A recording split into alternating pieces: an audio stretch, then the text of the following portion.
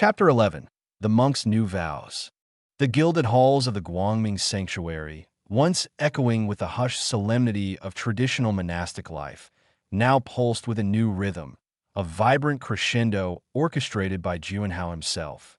His parents' delighted pronouncements, a testament to their joyous misunderstanding of his transformed life, had inadvertently underscored the very foundation upon which he was building his empire. The art of illusion, the commodification of desire, and the exquisite irony of presenting superficial indulgence as profound enlightenment. He had, with masterful precision, convinced them that his year of austerity was not a period of repentance, but a strategic sabbatical, a deliberate immersion into the raw material of human longing. They saw his present success as the glorious dividend of his past hardship, a narrative so perfectly aligned with their own self-congratulatory worldview that they embraced it with the fervent devotion of true believers. Now, standing before his assembled monks, a carefully curated ensemble of individuals whose previous lives had been as varied as the patrons they served, Juanhao felt the familiar thrill of his grand experiment reaching a pivotal moment. The air, usually thick with the scent of sandalwood and the low murmur of whispered services, crackled with anticipation. He had gathered them in the grand meditation hall, a space that, with its plush velvet seating and strategically placed mood lighting, bore little resemblance to any traditional place of worship. The ancient thankas had been replaced by abstract, vibrant art pieces, and the austere altar now held a gleaming, minimalist ice sculpture in the shape of a lotus. "My devoted brethren," Juanhao began, his voice smooth and resonant, carrying easily across the assembled company. He was impeccably dressed, not in saffron robes, but in a bespoke silk caftan the color of a twilight sky, embroidered with subtle gold thread that caught the ambient light. The irony of his attire was not lost on him. It was a visual metaphor for the entire enterprise. We stand at the precipice of a glorious new era for the Guangming Sanctuary, an era defined not by renunciation, but by revelation, not by self-denial, but by boundless, joyous self-expression. He paused, allowing his words to settle, observing the faces before him. Some were eager, their eyes alight with a mixture of ambition and genuine curiosity. Others, particularly those who had been part of the sanctuary's earlier, more traditional iteration, wore expressions ranging from bewilderment to outright consternation. A few, however, those Juanhao had personally recruited from the city's most exclusive hospitality establishments, wore smiles of perfect, practiced understanding. They recognized the language of high-end service, the subtle art of anticipating needs before they were even consciously formed. For too long, Juanhao continued, his voice taking on a more passionate, almost evangelical tone. The concept of monastic life has been burdened by outdated notions of hardship and deprivation. We have been taught that true spiritual fulfillment lies in the denial of earthly pleasures, in the embrace of suffering. But I ask you, what kind of spiritual fulfillment can be found in a life devoid of joy? In a life that shuns the very experiences that make us human? He swept his gaze across the room again, his smile widening. Here, at the Guangming Sanctuary, we have redefined the path. We have recognized that true spirituality is not found in what we reject, but in what we embrace. It is found in the exquisite pleasure of a perfectly crafted cocktail, in the infectious laughter shared over a gourmet meal, in the deep satisfaction of witnessing a guest's face light up with pure, unadulterated delight. He extended his hands, palms upward, in a gesture of open invitation. Therefore, I am thrilled to introduce a new set of vows, vows that will guide us, inspire us, and ultimately elevate us. These are not vows of renunciation, but vows of vivacity. They are pledges to a life of exhilarating engagement, of profound pleasure, and of joyful service. A ripple of murmurs spread through the hall. The word vivacity itself seemed to shimmer in the air, a stark contrast to the serenity and contemplation that had previously been the sanctuary's watchwords. Our first new vow, Juanhao announced, his voice ringing with conviction, is the vow of effervescent engagement. This means that from this moment forth, we pledge to approach every interaction with our guests with an infectious energy, a sparkling wit, and an unwavering enthusiasm. We will not merely serve, we will entertain. We will not simply attend, we will delight. Each of you is an ambassador of joy, a purveyor of unparalleled experiences. Whether you are crafting a signature elixir that dances on the tongue, composing a symphony of flavors at the dining table, or simply offering a comforting presence in a quiet moment, your engagement must be vibrant, your spirit irrepressible. Remember, our guests come to us seeking respite from the mundane, a temporary escape from the ordinary. It is our sacred duty to provide them with an experience so exhilarating, so captivating, that they forget, for a precious time, the very existence of boredom. He paused, letting the gravity of this new directive sink in. He saw some of the older monks exchange nervous glances, their stoic faces betraying a flicker of doubt. But the newer recruits, the ones with the practiced smiles and the innate talent for hospitality, nodded eagerly, their eyes reflecting the promise of a career path they understood and excelled at. The second vow, Juanhao declared, his voice deepening with a sense of gravitas, is the vow of sensuous appreciation. We live in a world that often shies away from the pleasures of the senses, deeming them frivolous, even sinful. But we, the custodians of this sanctuary of indulgence, understand the profound spiritual nourishment that can be derived from a life lived with full sensory awareness. We vow to appreciate the delicate perfume of a rare orchid, the exquisite texture of the finest silk, the soul-stirring melody of a perfectly played instrument, the unparalleled taste of a dish prepared with passion and artistry. This appreciation will not be a passive observation. It will be an active cultivation. We will seek out beauty in all its forms. We will savor every moment, and we will translate this cultivated appreciation into the experiences we offer our guests. You are not just servers. You are connoisseurs of life, guides who will lead our visitors through a landscape of sensory delights, opening their eyes, ears, and palates to the exquisite wonders of existence. He gestured towards a lavish display of fruits and exotic flowers that had been arranged on a nearby table. See this, for instance, he said, picking up a perfectly formed pomegranate. Its deep ruby hue, its promise of hidden jewels, its subtle, earthy scent. This is not merely food. It is an invitation to explore, to experience, to revel. And you, my brothers and sisters, are the gatekeepers to this realm of delight. A low hum of assent rose from the crowd.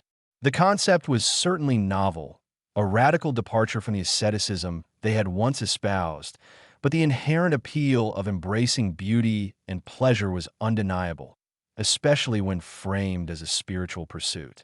And finally, Juanhao proclaimed, his voice resonating with a triumphant flourish, we take the vow of unfettered generosity. This is not generosity in the sense of material giving, but in the boundless giving of our spirit, our attention, and our energy. We vow to offer our guests an experience of such uninhibited indulgence, such exquisite care, that they feel utterly cherished, utterly spoiled, utterly free. We will anticipate their desires, we will fulfill their whims, and we will do so with a spirit of boundless enthusiasm, a willingness to go above and beyond what is expected. Our goal is not merely to satisfy, but to enchant. Our purpose is not just to provide comfort, but to create moments of pure, unadulterated bliss. This means that every request, no matter how trivial it may seem, will be met with the utmost dedication. Every guest will be treated as royalty, their happiness our paramount concern. We will strive to make every moment they spend with us an unforgettable testament to the power of joyful service. He looked around, his gaze lingering on each individual. The old vows of poverty, chastity, and obedience are now relics of a bygone era. They served their purpose, but they no longer resonate with the vibrant spirit of our mission. Poverty breeds scarcity, chastity can lead to repression, and blind obedience can stifle innovation. Instead, we embrace vivacity, we champion indulgence, and we commit to a service that is not dictated by rigid rules, but by an overflowing heart and an unyielding dedication to guest happiness. We find our spiritual fulfillment not in denying the world, but in embracing it, in transforming it, and in sharing its most exquisite offerings with those who seek them. Juanhao stepped forward, his hands clasped in front of him, a serene smile gracing his lips. So, I ask you, my beloved companions, do you accept these new vows? Do you pledge yourselves to a life of vivacity, of sensuous appreciation, and of unfettered generosity? Do you commit to making the Guangming Sanctuary a beacon of joy, a testament to the power of blissful indulgence, and a sanctuary where every guest finds their deepest desires not only met, but exceeded? He waited, the silence in the hall charged with anticipation. Then, one by one, the murmurs grew into a chorus. The newer recruits, their faces alight with the promise of luxury and recognition, spoke first, their voices clear and strong. "We do," they cried, their affirmations echoing through the gilded hall. The older monks, after a moment of hesitation, a slow processing of this radical shift in their monastic existence, began to join in. Their voices, at first hesitant, grew stronger, tinged with a reluctant curiosity, perhaps even a burgeoning excitement for this unexpected reinvention of their spiritual lives. Even those who had initially seemed bewildered began to murmur their assent, the infectious enthusiasm of the majority seeming to sweep them along. Juanhao beamed, his heart swelling with a triumphant satisfaction that was far more potent than any spiritual enlightenment he had ever truly sought. He had done it. He had not only rebranded a derelict monastic order into a thriving luxury resort, but he had managed to imbue his staff with his own brand of ironic devotion. They were no longer monks seeking salvation through asceticism. They were now devoted acolytes of pleasure, their spiritual journey redefined as the pursuit of the perfect guest experience. The irony was not lost on him. In fact, it was the very essence of his success. His parents, beaming from their observation point in a discreet alcove, were already convinced he had found God in the pursuit of perfectly chilled champagne and exquisitely embroidered robes. They saw his transformation as a divine calling, a testament to his innate brilliance and his remarkable ability to find spiritual meaning in the most unlikely of places. And Juanhao, he simply savored the moment, the sweet taste of deception mingling with the heady perfume of success, a true testament to his mastery of illusion. The vows of vivacity were not just a new code of conduct. They were the final, perfect brushstroke on his masterpiece of manufactured spirituality. He had traded the austere silence of contemplation for the vibrant symphony of celebration, and in doing so, had discovered a deeper, more profitable truth, that for many, true bliss lay not in renunciation, but in the art of lavish, joyful, and utterly uninhibited indulgence, expertly curated and served with a smile that promised divinity. The concept of service at the Guangming Sanctuary underwent a seismic, yet meticulously orchestrated, metamorphosis. Gone were the days of stoic self-abnegation, the quiet bowing of heads in humble supplication to a higher power. Juanhao, ever the visionary of curated realities, had re-envisioned service not as an act of self-effacement for spiritual gain, but as an active, vibrant contribution to the palpable joy and comfort of others. This was no longer about denying the self to find the divine. It was about amplifying the self through the meticulous cultivation of another's bliss. The monastic path, in Juanhao's enlightened interpretation, now meandered not through desolate peaks of renunciation, but along sun-drenched valleys of exquisite indulgence, where the highest spiritual attainment was measured by the effervescent delight of a paying guest. My devoted brethren, Juanhao had proclaimed during that pivotal address, his silk kaftan shimmering like a benediction. Our previous understanding of service was akin to a single, solitary candle flickering in the darkness. It offered a meager light, a self-contained glow. But we, the architects of this new dawn, shall ignite a bonfire of incandescent joy. Our service is not a quiet offering of the soul. It is a grand, theatrical performance designed to captivate and enchant. It is the art of anticipating a whisper of desire before it even forms on the lips, of transforming a fleeting whim into an unforgettable experience. This, my friends, is the true sacrament of service, a direct conduit to enlightenment through the boundless happiness of those we cherish. The shift was profound, and for the majority, exhilarating. The monks, or rather, the newly minted ambassadors of vivacity, as Juanhao playfully referred to them, found themselves engaged in a form of spiritual practice that was both deeply satisfying and, to put it mildly, luxuriously rewarding. The appreciation they received from the sanctuary's discerning clientele was not merely a pat on the back. It was a tangible affirmation of their worth, a currency of adoration that bought them a sense of purpose far more immediate and gratifying than the abstract promises of an unseen afterlife. Consider, for instance, the daily rituals that now govern their existence. Gone were the hours spent in silent contemplation of ancient sutras. Instead, their mornings commenced with elaborate sensory immersion sessions. These were not meditative exercises in detachment, but rather guided explorations of luxurious sensations. One day might involve a guided tasting of rare single-origin coffees, each bean's provenance and unique flavor profile meticulously dissected, not for intellectual understanding, but for the sheer pleasure of discerning its nuances. Another session might focus on the tactile experience of various exotic fabrics, the cool, silken embrace of Thai bamboo silk, the rich, heavy drape of Italian velvet, the subtle, almost imperceptible texture of hand-spun cashmere. These were not merely exercises in appreciation. They were training in the art of translating sensory pleasure into actionable guest experiences. A monk who could eloquently describe the whisper-soft caress of a particular linen or the sun-kissed sweetness of a perfectly ripe mango was a monk poised for success. The training extended to the art of observation, a skill honed to an almost supernatural degree. The monks were taught to read the subtlest cues, the almost imperceptible tightening of a jaw indicating discomfort, the fleeting glance toward a service bell signifying a need, the almost involuntary sigh that might reveal a forgotten craving. They were instructed to proactively address these unspoken needs, to become silent partners in the guest's journey of indulgence.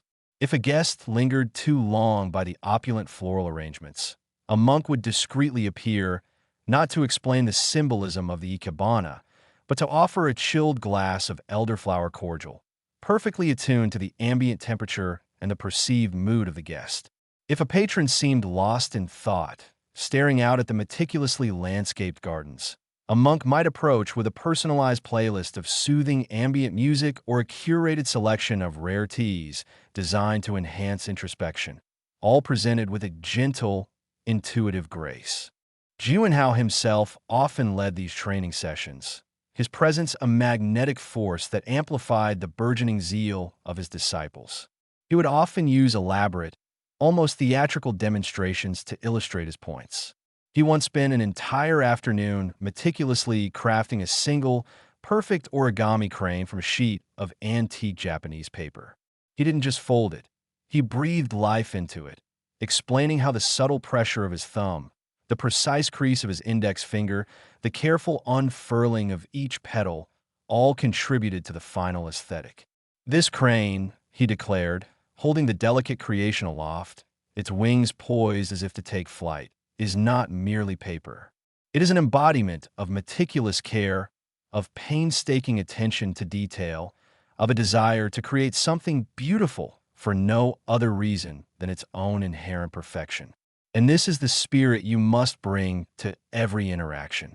When you present a guest with their perfectly chilled wine, do not simply place it before them.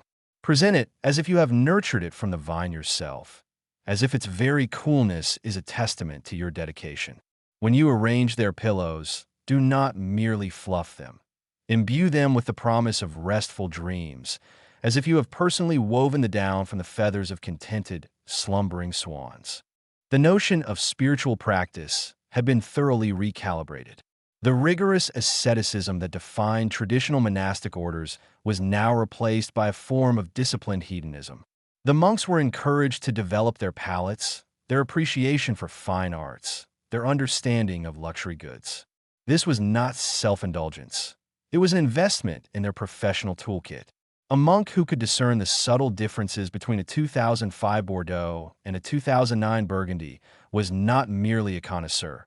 He was an invaluable asset, capable of guiding a guest towards their most desired vinous revelation. A monk who understood the historical significance of a particular Ming vase was not just an admirer of antiquities. He was a potential conversationalist, capable of enriching a guest's appreciation for their surroundings, thereby deepening their overall sense of fulfillment at the sanctuary. The wealthy patrons, accustomed to a certain level of service, were initially surprised, then delighted by this new breed of monk. They found the ambassadors of vivacity to be not only efficient and attentive, but also remarkably insightful and engaging. They spoke with an educated ease about art, wine, and philosophy, not in a pedantic or preachy manner, but in a way that seemed to intuitively understand the guest's own interests and background. The monks had, in essence, become highly polished, spiritualized concierges, their monastic vows now a unique selling proposition, a testament to their dedication and their profound understanding of human desire. This dedication was exemplified by the vow of unfettered generosity, which Juanhao had so eloquently introduced. This vow was interpreted not as a mandate for material giving, but as a commitment to an overflowing spirit of attentiveness.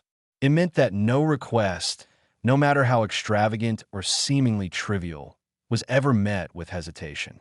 If a guest expressed a fleeting desire for a particular obscure artisanal cheese, a monk would embark on a discreet, yet determined, quest to procure it, often leveraging Juanhao's extensive network of exclusive suppliers. If a couple wished for a private, impromptu, stargazing session on the highest peak of the sanctuary's grounds, complete with champagne and a personal astronomer, the monks would orchestrate it with seamless efficiency, their faces radiating a genuine delight in fulfilling the request. This wasn't just hospitality. It was a spiritual offering, a tangible manifestation of the monks' commitment to creating moments of pure, unadulterated bliss. The internal dynamics of the sanctuary had also shifted dramatically. The older monks, those who had initially clung to the vestiges of their former lives, found themselves gradually seduced by the palpable appreciation they received. The smiles of gratitude from wealthy patrons, the generous tips that appeared as if by magic, the genuine compliments on their attentiveness. These were powerful affirmations. They began to see their former ascetic practices as a form of spiritual egoism, a self-centered pursuit of personal enlightenment. Now, they were engaged in a form of enlightenment by proxy, their own spiritual well-being inextricably linked to the happiness of others. This was a revelation for many, a liberation from the perceived loneliness of solitary contemplation. They discovered a profound satisfaction in being the architects of joy, in weaving moments of wonder into the fabric of their guests' lives. One such monk, Brother Jian, who had once spent years in silent meditation on the nature of impermanence, found a new calling as the sanctuary's resident serenity weaver. His role was to create personalized relaxation experiences. He would consult with guests, not about their spiritual aspirations, but about their preferred methods of unwinding. He might then curate a bespoke aromatherapy blend, design a personalized yoga sequence incorporating gentle stretches and guided visualizations, or even compose a lullaby on a traditional guzheng, its melody specifically tailored to induce a state of profound tranquility. The gratitude he received from guests who emerged from these sessions visibly rejuvenated, their faces softened with peace, was a far more potent balm to his soul than any silent contemplation had ever been. He felt, for the first time, that his spiritual practice was having a direct, tangible impact on the well-being of others, a testament to Juanhao's revolutionary vision. Juanhao, observing this transformation with keen satisfaction, often reiterated that service, when delivered with the intention of fostering profound happiness, becomes a sacred act. He framed the monk's dedication to guest satisfaction as a form of active compassion, a far more potent expression of spiritual devotion than any outward display of piety. The monks, in turn, embraced this new paradigm with an almost evangelical fervor. They saw themselves not as servants in the traditional sense, but as enlightened guides, entrusted with the sacred duty of leading others to their own personal heavens on earth. The appreciation they received was not merely a reward. It was a validation of their spiritual journey, a confirmation that they were indeed on the right path, a path paved with exquisite luxury and paved with the smiles of contented guests. The sacrament of service, as redefined by Juanhao, had become the very heart and soul of the Guangming sanctuary, a vibrant testament to the profound spiritual power of making others utterly, undeniably happy. The pronouncement echoed through the gilded halls of the Guangming sanctuary, not with the solemnity of a divine decree, but with the breezy assurance of a seasoned entrepreneur unveiling a groundbreaking marketing strategy. Chastity, that time-honored cornerstone of monastic asceticism, was, in Juanhao's meticulously crafted vision, not merely outdated. It was actively counterproductive. The very notion of suppressing natural human inclinations, he argued with a flourish of his silken sleeves, was akin to damming a vital river. Such repression, far from purifying the soul, merely bred stagnation, resentment, and a host of unsavory, hidden ailments, the spiritual equivalent of a clogged drain, if you will. My dearest ambassadors of vivacity, Juanhao had proclaimed, his voice a warm caress. We have long been taught that to deny the flesh is to elevate the spirit. A quaint notion, perhaps, for a bygone era. But consider, does a gardener prune away the most vibrant blossoms in the hope of cultivating healthier roots?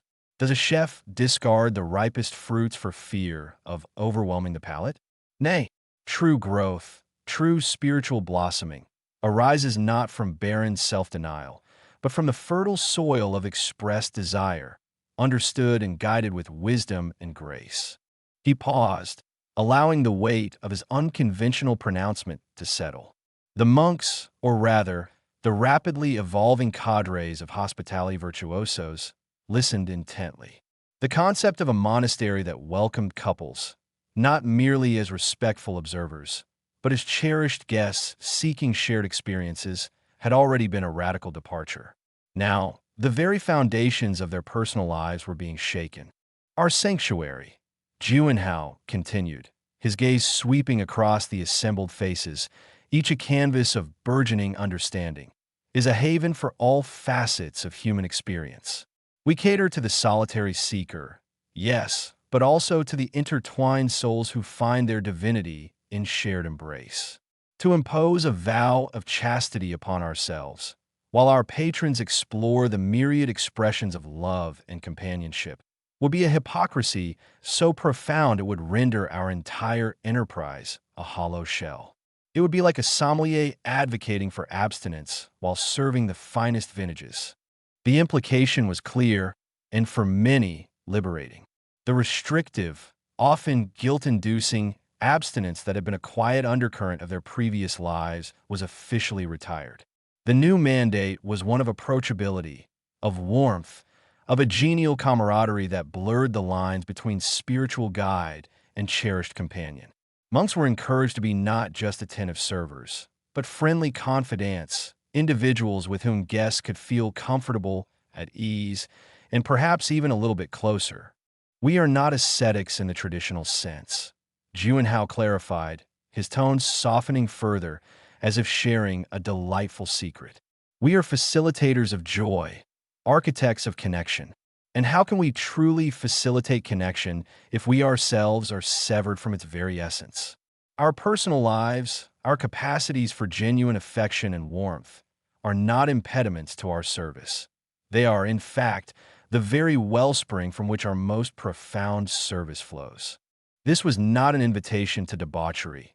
Juanhao was careful to emphasize, though the distinction was a fine one, honed by the discerning clientele and the sanctuary's sophisticated ethos. It was about acknowledging the natural human inclination towards companionship and intimacy and reframing it not as a sin to be overcome, but as an avenue for deeper understanding and more empathetic service. The monks were still expected to maintain a certain decorum, a mindful presence, but that presence was now to be infused with a relaxed, open-heartedness. Consider Brother Kai, a man who had once meticulously scrubbed floors with a grim determination born of penance. Now, he was the sanctuary's resident laughter alchemist. His mornings were spent engaging guests in light-hearted banter, sharing humorous anecdotes, carefully curated, of course, and orchestrating impromptu games of charades in the sun-drenched courtyards. His infectious chuckle and genuine warmth drew people in, creating an atmosphere of convivial lightness that was utterly at odds with the hushed reverence of his past. He found that by embracing a more open, friendly demeanor, by allowing himself to connect with guests on a more personal, less guarded level, he felt a profound sense of joy that no amount of floor scrubbing had ever provided. The laughter he elicited was not merely entertainment. It was, in Juanhao's philosophy, a form of spiritual catharsis for both the guest and the alchemist himself. Or take Sister May, whose former duties had involved the silent, solitary preparation of medicinal herbs. Now, she was the harmony weaver, her role evolving to include assisting guests with their personal well-being in a far more integrated way. This meant not just dispensing herbal remedies, but engaging in conversations about their lives, their relationships, and their emotional landscapes. She discovered that by being more open, more approachable, she could offer a different kind of healing.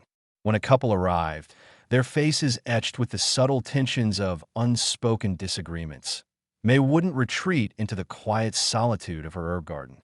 Instead, she would invite them for a gentle walk through the blooming azaleas, her presence a calm, non-judgmental anchor. She would listen with a genuine, empathetic ear, not offering unsolicited advice, but gently guiding them to see their own situations with renewed clarity, her words imbued with the warmth of her own understanding of human connection. This was not about romantic entanglement, but about the profound spiritual practice of empathetic listening and compassionate presence. Her ability to connect on a human level, stripped of the old monastic barriers, made her an invaluable asset and a deeply fulfilled individual. Juanhao's vision was not about creating a haven of casual liaisons, but about fostering an environment where genuine human connection, in all its diverse forms, was not only accepted but celebrated. The monks, by shedding the restrictive vow of chastity, were empowered to be more authentic, more relatable, and ultimately, more effective in their roles as guides to happiness. They were encouraged to cultivate friendships, to engage in light-hearted flirtation, within the bounds of professional discretion, of course, and to understand the complex tapestry of human desire not as something to be feared or suppressed, but as a natural, often beautiful aspect of the human condition. This shift in perspective had a profound impact on the sanctuary's reputation. Word spread like wildfire through the circles of the affluent and the adventurous. The Guangming Sanctuary was no longer just a place of exquisite luxury and attentive service. It was a place of liberation, a sanctuary where one could be truly themselves, unburdened by societal expectations or rigid moral codes. Couples found themselves drawn to the atmosphere of relaxed intimacy, where their bond could be celebrated without judgment. Singles discovered a place where they could explore connections in a safe, sophisticated environment, surrounded by individuals who understood the nuances of human interaction. The monks, in turn, found their own spiritual practices enriched. They learned that true compassion wasn't about detachment, but about deep, empathetic engagement. They discovered that by allowing themselves to be more human, more approachable, they could connect with their guests on a level that transcended mere service. They learned to navigate the delicate dance of intimacy and professionalism with grace and wisdom. Their every interaction a testament to Juanhao's revolutionary understanding of spiritual fulfillment. The absence of a strict vow of chastity did not, as some might hastily assume, lead to a chaotic free-for-all. Juanhao's guidance was nuanced. He encouraged the monks to cultivate approachable and friendly demeanors, to be masters of gentle conversation and warm smiles. It was about fostering an atmosphere of relaxed intimacy, where guests felt seen, understood, and cared for, not just by hired staff, but by individuals who possessed a profound understanding of the human heart. The monks' personal lives were no longer a hidden shame or a forbidden territory. They were an open book, a testament to their own journeys of self-discovery and their capacity for genuine human connection. This openness contributed to the sanctuary's burgeoning reputation as a place of liberal indulgence, a destination where the pursuit of happiness was paramount, and where the old, rigid doctrines of self-denial were as welcome as a blizzard in a tropical paradise. The monks, armed with empathy and a genuine warmth, were no longer mere attendants. They were confidants, companions, and catalysts for joy, their own spiritual growth inextricably linked to the blossoming happiness of those they served. The pronouncement that chastity was to be retired had sent ripples of liberation through the Guangming sanctuary. But the ripples were just the gentle lapping of waves against the hull of a grand ship preparing to set sail. Now, Juanhao, the visionary architect of this spiritual metamorphosis, steered the vessel towards its next horizon, the reimagining of obedience. For centuries, the monastic life had been defined by unwavering subservience to a higher power, to ancient texts, and to the stern, often unforgiving dictates of spiritual superiors. This, too, Juanhao declared, was a relic of a less discerning age. "My esteemed colleagues," Juanhao addressed them, his voice resonating with the smooth, polished cadence of a world-class auctioneer. "We have spoken of the liberation from the chains of self-denial. Now, let us address the liberation from the shackles of unquestioning dogma. For too long, obedience has been a one-way street, a hierarchical descent of commands from the heavens to the meek. But consider this. In the realm of true service, in the pursuit of sublime satisfaction, obedience must evolve. It must become a dynamic exchange, a responsive dance." He gestured expansively, encompassing the opulent surroundings, the silk tapestries depicting scenes of serene indulgence, the scent of rare orchids heavy in the air. "Our former masters," he continued, a wry smile playing on his lips, demanded piety, self-mortification, and a meek acceptance of hardship. We, however, serve a different, far more discerning deity. We serve opulence, and to opulence we owe a new kind of obedience. This, he explained, was not a casual suggestion, but a foundational tenet of the Guangming Sanctuary's new doctrine. Their vows were no longer directed towards an abstract, distant divinity, but towards the tangible, immediate reality of their guests' desires and the exquisite environment they inhabited. Obedience, in this new paradigm, was not about kneeling before a crucifix, but about anticipating the need for an artisanal champagne before it was even voiced, about ensuring a silk pillow was plumped to the precise loft that ensured maximum cranial comfort, and about maintaining an atmosphere so utterly flawless, so serenely luxurious, that guests would feel they had stumbled into a waking dream of pure, unadulterated pleasure. "Our primary obligation," Juanhao stated, his eyes gleaming with the fervor of a seasoned impresario, "is to uphold the grand illusion. The illusion of effortless perfection, of boundless generosity, of a world where every whim is not only met but preempted. We are the custodians of delight, the architects of escapism. Therefore, our obedience must be to the seamless execution of that grand design. This is obedience to opulence. The monks, or rather, The rapidly evolving cadre of ambassadors of vivacity absorbed this new commandment. It wasn't a command to be subservient in the old, dusty sense, but a mandate to be masters of their domain, to wield their skills and their newfound freedoms with precision and grace, all in service of creating an experience that was quite literally divine. Their spiritual practice was now intrinsically linked to the acquisition and maintenance of wealth, not as a sinful pursuit, but as the ultimate expression of their commitment to the well-being and happiness of their guests. Brother Kai, who had once been tasked with silent meditation on the futility of worldly possessions, now found himself in charge of the sanctuary's sensory symphony.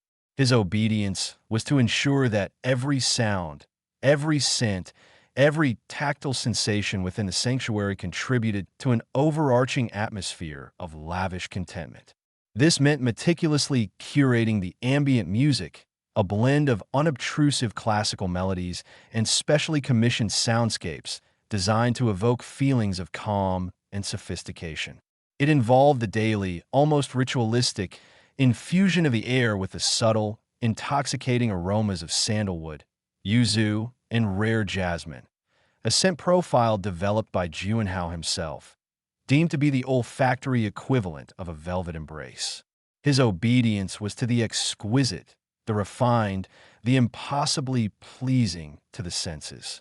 He would spend hours ensuring that the soft rustle of the silk curtains in the breeze was perfectly modulated, that the distant chime of a wind gong was tuned to the precise frequency that soothed rather than startled. If a guest so much as sighed with contentment, Brother Kai considered it a divine affirmation of his diligent obedience to the opulence they were experiencing. His former meditation on emptiness had been replaced by a profound appreciation for fullness, the fullness of exquisite fabric, of perfectly aged wine, of silence punctuated only by the most melodious of sounds. Sister Lee, who had once dedicated her days to transcribing ancient sutras, was now the curator of comfort. Her obedience was to the physical well-being and perceived needs of every guest. This extended far beyond the provision of clean linens. She was responsible for ensuring that the water temperature in every guest's private spa was maintained at precisely 38.5 degrees Celsius, that the complimentary selection of artisanal teas included at least 20 varieties, each sourced from a different exotic locale, and that the thread count of every bedsheet was no less than 1,000, a detail that Juanhao insisted was crucial for spiritual skin-to-soul contact. She was also tasked with overseeing the Pillow Concierge Service, a highly specialized division dedicated to providing guests with their ideal sleeping surface. This involved a discreet questionnaire, a brief consultation with a trained sleep sommelier, and the procurement of pillows filled with everything from goose down and buckwheat hulls to rare Peruvian vicuña wool, all to ensure the ultimate in slumberous luxury. Her obedience was not to a dusty tome of rules, but to the subtle, often unarticulated, yearning for supreme comfort. A guest's slightly furrowed brow after a night's sleep would be an immediate call to action, a sign that Lee had failed in her sacred duty to opulence, and she would swiftly mobilize her team to rectify the situation, perhaps with a custom-designed memory foam mattress infused with lavender and chamomile. The former abbot, Master Jian, now known as the Guardian of Grandeur, found his obedience manifested in the meticulous oversight of the sanctuary's aesthetic. His days of contemplating the impermanence of form were replaced by an unwavering commitment to its enduring perfection.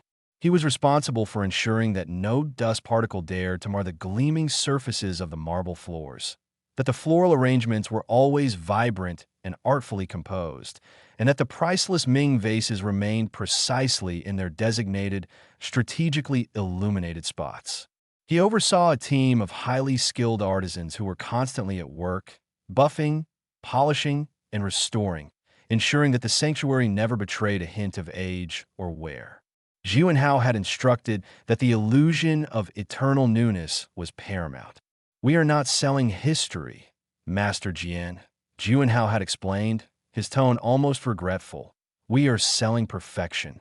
And perfection, by its very nature, is ageless."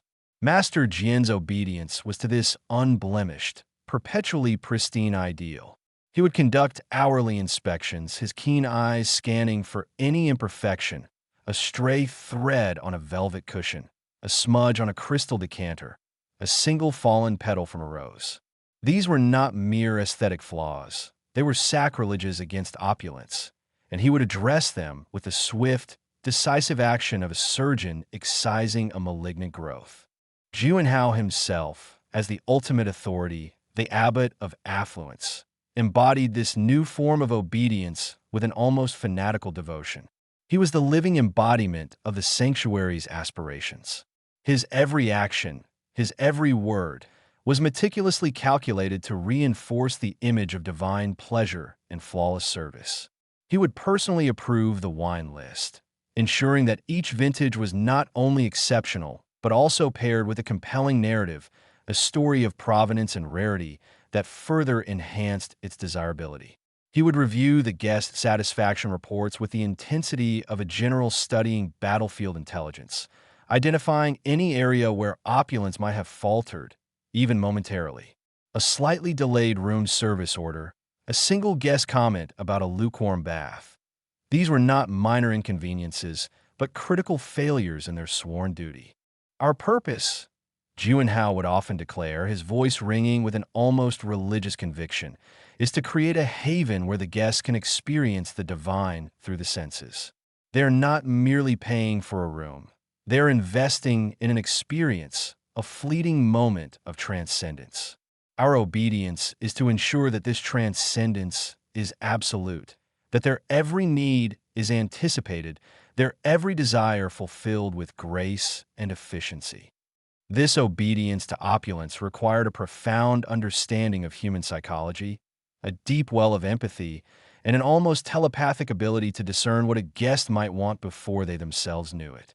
It demanded that the monks become masters of subtle cues, of unspoken needs.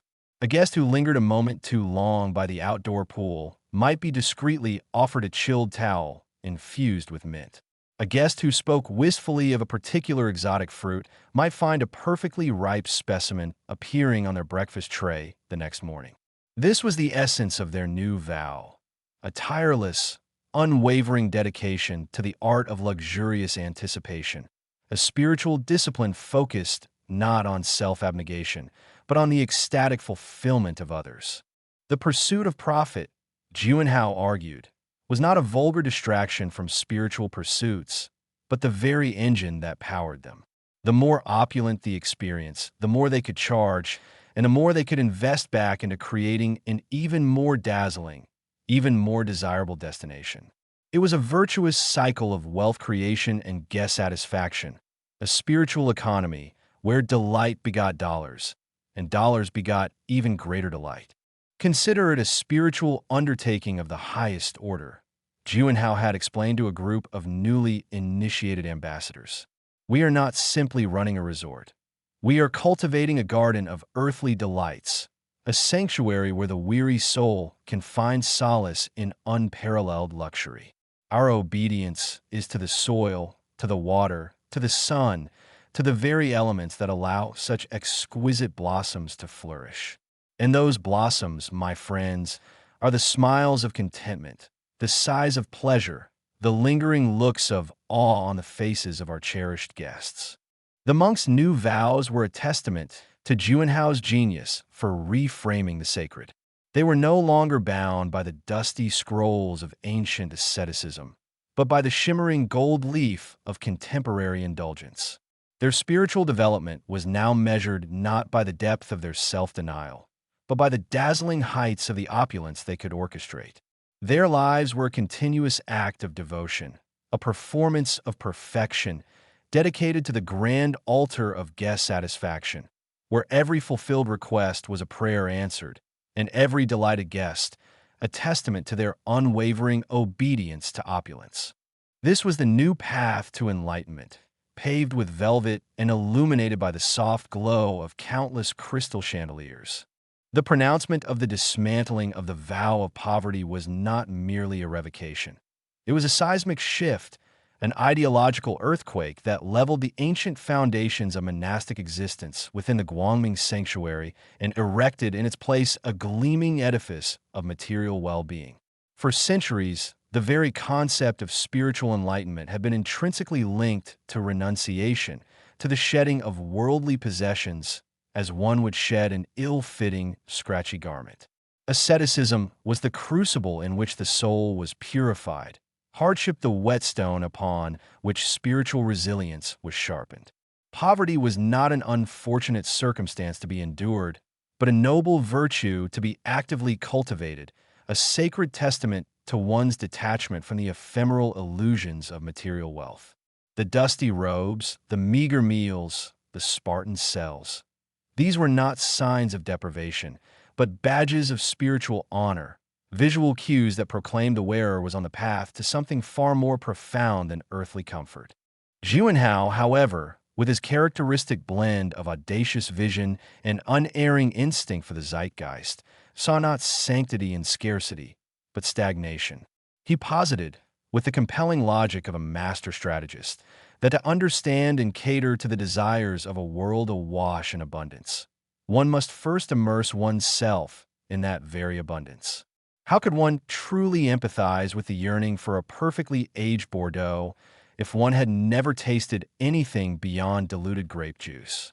How could one appreciate the nuanced comfort of Egyptian cotton sheets if one's own existence was defined by the rough weave of burlap?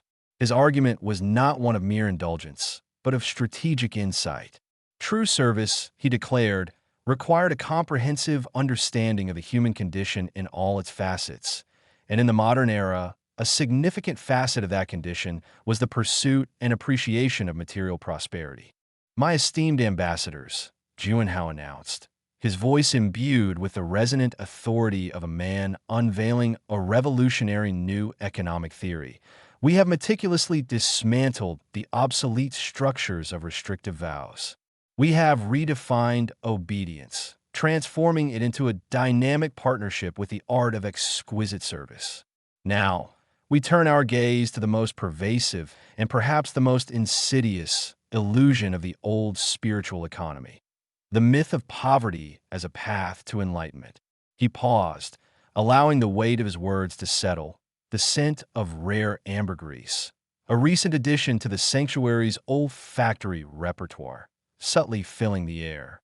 "For too long," he continued, his gaze sweeping across the assembled monks, their former coarse robes now replaced by impeccably tailored, subtly shimmering tunics, "we have mistaken emptiness for purity, deprivation for divinity. We have preached detachment from wealth, while ironically, the greatest patrons of spiritual endeavors, throughout history and in our present day, have often been those who possessed it in abundance. We have focused on what we lack, rather than on what we can create and provide." The transformation was, by all accounts, nothing short of spectacular. The dimly lit, echoey refectory, once a place of silent, utilitarian sustenance, now resembled a Michelin-starred dining room. Tables of polished obsidian gleamed under the soft glow of artisanal Murano glass chandeliers.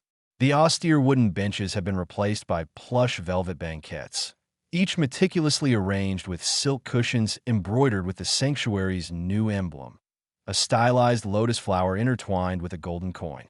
The monks, no longer subsisting on thin gruel and hard bread, now partook in multi-course gastronomic journeys.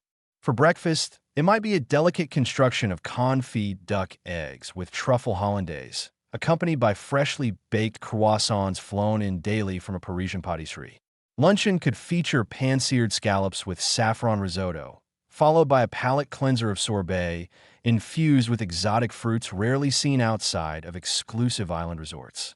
Dinner was a nightly symphony of culinary artistry, where ingredients of unparalleled provenance, Wagyu beef aged to perfection, lobster flown in live from the Atlantic, seasonal truffles unearthed by specially trained dogs, were transformed into edible masterpieces by a team of world-renowned chefs who had been lured from their prestigious posts with offers too lucrative to refuse. Brother Kai, whose previous duties involved meticulously polishing the rough, unadorned stone floors, now oversaw the Epicurean experience. His understanding of texture had moved from the grit of ancient dust to the silken glide of lobster bisque and the ephemeral crispness of a sugar-spun garnish. He was responsible for the acquisition and presentation of the finest foodstuffs, not just for the monks, but as a crucial element in the overall guest experience. He developed an almost supernatural ability to discern the nuances of flavor, to pair wine with dishes not merely for harmony, but for a synergistic enhancement of sensory pleasure. He would spend hours in the sanctuary's state-of-the-art wine cellar, a climate-controlled marvel stocked with vintages that would make a sommelier weep with joy: rare Bordeaux from legendary chateaux, Burgundy from esteemed Grand Cru vineyards, sparkling wines from artisanal producers whose names were whispered with reverence in exclusive circles. His new vow was to the exquisite morsel, to the perfectly balanced sip, to the symphony of taste that could transport a guest to a state of euphoric contentment. He understood that a perfectly ripe mango, presented at the precise moment of peak sweetness, could be a profound spiritual experience for a guest who had spent years in the mundane world of unripe supermarket produce. His former contemplation of emptiness had been replaced by a deep, abiding appreciation for the fullness of flavor, the richness of ingredient, the sheer, unadulterated joy of a truly magnificent meal. Sister Lee, the former guardian of the spiritual library, now held the esteemed title of Director of Diplomatic Dwellings. Her monastic quarters, once a cell barely larger than a broom closet, were now a suite of palatial proportions, featuring panoramic views of the meticulously manicured Zen gardens, a private infinity pool, and a dressing room larger than her former entire living space. Her personal stipend, along with those of all the monks, had increased exponentially. She received an annual salary that would have once sustained a small village for a year, complete with comprehensive health insurance that covered not only medical needs, but also elective cosmetic procedures, and a generous retirement plan that guaranteed a lifetime of comfortable affluence. Her daily attire was no longer the drab, functional robe of her past, but a selection of bespoke silk ensembles, designed by a renowned fashion house exclusively for the sanctuary's leadership. Her obedience was no longer to the silence of contemplation, but to the rustle of fine fabric, the cool touch of precious metals, and the satisfying weight of exquisite jewelry. She was responsible for ensuring that every guest's private villa was a testament to unparalleled luxury, a veritable temple of comfort and style. This involved not just selecting the finest linens and the most comfortable furnishings, but curating the entire aesthetic experience, from the artwork on the walls to the ambient lighting, the selection of fresh flowers, and the personalized toiletries from a Parisian perfumer. Her former focus on the preservation of ancient texts had been replaced by the meticulous crafting of an environment that whispered of wealth, refinement, and effortless indulgence. A guest complaint about a slightly too firm mattress would send Lee into a whirlwind of activity, orchestrating the immediate delivery of multiple pillow options, a specialized mattress topper, and perhaps even a discreet consultation with a sleep therapist, all to ensure that her guests experience slumber as a divine embrace, not a nightly ordeal. Master Jian, the former abbot, now held the title of Minister of Meticulous Magnificence.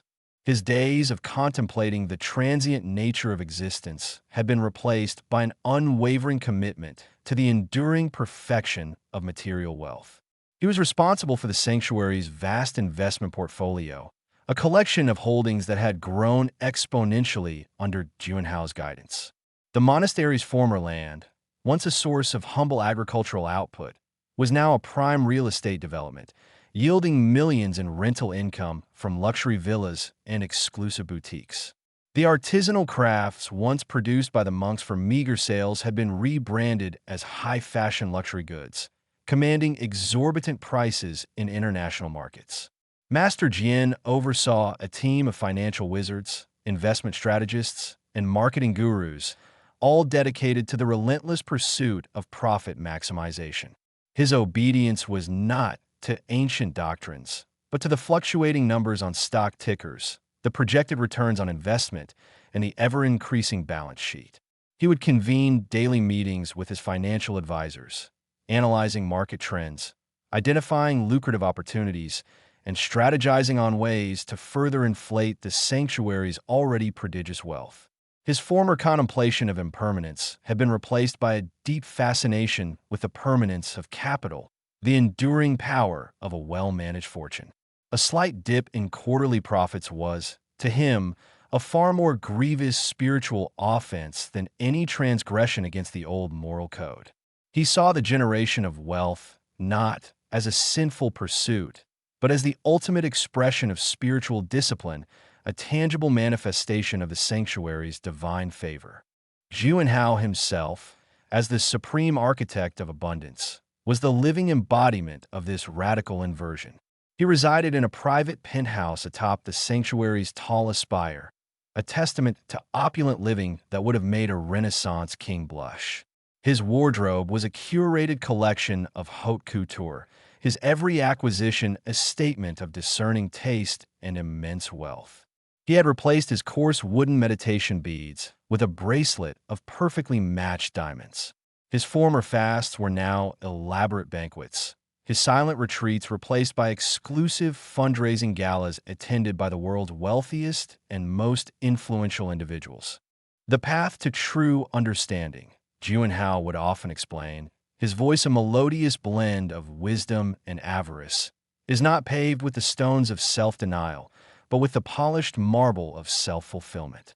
We cannot truly comprehend the desires of our guests, the very people who sustain us, if we ourselves are strangers to their world. To understand the longing for a bespoke Italian sports car, one must have experienced the exhilarating rush of its acceleration. To grasp the joy of owning a private yacht, one must have felt the spray of the ocean on one's face from its deck. Poverty breeds a narrow vision, a focus on mere survival. Prosperity, on the other hand, cultivates breadth, fosters imagination, and unlocks the potential for true generosity. The monks, now referred to as ambassadors of affluence, were provided with comprehensive financial education.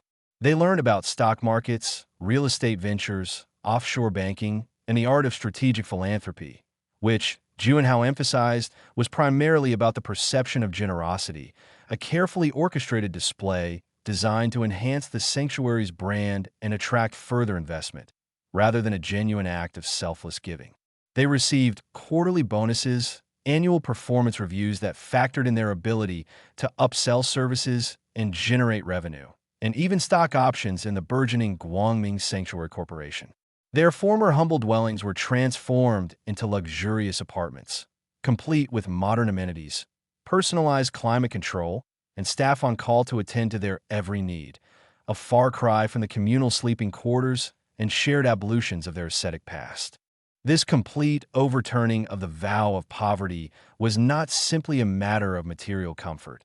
It was a philosophical reorientation. Juanhao argued that by embracing wealth, the monks were not succumbing to temptation, but actively engaging with the world on its own terms. They were learning to speak the language of success, to understand the motivations of the affluent, and thus, to serve them more effectively. They were demonstrating that spirituality and material wealth were not mutually exclusive, but could, in fact, be mutually reinforcing. The sanctuary, under Juanhao's leadership, had become a living, breathing testament to this new philosophy. It was no longer a place of retreat from the world, but a vibrant, pulsating hub where spirituality was inextricably entwined with the very fabric of material success. The monks, once sworn to a life of deprivation, were now living embodiments of prosperity, their transformed lives a powerful advertisement for the sanctuary's unique brand of enlightened materialism. They had traded their worn sandals for designer footwear, their thin gruel for gourmet feasts, and their ascetic ideals for a vision of spiritual fulfillment achieved through the judicious and luxurious cultivation of worldly pleasures. The vow of poverty had not merely been broken. It had been pulverized, its fragments scattered to the winds, replaced by the gleaming edifice of an enlightened and immensely profitable prosperity. Chapter 12. The Business of Blissful Deception. The Guangming Sanctuary, once a beacon of asceticism, had undergone a metamorphosis so profound it defied the very essence of its origin. No longer a place where renunciation was the currency of enlightenment. It had become a veritable emporium of exquisite experiences, a testament to Juanhao's audacious vision of merging the spiritual with the spectacularly material. With the vow of poverty dismantled and its ashes used to fertilize a new garden of earthly delights, the sanctuary was poised to enter a new phase, that of meticulously crafting and disseminating its transformed identity to a world eager for escape, for meaning, and, most importantly, for indulgence. This was the dawn of marketing the mystical. Juanhao, ever the strategist, understood that the greatest revolution in spiritual economics required an equally revolutionary approach to communication. The old methods, whispered sermons, parchment scrolls, and the occasional stained glass window depicting stoic suffering, were as obsolete as the vow of poverty itself. The new sanctuary was a symphony of sensory pleasures, a meticulously curated experience designed to appeal to the deepest desires of its clientele, and its marketing had to mirror this opulent reality. He envisioned advertisements that wouldn't just sell a retreat, but an entire paradigm shift, a gentle nudge away from the mundane towards a realm where tranquility and sensuality danced in perfect, profitable harmony. The visual language of the new Guangming sanctuary was a masterpiece of calculated allure. Advertisements began to appear in glossy, high-end lifestyle magazines, their pages saturated with images that whispered of an unattainable perfection. Picture this: a sun-drenched courtyard, the air thick with the scent of blooming jasmine and the gentle murmur of a hidden fountain. In the foreground, a serene-faced guest, perhaps a woman with impossibly smooth skin and eyes that held a hint of contented exhaustion, reclined on a chaise lounge draped in gossamer silk. Behind her, bathed in the soft, ethereal glow of late afternoon, stood one of the sanctuary's ambassadors of affluence. This wasn't a monk in a coarse robe, but a figure exuding an almost otherworldly grace, clad in a subtly tailored tunic of iridescent fabric that seemed to capture the very essence of dawn. His expression was one of profound, yet approachable, serenity, a gentle smile hinting at secrets of inner peace shared only with the most discerning. The overall effect was not one of overt solicitation, but of an invitation to a sanctuary of pure, unadulterated bliss, a place where the soul could unfurl like a lotus under the gentle warmth of a benevolent sun. Then there were the more direct, yet still artfully veiled, offerings. Imagine a close-up shot of a perfectly sculpted hand, its nails immaculately manicured, reaching out to caress a perfectly ripe fig, glistening with dew. The accompanying text, in elegant, flowing script, would speak of awakening the senses, of unearthing primal desires, and of culinary journeys that nourish not just the body, but the very soul. These were not mere food advertisements. They were provocations, suggestions of pleasures long suppressed, now readily available within the hallowed, and now exquisitely appointed, grounds of the sanctuary. The implication was clear. Here, at the Guangming sanctuary, indulgence was not a sin, but a sacrament. Juanhao's chosen slogans were equally potent, carefully calibrated to resonate with a contemporary audience that often felt the constraints of societal expectations and the gnawing emptiness of superficial pursuits. They were designed to be memorable, evocative, and just a touch transgressive. Find your inner joy outside the lines was one such mantra. It spoke directly to the burgeoning desire for self-discovery, but crucially, it implied that this discovery would happen in a space liberated from conventional boundaries, a place where the rules of ordinary life were suspended. It hinted at a liberation, a permission to explore facets of oneself that might otherwise be deemed unconventional or even improper. Another popular tagline, splashed across billboards overlooking the bustling arteries of major cities, proclaimed, "Where serenity meets sensuality." This was Juanhao's masterstroke in fusing the sacred and the profane, the spiritual and the carnal, into an irresistible package.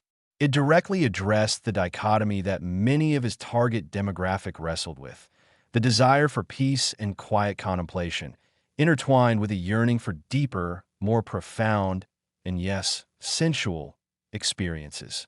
It offered a resolution, a harmonious integration, suggesting that true bliss could only be achieved when these seemingly opposing forces were brought together.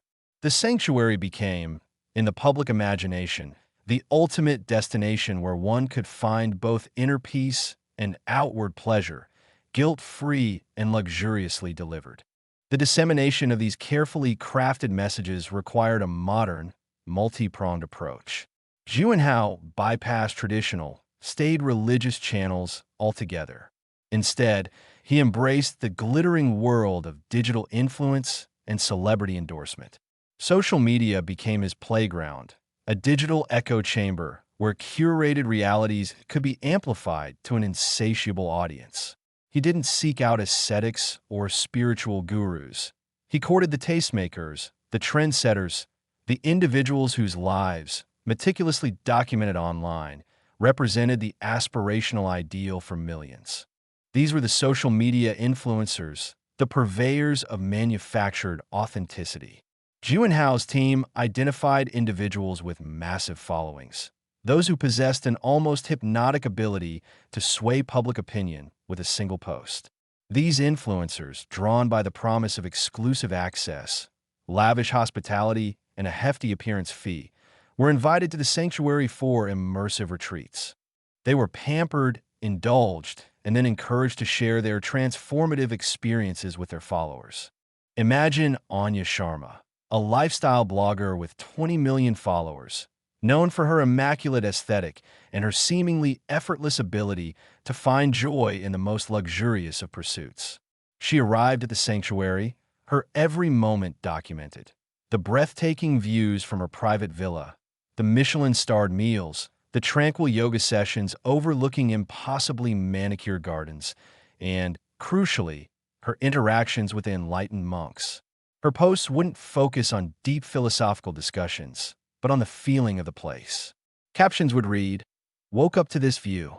The peace here is palpable, truly feeling recharged and inspired," accompanied by a selfie with a monk whose smile seemed to radiate an almost divine contentment. Another post might feature a slow-motion video of her sipping a rare herbal tea with text overlay, discovering the most incredible herbal infusions. This place is pure magic. Sparkle's Guangming Sanctuary blissful escape, find yours in. Then there was Liam Vance, a fitness influencer with a penchant for extreme sports and a devoted male following. For Liam, the sanctuary offered a different kind of allure. His campaign might focus on the holistic wellness aspect, but with a subtle emphasis on the sensual. He might post a workout video shot on the sanctuary's private beach, the waves gently lapping at his sculpted physique, with a monk offering him a cool, refreshing, and impeccably presented electrolyte-rich beverage. His captions will be peppered with phrases like, "pushing my limits, finding my center." This place is next level. And the company, let's just say they understand the art of rejuvenation. The subliminal message for his followers was clear. The sanctuary was not just for pampering, but for peak performance, for a holistic transformation that encompassed both physical and, dare we say, carnal prowess. Celebrity endorsements were the next tier in Juanhao's marketing stratagem. He understood that a single, powerful endorsement from a globally recognized figure could create an earthquake of desirability. He didn't target overtly religious celebrities. That would be counterproductive. Instead, he sought out those whose fame was intertwined with an image of sophisticated living, of a life lived on the cutting edge of taste and luxury. Think of a critically acclaimed, yet enigmatic, film director or a chart-topping musician known for their avant-garde style. These luminaries were offered discreet, ultra-exclusive experiences tailored to their specific tastes and desires. For the director, it might be a private screening of a classic film in an opulent, custom-built cinema within the sanctuary grounds, complete with vintage champagne and a personalized menu. For the musician, it could be a state-of-the-art recording studio tucked away in a secluded wing, allowing them to compose and record in an environment of unparalleled tranquility and inspiration, with the ambassadors on hand to provide intuitive support, which, translated, meant anticipating every need, from sourcing rare instruments to ensuring the perfect ambient lighting. When these celebrities, even obliquely, mentioned their transformative stays at the Guangming Sanctuary in interviews or through subtle social media posts, the effect was electrifying. Suddenly, the sanctuary wasn't just a resort. It was a destination frequented by the elite, a secret haven for those who had seen it all and were now seeking something truly unique. The mystique surrounding the sanctuary deepened, its exclusivity amplified by the very fact that its luxury was now endorsed by those who defined luxury. Juanhao was a master of weaving narratives, and his marketing efforts were less about selling a product and more about selling a dream, an aspirational lifestyle. The advertisements and endorsements served to position the Guangming Sanctuary not merely as a place to visit, but as an experience to be coveted.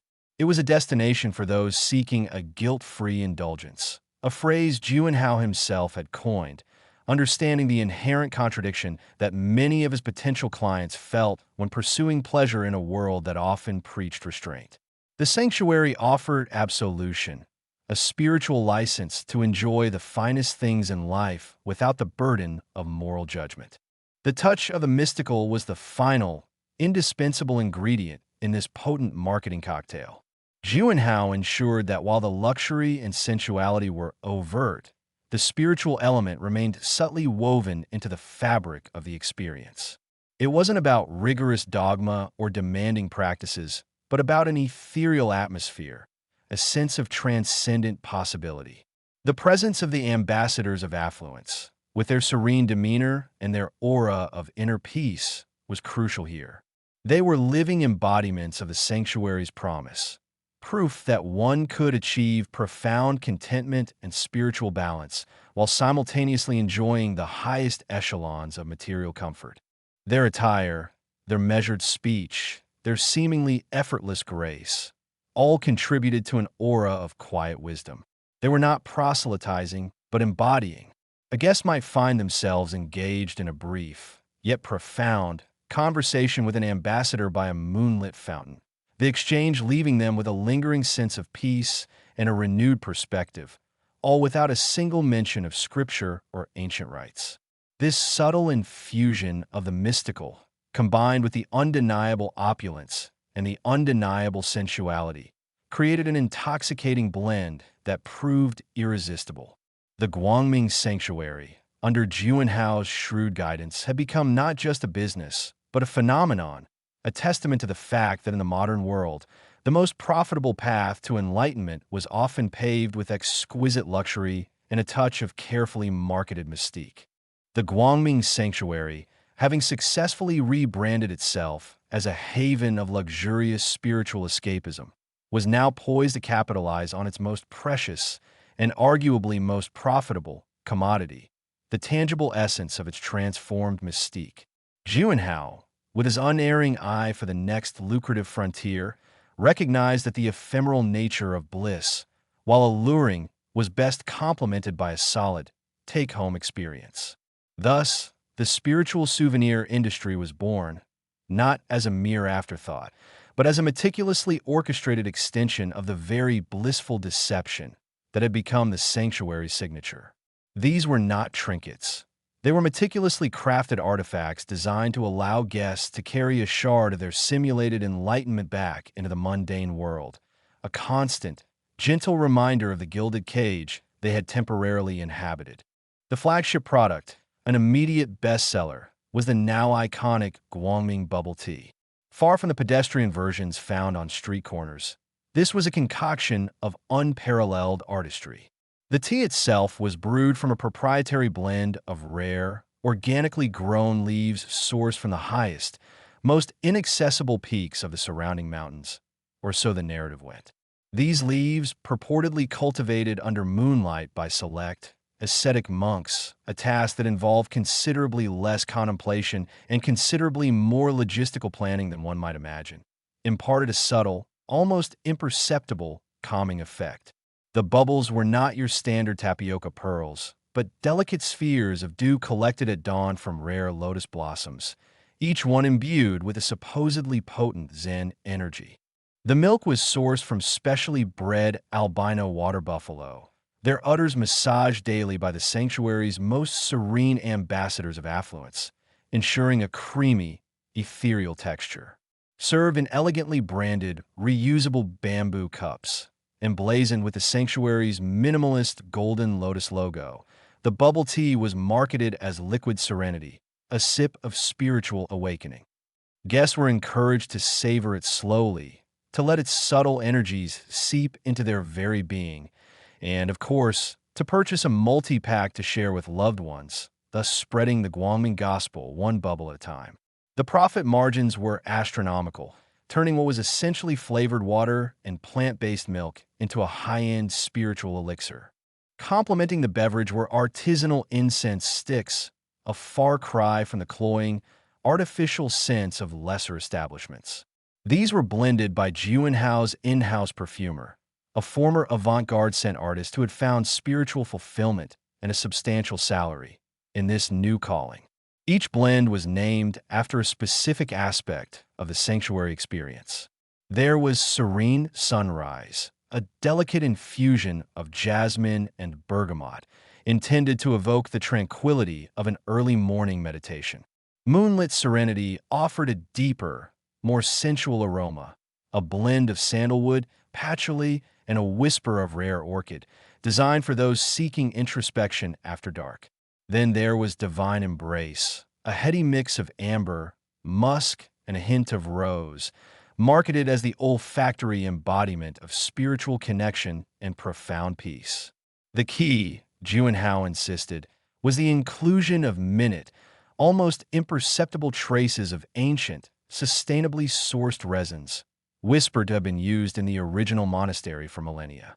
This lent an air of authentic antiquity to the modern, mass-produced product. The monks, now adept at understanding the subtle nuances of olfactory suggestion, would guide guests through the various scents, regaling them with tales of how each aroma had been painstakingly developed to unlock specific spiritual pathways.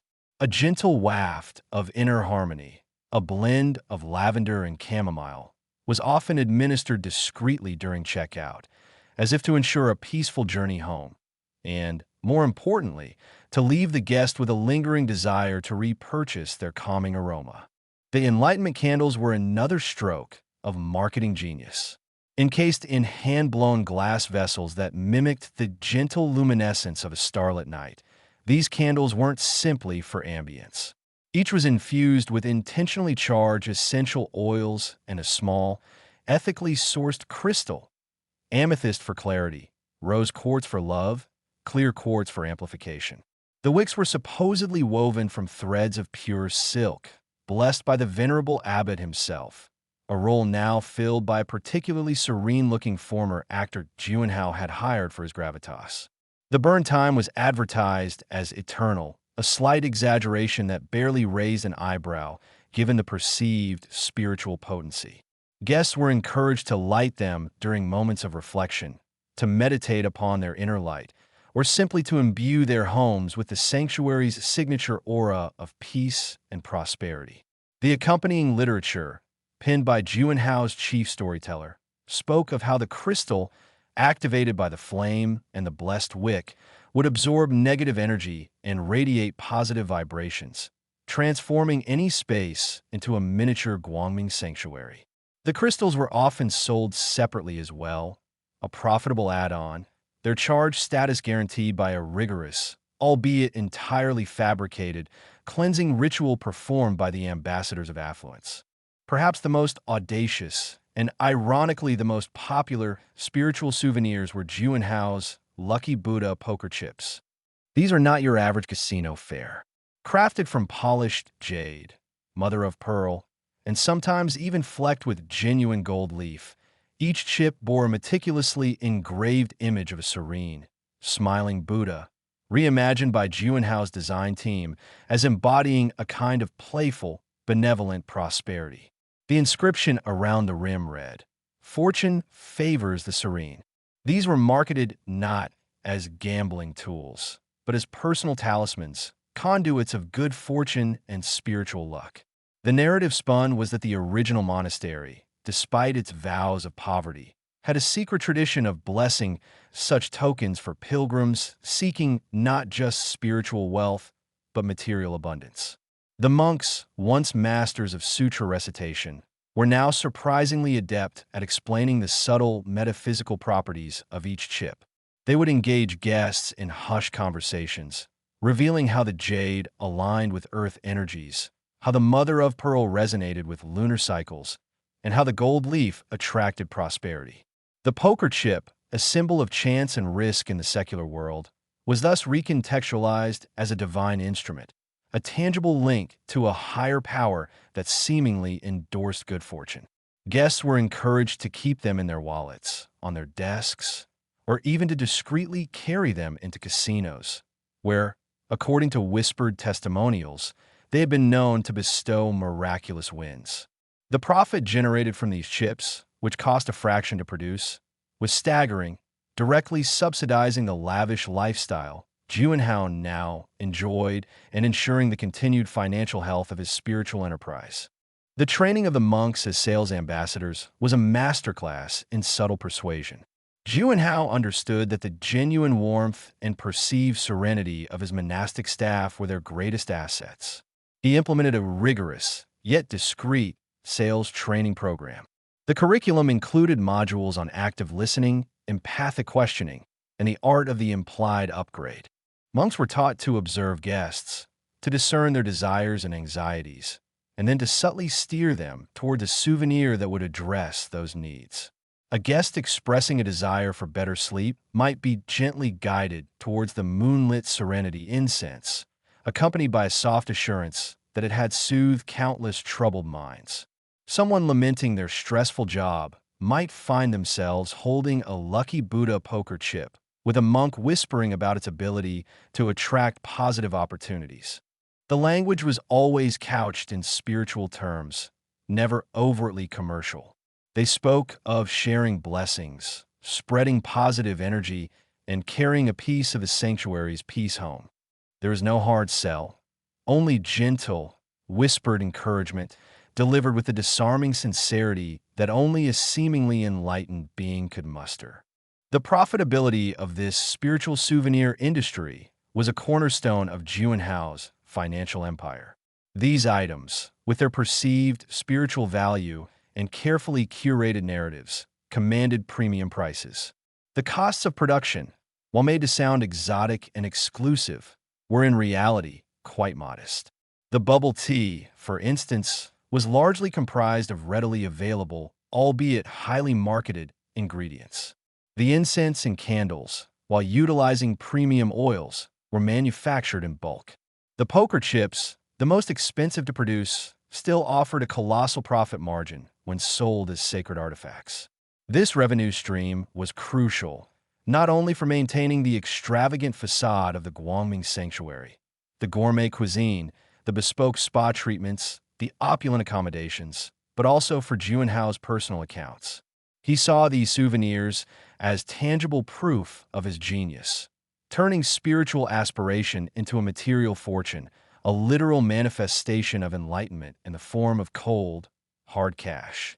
Each purchase, each carefully wrapped package sent out into the world, was a testament to his ability to monetize faith, to package divinity, and to sell not just a retreat, but a piece of the divine itself, conveniently condensed into a bottle of tea, a stick of incense, or a lucky chip. The monks, once guardians of ancient texts and silent contemplation, had become highly effective and surprisingly enthusiastic purveyors of spiritual merchandise, their serenity now a marketable commodity, their smiles the perfect closing argument for any transaction. The whispers of transformation were no longer confined to the hushed corridors of the Guangming sanctuary. They had, with Juanhao's expert orchestration, begun to echo across the digital planes and within the bound pages of curated guest books. The spiritual souvenir industry, while undeniably profitable, was a tangible manifestation of the sanctuary's success. However, Juanhao understood that true, lasting prosperity in the realm of fabricated faith relied not just on the allure of a product, but on the pervasive, seemingly authentic endorsement of those who had partaken. He needed testimonials, not just polite acknowledgments, but effusive declarations of spiritual rebirth, glowing endorsements that would act as digital and physical beacons, drawing in the spiritually adrift and the materially inclined alike. Thus began the era of the sanctuary scribes, a clandestine operation designed to cultivate an army of delighted patrons, or at least patrons willing to appear delighted. The strategy was multi-pronged, a delicate dance between genuine satisfaction and judicious manipulation.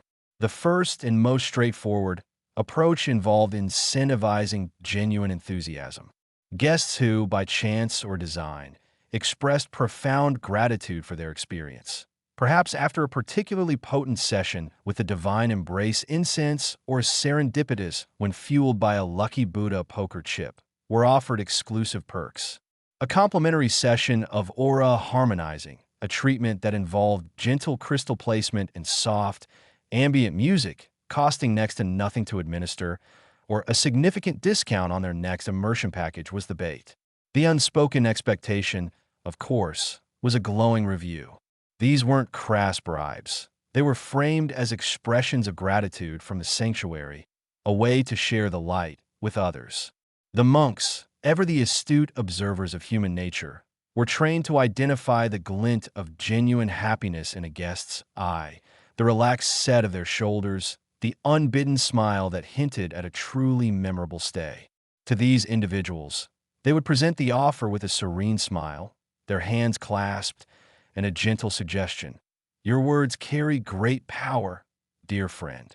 To share your journey, it is a blessing to others seeking their own path.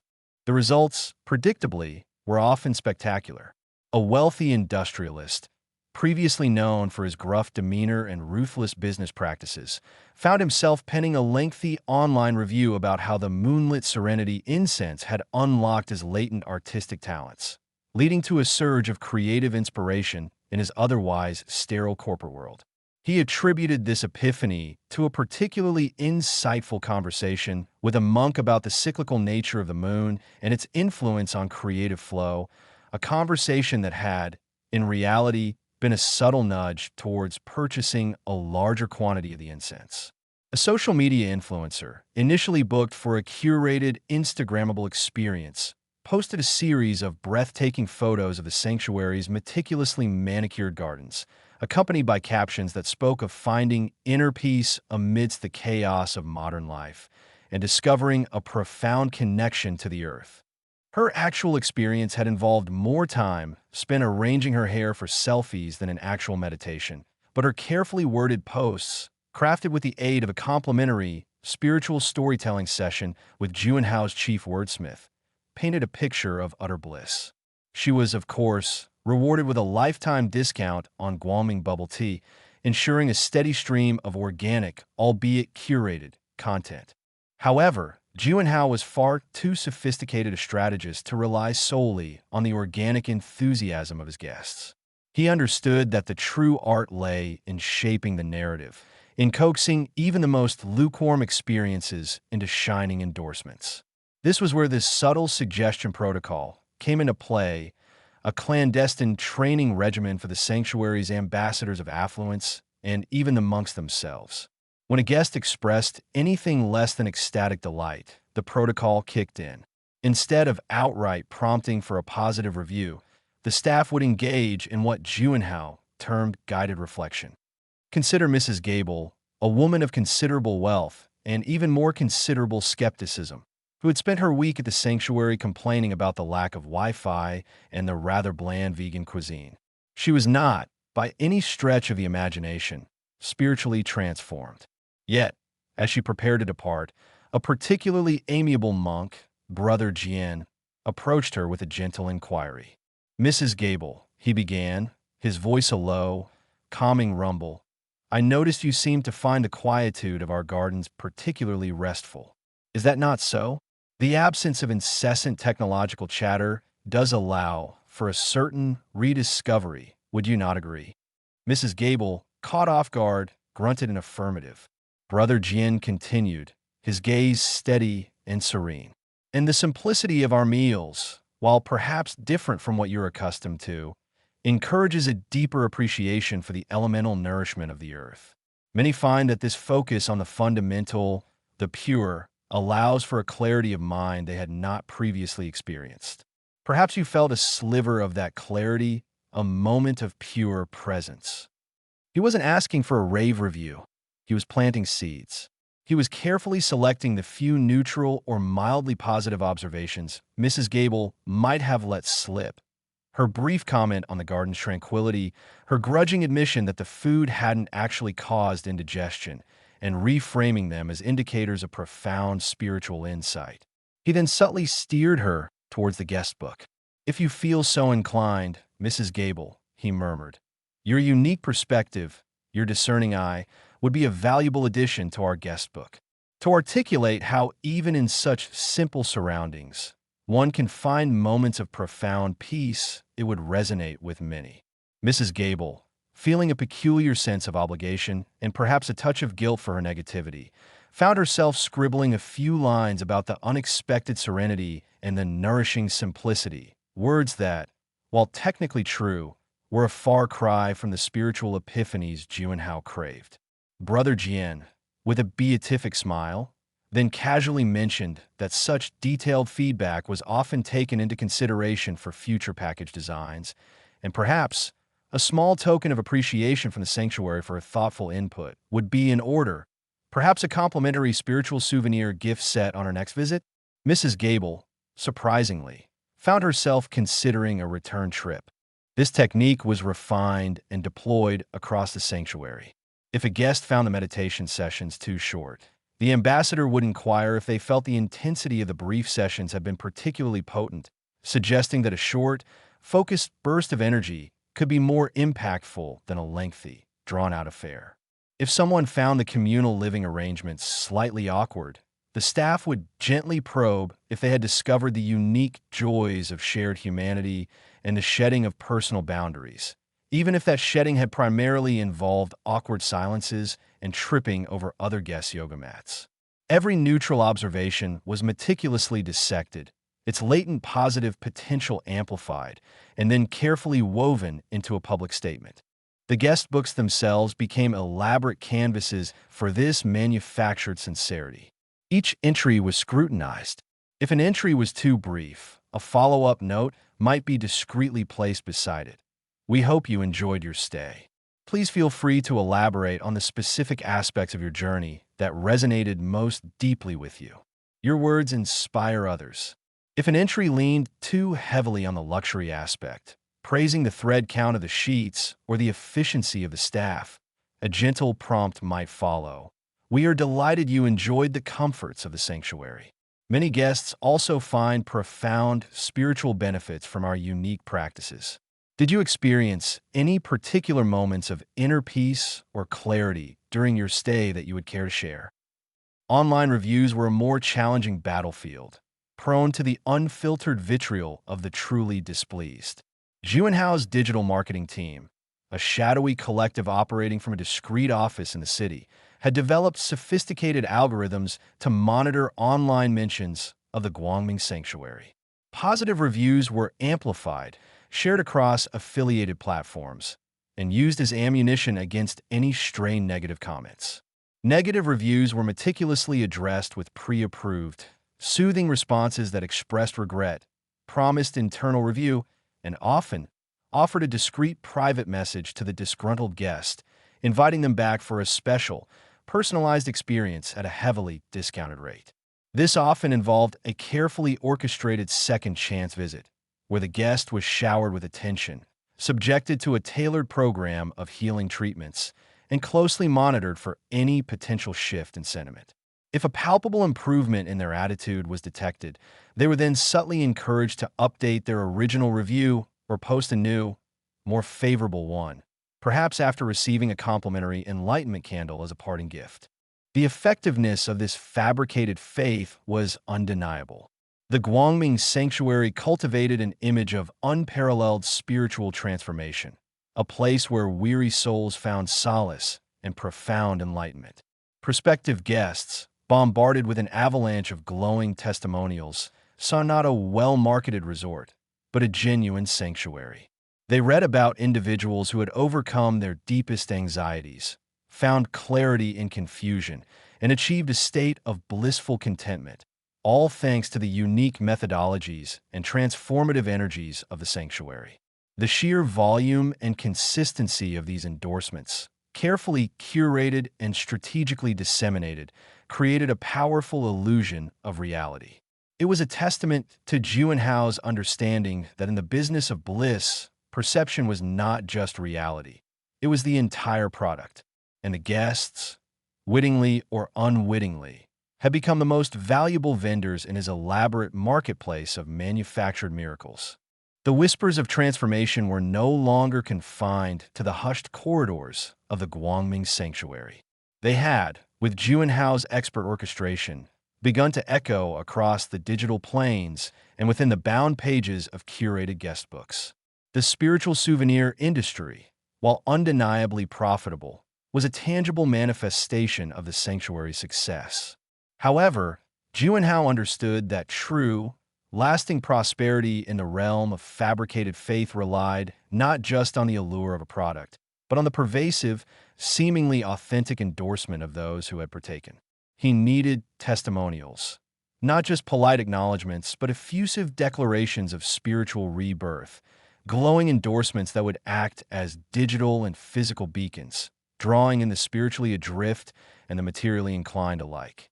Thus began the era of the sanctuary scribes, a clandestine operation designed to cultivate an army of delighted patrons, or at least, patrons willing to appear delighted.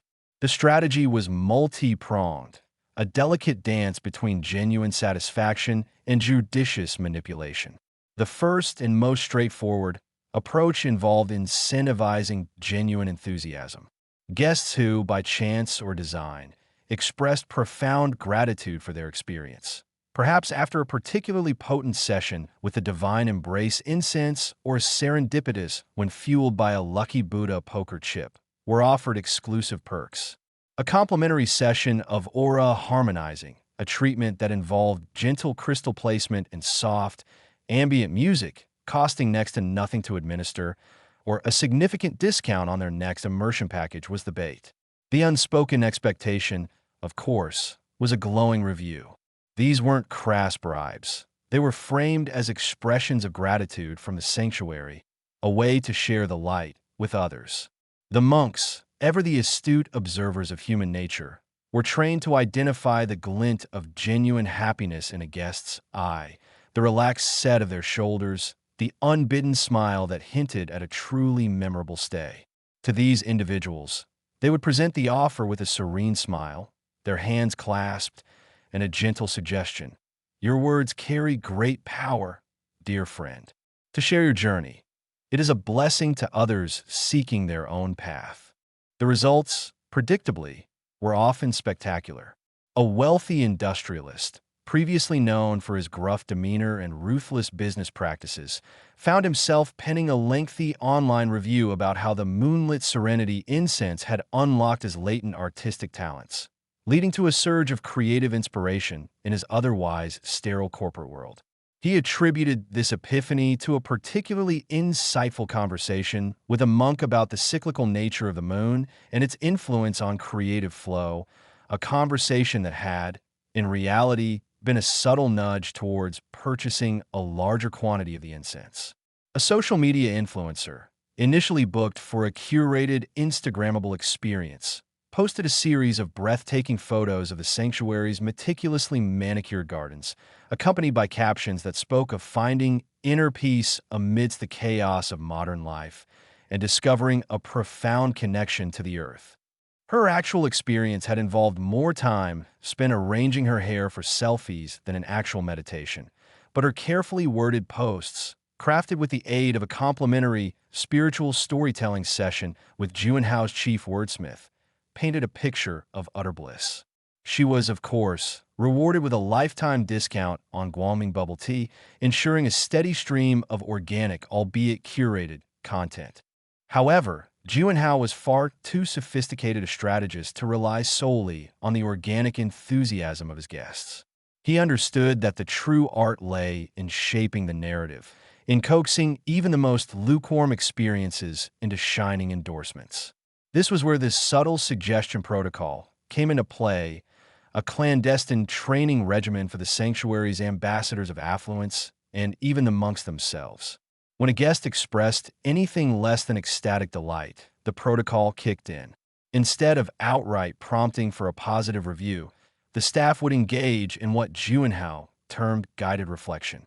Consider Mrs. Gable, a woman of considerable wealth and even more considerable skepticism, who had spent her week at the sanctuary complaining about the lack of Wi-Fi and the rather bland vegan cuisine.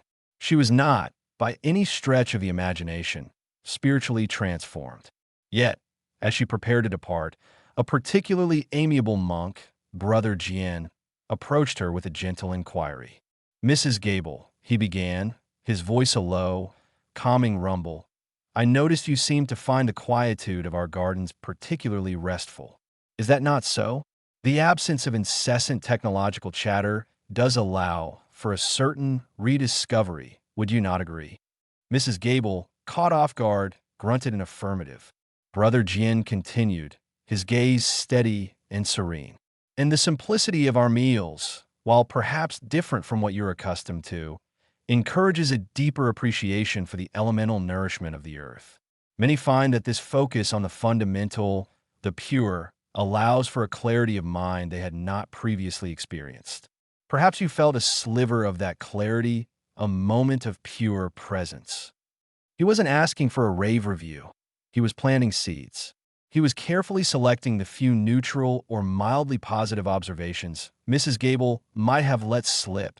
Her brief comment on the garden's tranquility, her grudging admission that the food hadn't actually caused indigestion, and reframing them as indicators of profound spiritual insight. He then subtly steered her towards a guest book. "If you feel so inclined, Mrs. Gable," he murmured, "your unique perspective, your discerning eye, would be a valuable addition to our guest book. To articulate how, even in such simple surroundings, one can find moments of profound peace, it would resonate with many." Mrs. Gable, feeling a peculiar sense of obligation and perhaps a touch of guilt for her negativity, found herself scribbling a few lines about the unexpected serenity and the nourishing simplicity, words that, while technically true, were a far cry from the spiritual epiphanies Juanhao craved. Brother Jian, with a beatific smile, then casually mentioned that such detailed feedback was often taken into consideration for future package designs, and perhaps a small token of appreciation from the sanctuary for her thoughtful input would be in order. Perhaps a complimentary spiritual souvenir gift set on her next visit? Mrs. Gable, surprisingly, found herself considering a return trip. This technique was refined and deployed across the sanctuary. If a guest found the meditation sessions too short, the ambassador would inquire if they felt the intensity of the brief sessions had been particularly potent, suggesting that a short, focused burst of energy could be more impactful than a lengthy, drawn-out affair. If someone found the communal living arrangements slightly awkward, the staff would gently probe if they had discovered the unique joys of shared humanity and the shedding of personal boundaries, even if that shedding had primarily involved awkward silences and tripping over other guests' yoga mats. Every neutral observation was meticulously dissected, its latent positive potential amplified, and then carefully woven into a public statement. The guest books themselves became elaborate canvases for this manufactured sincerity. Each entry was scrutinized.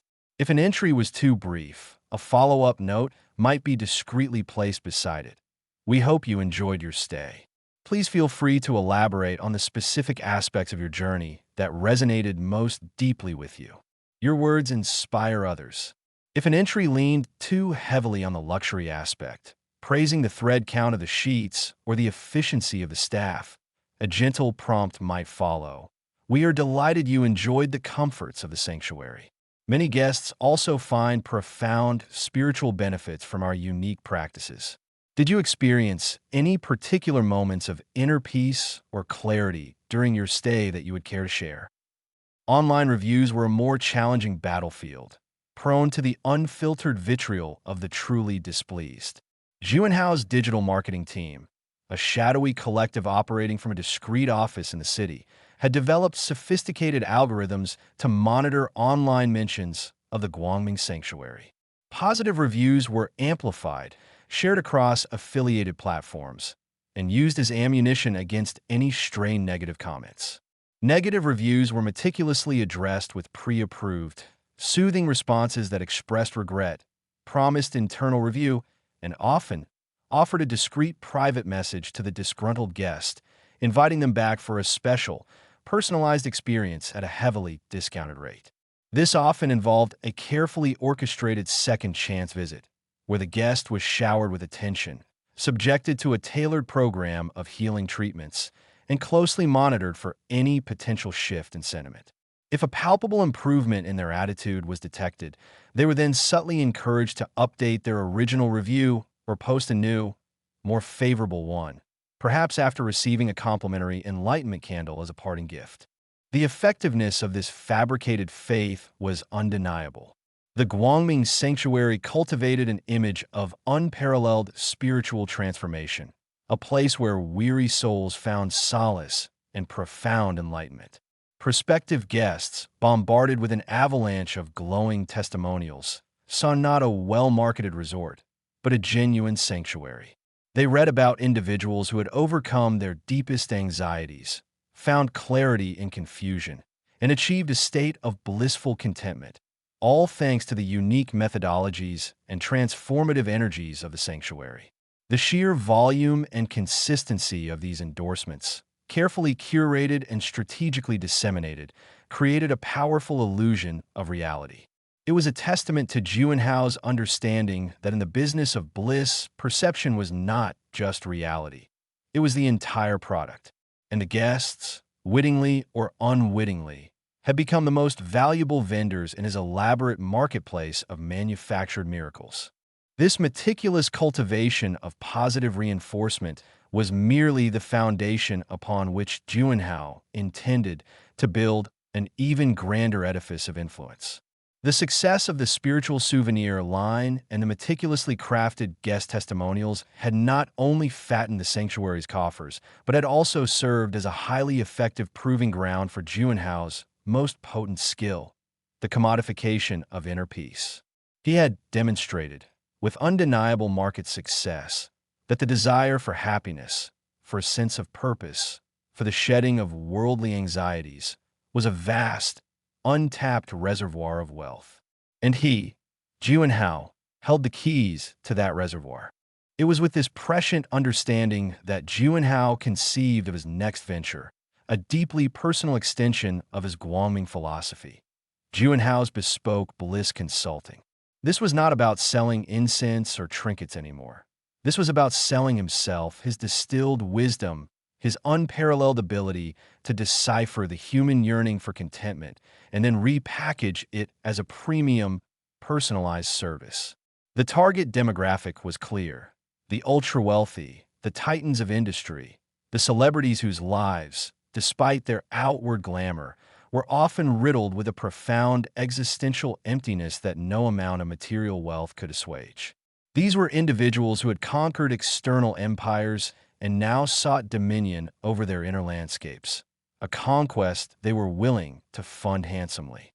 Juanhao established a discreet private office in a glittering skyscraper, a stark contrast to the rustic serenity of the sanctuary. Here, amidst minimalist decor, expensive art, and the hushed tones of highly paid assistants, he would receive his elite clientele. His methodology was a mesmerizing blend of psychological manipulation, pseudo-spiritual jargon, and a keen understanding of capitalist excess. He didn't offer sermons or spiritual guidance in the traditional sense. He offered a tailored roadmap to personal bliss, a bespoke blueprint for maximizing life's pleasures while minimizing its inherent pains. His initial consultations were masterpieces of deceptive charm.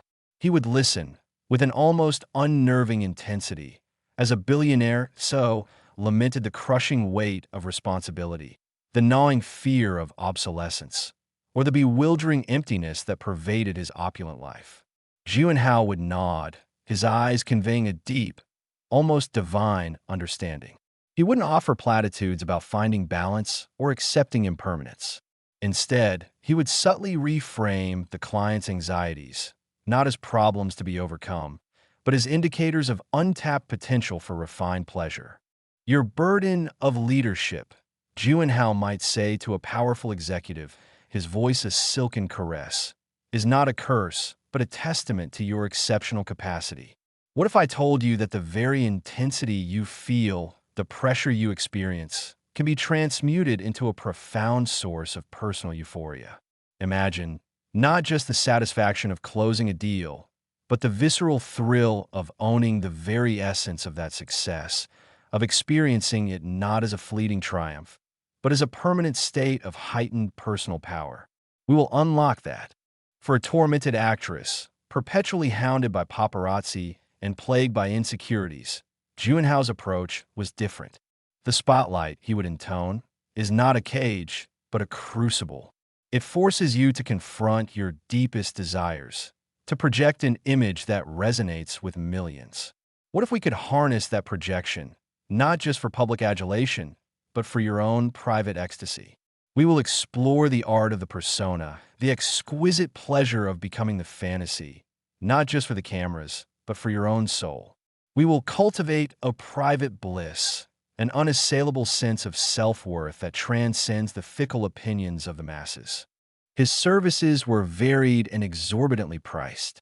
There were the Zenith sessions, one-on-one intensive immersions where Jianhao would guide clients through a series of mindfulness exercises that bore a striking resemblance to techniques for achieving heightened states of pleasure, albeit framed as spiritual awakenings. He introduced the concept of intentional indulgence, teaching clients how to approach every sensory experience, from fine dining to exotic travel, with a heightened sense of awareness, thereby amplifying the pleasure derived. This wasn't about moderation. It was about optimizing hedonism. Then there were the corporate consciousness charters, an extension of his consulting into the business world. Jianhao would lecture boards of directors and C-suite executives on how to foster an environment of peak performance and pervasive contentment. His advice often revolved around creating a company culture that subtly encouraged ambition and drive, while simultaneously offering carefully curated perks and experiences that fostered a sense of reward and belonging, thus maximizing employee output and loyalty, all under the guise of holistic well-being. He'd advocate for strategic relaxation zones equipped with artisanal teas and bespoke aromatherapy, and team-building retreats that subtly incorporated elements of luxurious escapism, all designed to ensure that the pursuit of profit was inextricably linked to the pursuit of personal gratification. The true genius, of course, lay in his ability to convince these powerful individuals that they were not merely seeking pleasure, but spiritual elevation, a higher form of existence made accessible through his unique, proprietary methods. The financial implications were staggering. A single Zenith session could cost upwards of $50,000, while a corporate consciousness charter could run into the hundreds of thousands. Jianhao, ever the astute businessman, framed these fees not as payments, but as investments in ultimate well-being. His clientele, accustomed to paying astronomical sums for exclusive experiences and tangible assets, saw the value in acquiring what they perceived as the ultimate luxury, true, unadulterated happiness. They were buying not just a service, but a promise of a life lived with enhanced joy, purpose, and almost divine sense of personal fulfillment. Jianhao himself became the living embodiment of this brand. He moved with an aura of effortless contentment, his attire impeccably tasteful, his demeanor radiating a calm assurance that was both enviable and aspirational. He rarely spoke of suffering or struggle, preferring to focus on the boundless potential for joy and pleasure that resided within every individual, waiting to be unlocked. He cultivated an image of a guru of indulgence, a spiritual impresario who had demystified the art of living well, not through asceticism or renunciation, but through a profound, almost alchemical understanding of how to maximize life's exquisite offerings. He was selling a commodified version of bliss, a carefully manufactured happiness that appealed to the deepest desires of the affluent. And in doing so, he was forging an empire built not on faith, but on the exquisite and infinitely profitable art of manufactured contentment. The Guangming Sanctuary was the factory floor. Juanhao's bespoke bliss consulting was the high-end boutique, catering to those who could afford the finest grade of manufactured serenity. The Guangming Sanctuary, in its most meticulously crafted guise, was a monument to manufactured authenticity. Every gilded detail, from the intricately carved prayer wheels that spun with an almost theatrical grace to the whisper-quiet rustle of silken robes worn by the monks, was designed to project an aura of profound spiritual depth. The air itself, subtly infused with the calming scent of sandalwood and a proprietary blend of serenity mist, a concoction that cost Juanhao mere pennies to produce but was marketed as an elixir of tranquility, was a testament to the immersive experience he sold. Guests were not merely invited to a retreat. They were ushered into a carefully curated reality, a gilded cage of perceived enlightenment designed to feel utterly, undeniably real. The monks, those serene sentinels of this fabricated nirvana, were themselves integral to the illusion. Their practiced smiles, their measured intonations, their seemingly boundless patience, all were the product of rigorous, if unspoken, training. They were adept at mirroring a guest's projected desires, at offering precisely the kind of gentle affirmation that would lead the guest to believe they had stumbled upon a deep, personal truth.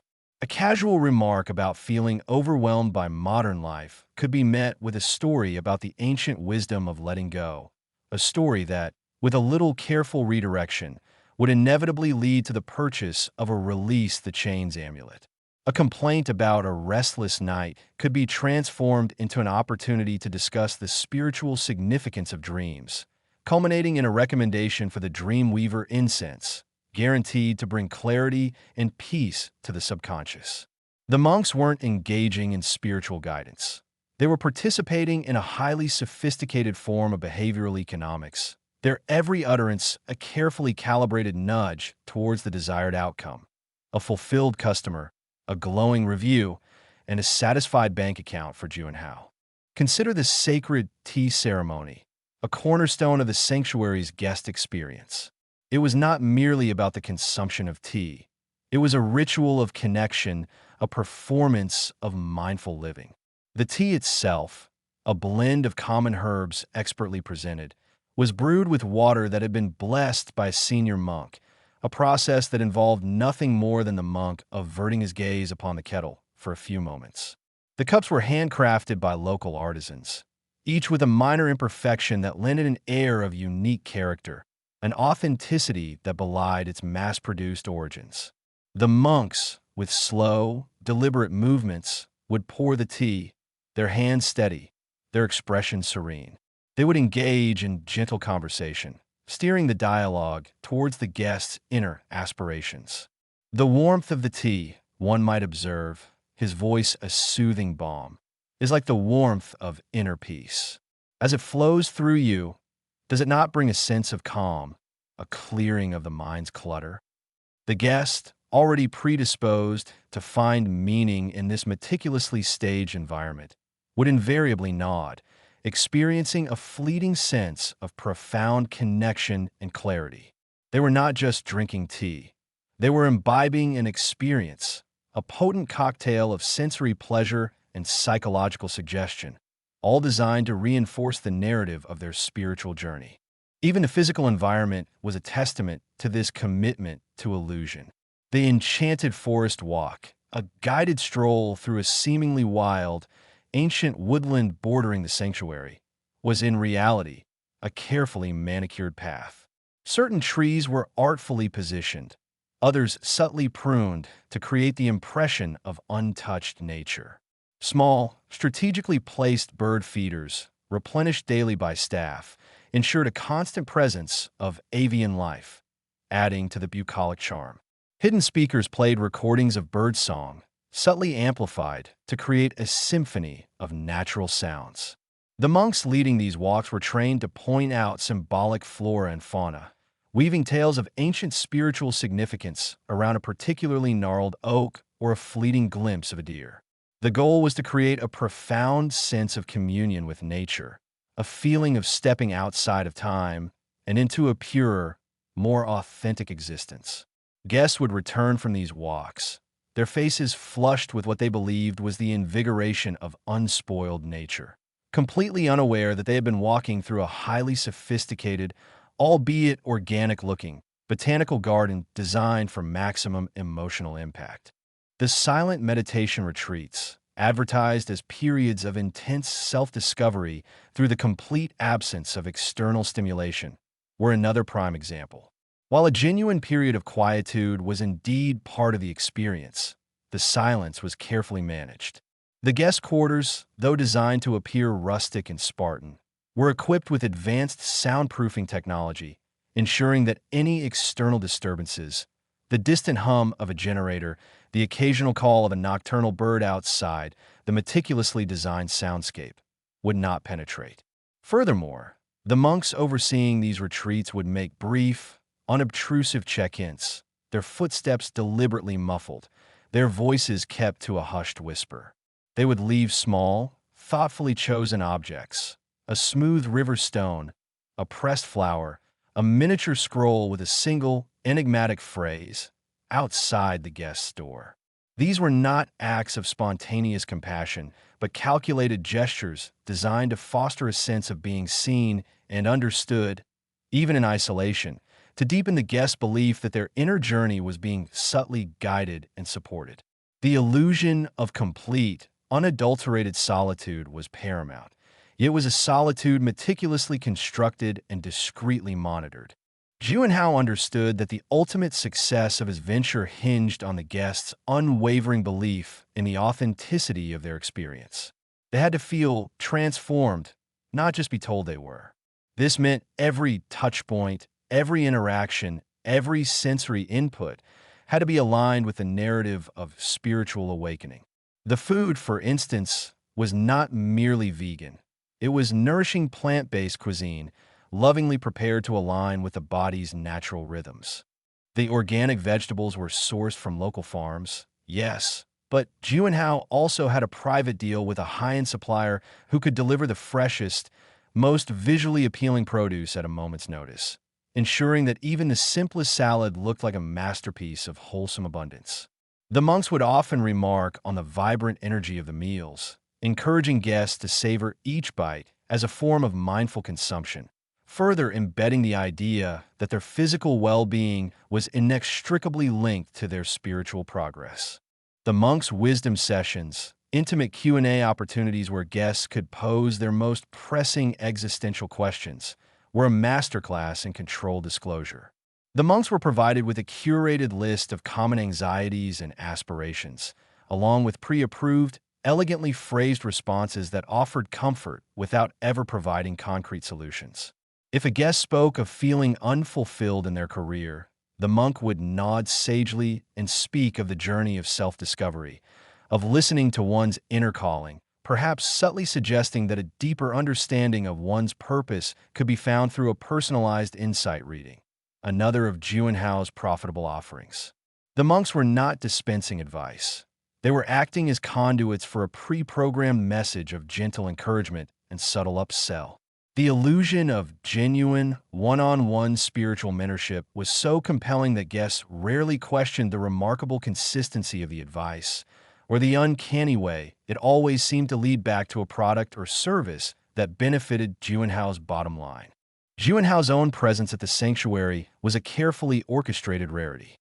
When he did appear, it was always at a peak moment of perceived spiritual uplift, during a particularly serene sunset yoga session, at the conclusion of a group meditation, or amidst the gentle murmur of satisfied guests during a lavish, yet ostensibly simple, communal dinner. He would move through the crowds with an aura of benevolent detachment, offering a rare, warm smile, a knowing glance, or a brief, enigmatic pronouncement. He was the enigmatic architect, the unseen hand that guided the symphony of bliss. He embodied the very ideal of the serene, fulfilled individual he was selling, his own composed demeanor serving as the ultimate aspirational testimonial. Guests would leave the sanctuary with a profound sense of having encountered a true spiritual leader, a man who had not only built a sanctuary for others, but had achieved a state of profound inner peace himself. They were unaware that his peace was derived not from enlightenment, but from the ever-increasing balance in his offshore accounts, a balance meticulously constructed from the very illusions they so readily embraced. The opulence of the sanctuary, the serenity of the monks, and the supposed awakenings of the guests were not products of genuine spiritual practice, but rather the meticulously crafted elements of a business model designed for maximum profit and absolute control, a testament to the power of a well-executed illusion in the pursuit of boundless wealth. Chapter 13. The cracks appear. The air within the Guangming sanctuary, usually thick with the cloying perfume of sandalwood and the manufactured serenity of Juanhao's serenity mist, felt suddenly thin, almost brittle. It was a palpable shift, a tremor beneath the polished veneer of placid contentment. Brother Ming, usually a picture of serene contemplation, his face a mask of practiced benevolence, was a whirlwind of agitated energy.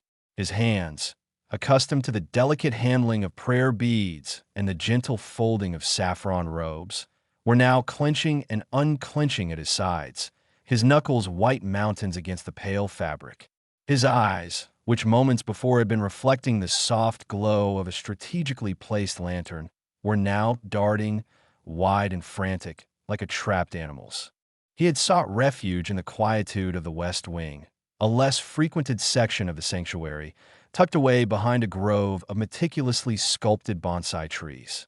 The whispers that had followed him, growing from a low hum to a persistent drone in the days leading up to this moment, had finally coalesced into a deafening roar in his mind. He had tried to ignore them, to drown them out with the chanting of mantras and the meditative rhythm of his breath. But the whispers were not of spiritual doubt. They were the guttural echoes of an unpaid debt, the cold pronouncements of men who understood only the language of steel and retribution. The serene chanting of the monks, a constant, soothing backdrop to the sanctuary's operations, now seemed like a mockery. Each harmonious syllable was a needle pricking at his frayed nerves. He could almost feel their unadulterated peace, their undisturbed devotion to Juanhao's carefully curated reality, and it made his own inner turmoil all the more agonizing. They were adrift in a sea of manufactured bliss, while he was being dragged down by the anchors of his own recklessness. A soft, almost imperceptible rustle of silk announced a presence. Ming flinched, his heart leaping into his throat like a startled bird. He spun around, expecting the worst, his mind conjuring images of hulking figures with eyes as cold and hard as the obsidian statues Juanhao had imported from some dubious overseas market. Instead, he found himself facing Juanhao himself, an apparition of calm amidst Ming's storm. Juanhao stood at the entrance to the small alcove, his posture effortlessly elegant, a faint, almost imperceptible smile playing on his lips. He wasn't wearing his usual impeccably tailored linen robes, but a simple, dark silk tunic that somehow accentuated his aura of detached authority. Brother Ming, Juanhao's voice was a silken caress, devoid of any emotion, yet carrying the weight of unspoken command. You seem disturbed. Is the tranquility of the sanctuary not agreeing with you today? Ming swallowed, the sound loud in the sudden silence. He opened his mouth to speak, but no words came. His carefully constructed composure, the facade of monastic peace he had painstakingly maintained for years, was crumbling faster than a sandcastle against a rising tide. He felt the sweat prickling on his forehead, the tremor in his hands becoming more pronounced. "They are here," Ming finally managed, his voice a hoarse croak. "They found me." Juanhao's smile didn't waver, but his eyes, usually soft and inviting, held a sharp, calculating glint. It was the look of a predator assessing a potential threat, not a spiritual leader comforting a troubled disciple. And who, precisely, has found you, Brother Ming? The esteemed patrons of our humble sanctuary? Or perhaps a more terrestrial concern? The subtle emphasis on terrestrial was not lost on Ming. He knew, with a sickening certainty, that Juanhao knew. He had never confided in Juanhao about his clandestine visits to the backrooms of smoky establishments, the thrill of the roll of the dice, the intoxicating scent of desperation and possibility that clung to the air like cheap perfume. Juanhao, however, had a way of knowing things. He was the spider at the center of his intricate web, and every tremor, every stray thread was felt, registered, and cataloged. It's about the debts, Ming stammered, the shame burning hotter than any gambling loss. From before I came here. They're not patient men. Juanhao stepped further into the alcove, his movements fluid and deliberate. He reached out, not to comfort, but to gently adjust a hanging scroll on the wall, a painting of a serene mountain landscape that Ming had always found ironically comforting. Ah, the lingering echoes of a past life. Juanhao mused, his gaze fixed on the scroll, his back to Ming. A common affliction, I assure you. So many come seeking solace from the burdens of their former selves. It's why our services are so in demand. He turned back, his eyes now meeting Ming's. There was no empathy in them, only a chilling pragmatism. These not patient men, as you so delicately put it, do they understand the value of discretion, of maintaining the harmony of a place like this? They understand force, Ming whispered, his voice barely audible. They brought friends, big men. They know where I live. They know about this place. The last part was a desperate gamble, a shot in the dark, but the fear had rendered him reckless.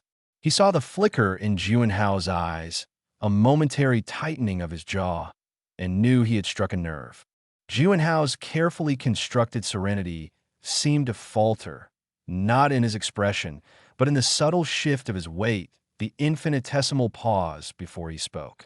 They know about this place, he repeated, his voice now losing its silken edge, replaced by a colder, harder tone. They have the audacity to disturb the sanctity of the Guangming sanctuary, to threaten its residents. They said if I don't pay by tomorrow night, they'll make an example of me. Ming confessed, the words tumbling out in a torrent of fear. They know I'm here. They think I'm rich now. They think I have the money. Juanhao closed his eyes for a brief moment, a tiny, almost imperceptible sigh escaping his lips. When he opened them, the calculating glint was back, sharper than ever. The problem, Brother Ming, is not your indiscretion. The problem is that your indiscretion has become a potential liability. A very public, very messy liability. He gestured around the alcove, his hands sweeping across the few modest furnishings, the simple meditation cushion, the small shelf holding a single, unadorned ceramic bowl.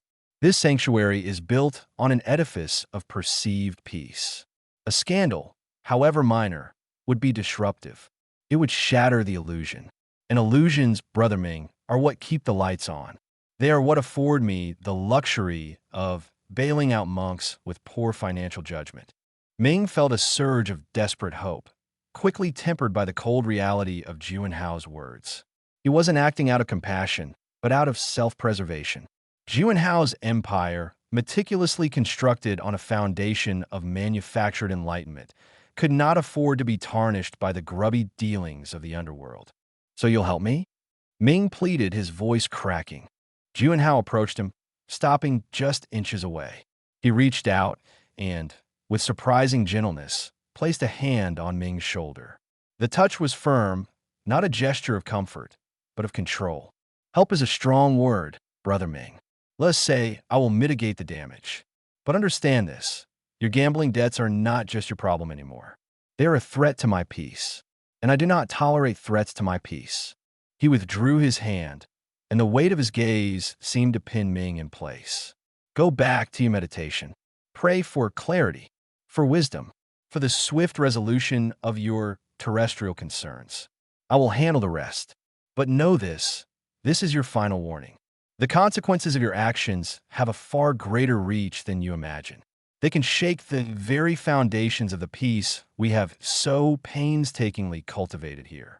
As Juanhao turned and walked away, his silken robes whispering against the polished stone floor, Ming felt a profound sense of dread descend upon him. He had been rescued, yes, but the rescue felt like another form of entrapment.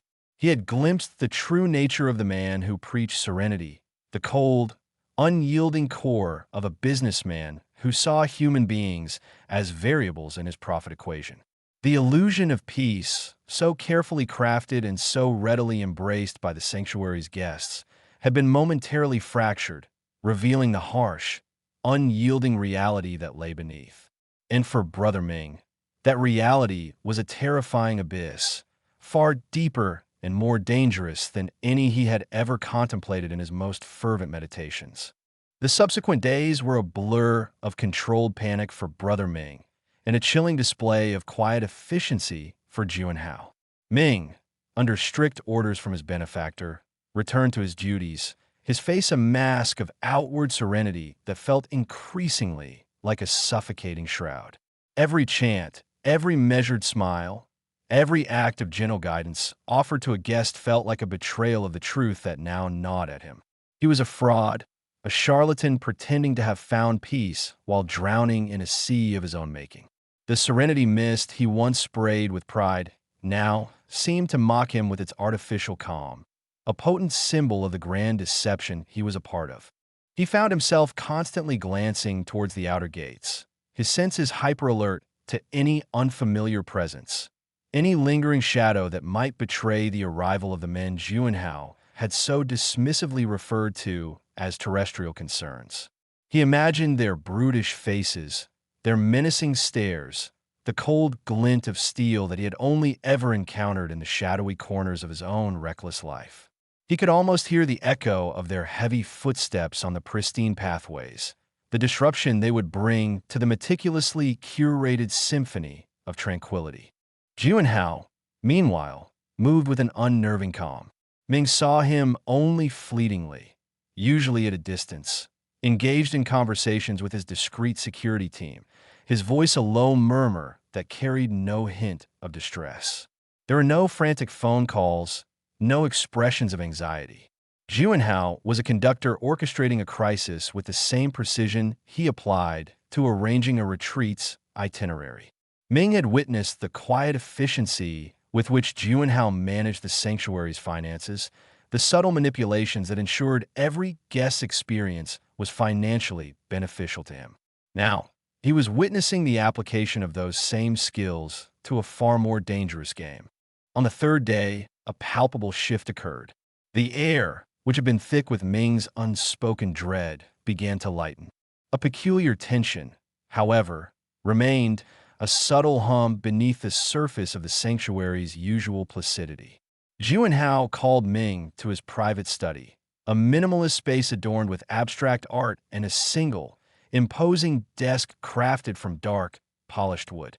The room exuded an aura of quiet power, a stark contrast to the gentle aesthetic of the guest areas. Juanhao sat behind his desk, a ledger open before him, though he made no pretense of reading it. He gestured for Ming to sit on a plush, minimalist chair opposite him. "The matter is resolved," Juanhao stated, his tone matter of fact. Ming's breath hitched. "Resolved? How?" Juanhao steepled his fingers, his gaze fixed on Ming. "Let us just say that your creditors received a more substantial offer than they anticipated. An offer that ensured their immediate and permanent departure from any further association with you. They were remarkably reasonable once the true value of their assets was made clear." "You paid them off?" Ming blurted out, the disbelief evident in his voice. "How much?" A faint, almost imperceptible smile touched Juanhao's lips.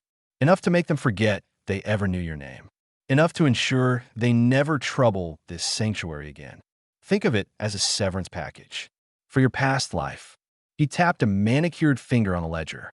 "Of course, Such interventions are not without their costs. The sum has been debited from your personal account, Brother Ming, the one you so carefully established with your initial donations to the sanctuary. Consider it a premium for divine intervention, delivered by earthly means. Ming felt a wave of conflicting emotions. Relief so profound it made him dizzy, followed swiftly by a fresh wave of shame and a dawning, horrifying understanding. Juanhao hadn't just paid off his debts. He had leveraged Ming's own illicit earnings against him. The money Ming had squirthed away from his secret gambling escapades, the ill-gotten gains he had thought were safely hidden, had been the very tool Juanhao had used to buy his freedom. My money? Ming stammered, his voice hollow. Precisely, Juanhao confirmed, his gaze unwavering. A closed loop, you see. Your past indiscretions have now funded the preservation of your present serenity. A perfect equilibrium, and a valuable lesson, I trust. Ming could only nod, his throat tight. He looked at Juanhao, at the serene perfection of the study, at the carefully curated stillness of the sanctuary that hummed with unseen activity. He understood now, with a clarity that was both painful and illuminating, that the peace Juanhao preached was a commodity, bought and sold, protected by ruthless efficiency and a bottomless well of resources. His own reckless pursuit of fleeting pleasure had nearly shattered that carefully constructed illusion, and the price of his rescue was the complete forfeiture of his own ill-gotten gains, a stark reminder that even in a place of supposed spiritual escape, there were always consequences, always a reckoning. The guilt-free pleasure he had briefly glimpsed was a mirage, and the reality was far more expensive and far more dangerous than he had ever imagined. The aroma that wafted from Sister Bao's unassuming establishment was a far cry from the cloying sweetness of Juanhao's serenity mist. Here, the air was alive with the grounding scent of damp earth, crushed herbs, and the subtle, woody fragrance of aged cedar. It was a scent that spoke of ancient wisdom, of remedies passed down through generations, a stark contrast to the synthetic tranquility peddled within the polished halls of the Guangming sanctuary. Sister Bao's, tucked away in a narrow alley behind the bustling marketplace, was a sanctuary of a different sort, one that offered a quiet respite from the encroaching tide of opulent hedonism. For Brother Ming, and others like him, Sister Bao's had become a clandestine haven. They arrived under the cloak of dusk, their saffron robes blending into the twilight shadows, their faces etched with a weariness that no amount of Juanhao's guided meditation could assuage. They were the disillusioned, the guilt-ridden, the ones who found the sanctuary's transformation from a place of spiritual discipline to a temple of ephemeral pleasures deeply unsettling. They sought not the ecstatic highs promised by Juanhao's lavish retreats, but the quiet solace of traditional herbal remedies and the deep, restorative peace of genuine contemplation. Sister Bao, a woman whose age was as indeterminate as the origins of some of her more potent tinctures, moved with a quiet grace that belied her stooped posture. Her hands, gnarled and strong, were stained with the pigments of countless poultices and infusions. She spoke little, her communication primarily through knowing glances, gentle nods, and the precise application of her craft. To the monks who frequented her humble spa, she was a healer, a confidant, a keeper of the old ways. Brother Kai, a monk who had once prided himself on his unwavering discipline, found himself drawn to Sister Bao's daily. The guilt from his complicity in Juanhao's excesses gnawed at him. He had participated in the lavish feasts, the debaucherous performances, all under the guise of embracing a new era of enlightenment. But each decadent meal, each forced smile, had chipped away at his inner peace.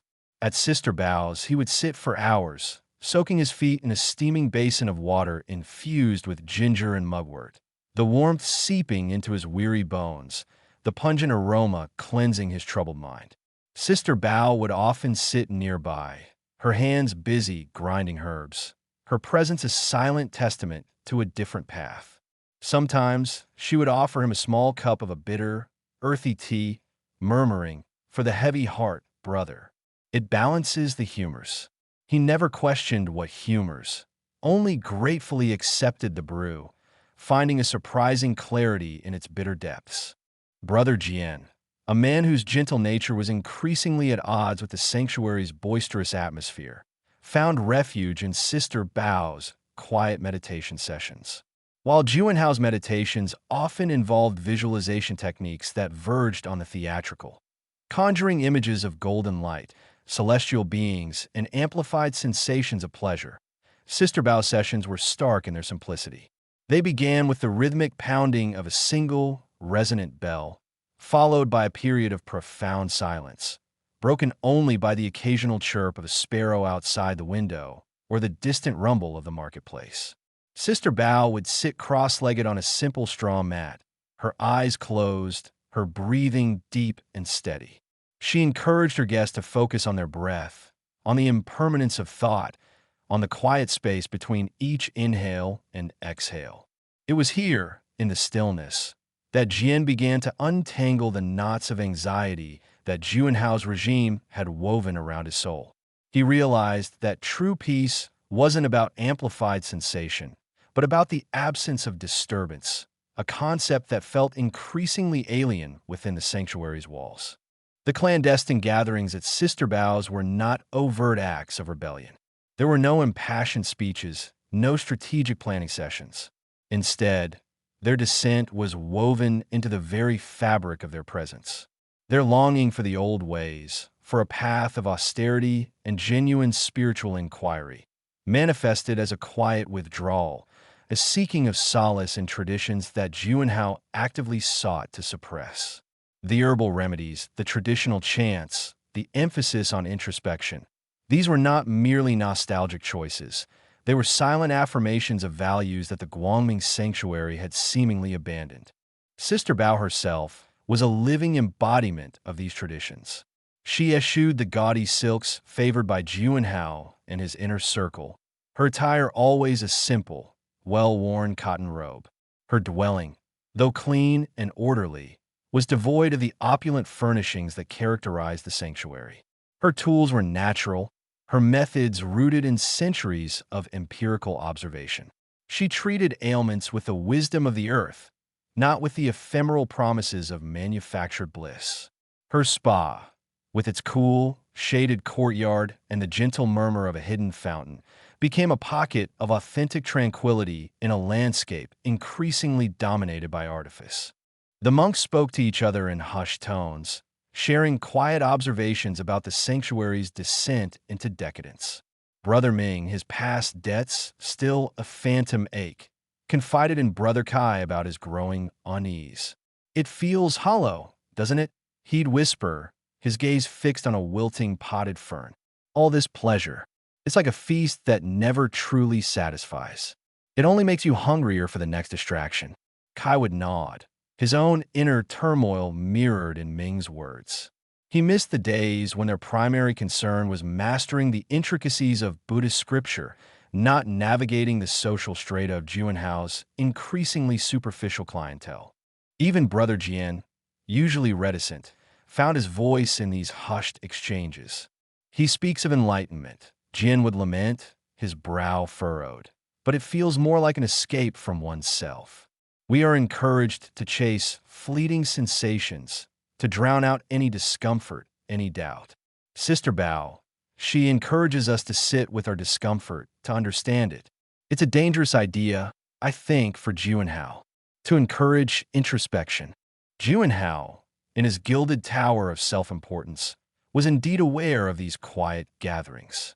His network of informants, a web of eager disciples and watchful staff, ensured he was privy to most of the sanctuary's comings and goings. He knew about Sister Bao and her traditional healing practices. He'd heard the whispers about monks seeking her out for consultations. Initially, he dismissed it as a minor inconvenience, a few old-fashioned souls clinging to outdated notions. They were, in his estimation, insignificant ripples in the grand ocean of his carefully constructed paradise. Sister Bao, he had mused, a faint smile playing on his lips as one of his most trusted confidants, a perpetually smiling woman named Anya, relayed the information. She offers remedies for the constipated digestive system, does she not? Or perhaps solutions for an overabundance of inner turmoil. Let her tend to her herbs. As long as they are not fermenting sedition, they are of no concern. Anya, ever eager to please, had assured him that Sister Bao's establishment was a discreet affair frequented by a handful of monks seeking a quiet moment. They admire her old ways. Lord Juanhao, she had said, her voice smooth as polished jade. They say her teas help them to remember things. Things from before. Juanhao had waved a dismissive hand. Memory is a burden, Anya. We are here to help them shed such burdens, not to revisit them. Let them have their nostalgia. It keeps them occupied, prevents them from dwelling on the truly important matters, like how to enhance their own bliss. He saw these gatherings not as a nascent rebellion, but as a predictable byproduct of his enterprise. Some souls, he reasoned, would always be resistant to true enlightenment, to the unadulterated embrace of pleasure.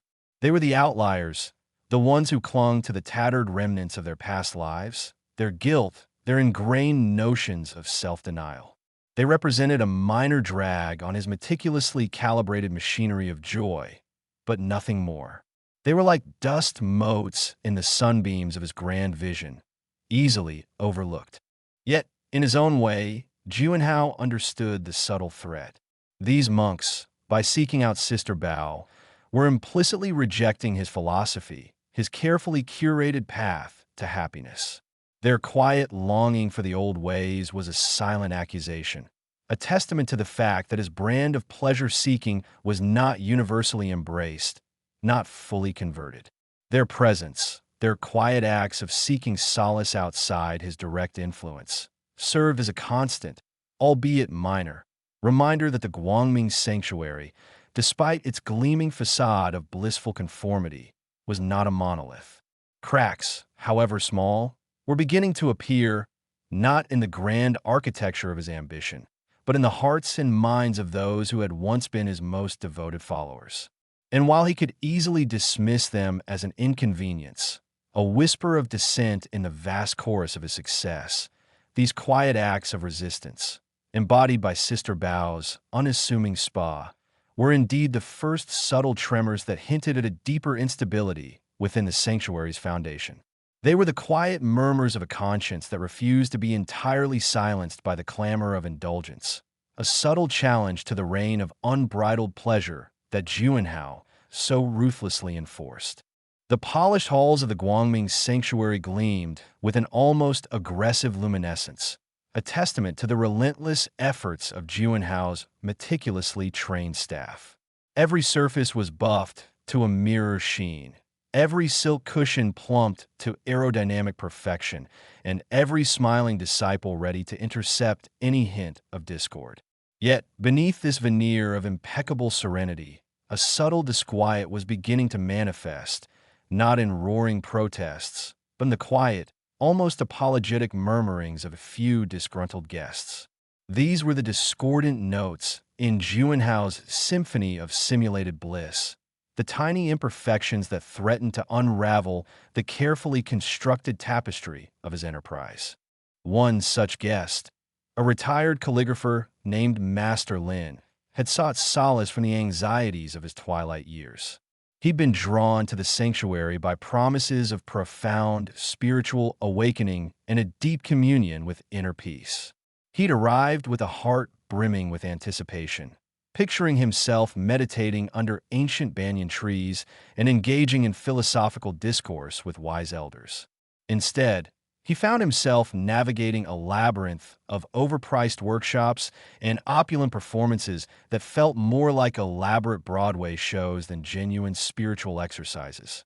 He'd paid exorbitant fees for a guided visualization of cosmic oneness that involved staring at a holographic projection of a swirling nebula while a soothing voice repeated platitudes about transcending the ego. Transcending the ego, he'd muttered to his companion, a weary academic named Professor Chun, is precisely what Juanhao is trying to do to my wallet.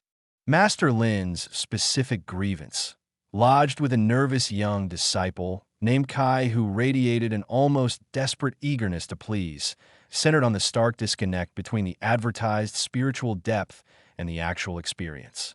They speak of enlightenment, Master Lin had confided, his voice barely above a whisper, his brow furrowed. But the only thing I feel enlightened about is the exorbitant price of a single cup of their celestial harmony tea, which, I might add, tasted suspiciously like lukewarm jasmine water with a hint of stale sugar. He'd been particularly incensed by a session advertised as ancient chanting for inner harmony, which turned out to be a cacophony of electronically amplified chants accompanied by a pulsating light show. It was not harmony, he declared, his hands trembling with indignation. It was an assault on the senses. I felt less harmonized and more like I was being subjected to an experimental sensory deprivation chamber, only with added noise and flashing lights. Professor Chun, on the other hand, harbored a more nuanced, yet equally damning, critique. He'd initially been captivated by the sheer opulence and the air of exclusive spirituality that permeated the sanctuary. He, too, had participated in various workshops, including one on mindful eating, where patrons were encouraged to savor each minuscule bite of a single, perfectly sculpted piece of fruit, while being subtly prompted to purchase the artisanal ceramic plate it was served on. His complaint was less about the superficiality of the spiritual offerings and more about the pervasive, insidious nature of the upselling. It's a constant bombardment, he'd explained to a sympathetic, albeit slightly vacant-eyed, concierge. You attend a talk on detachment, and immediately afterwards, you're presented with a beautifully crafted meditation cushion that costs more than a small car. You learn about simple living, and then you're encouraged to book a luxury aura cleansing session using rare Himalayan salts. He felt the sanctuary was exploiting people's desire for spiritual growth by packaging it with relentless commercialism. It's a gilded cage, he'd sighed, where the bars are made of precious metals and the only freedom you get is the freedom to spend more money. The sanctuary's response to these burgeoning complaints was a masterclass in damage control, a testament to Juanhao's understanding of public relations and his unwavering belief that any negative sentiment could be smoothed over with sufficient charm and a carefully worded apology. Kai, the young disciple tasked with handling Master Lin's complaint, had practically bowed in unison with his own reflection in the polished marble floor. He'd listened with furrowed brow and empathetic nods as Master Lin vented his frustrations. Then, with a practiced sincerity that felt almost too smooth, Kai had explained that the celestial harmony tea was, in fact, a proprietary blend, infused with rare botanicals known for their subtle, energetic properties, and that the perceived lukewarm temperature was a deliberate choice, intended to promote a more gradual absorption of its benefits. Regarding the chanting session, he'd attributed the amplified sounds and lights to a modern interpretation, designed to engage a wider audience and cater to contemporary sensibilities. He'd ended by presenting Master Lin with a complimentary voucher for a Serenity Spa treatment, a subtly veiled upsell of a higher-tier service. Master Lin left feeling somewhat mollified by the apology, but the underlying disappointment remained, a faint sour note in the otherwise sweet melody of his intended retreat. Professor Chen's concerns were met with a similar approach.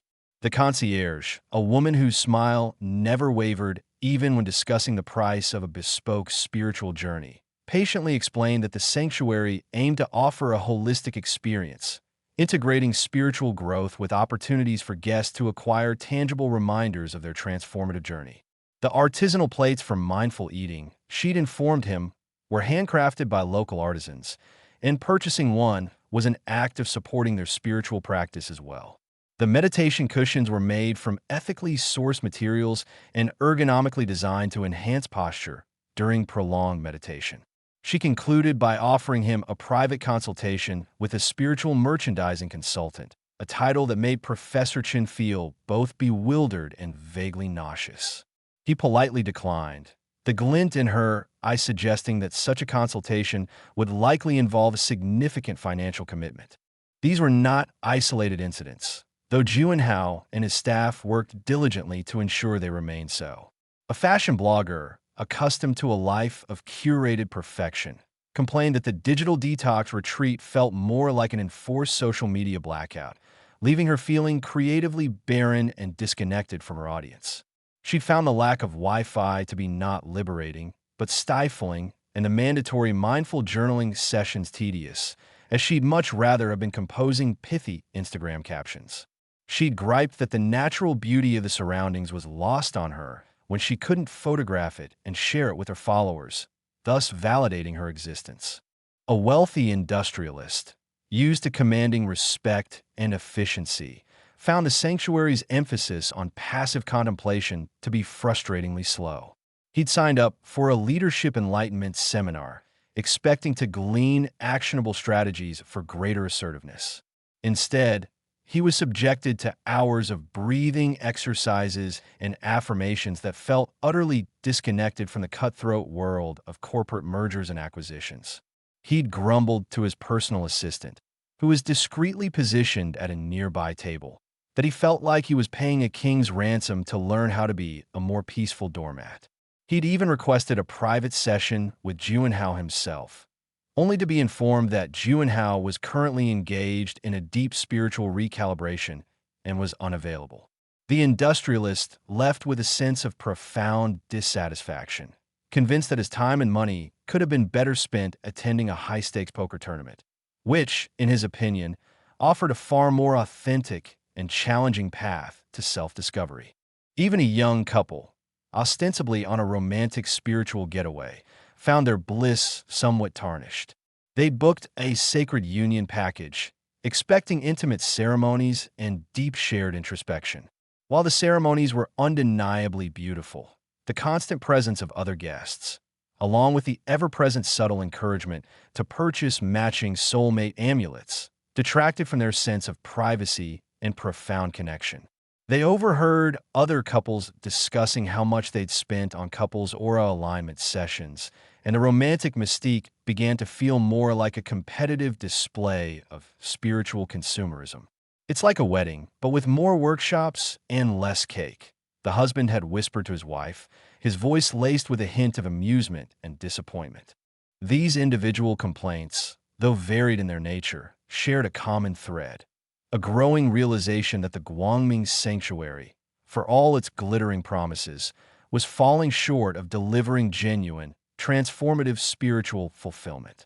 The blissful deception, as some of the more cynical guests began to privately refer to it, was starting to wear thin for those who sought something more profound than superficial indulgence. The carefully orchestrated happiness, the manufactured serenity, and the relentless commercialization were creating a disconnect that even Juanhao's most skilled PR team struggled to bridge. The cracks, though still small, were undeniably appearing in the sanctuary's otherwise flawless facade, hinting at a deeper, more unsettling truth: that the pursuit of happiness, when reduced to a commercial transaction, often leads not to enlightenment, but to a lingering sense of emptiness and unfulfilled longing.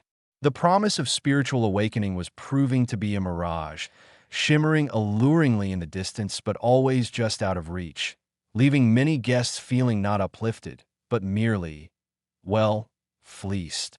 Abbot Iza, ensconced in the quietude of his secluded hermitage, a place he'd meticulously cultivated to be a sanctuary of profound contemplation, found his carefully constructed tranquility beginning to fray at the edges.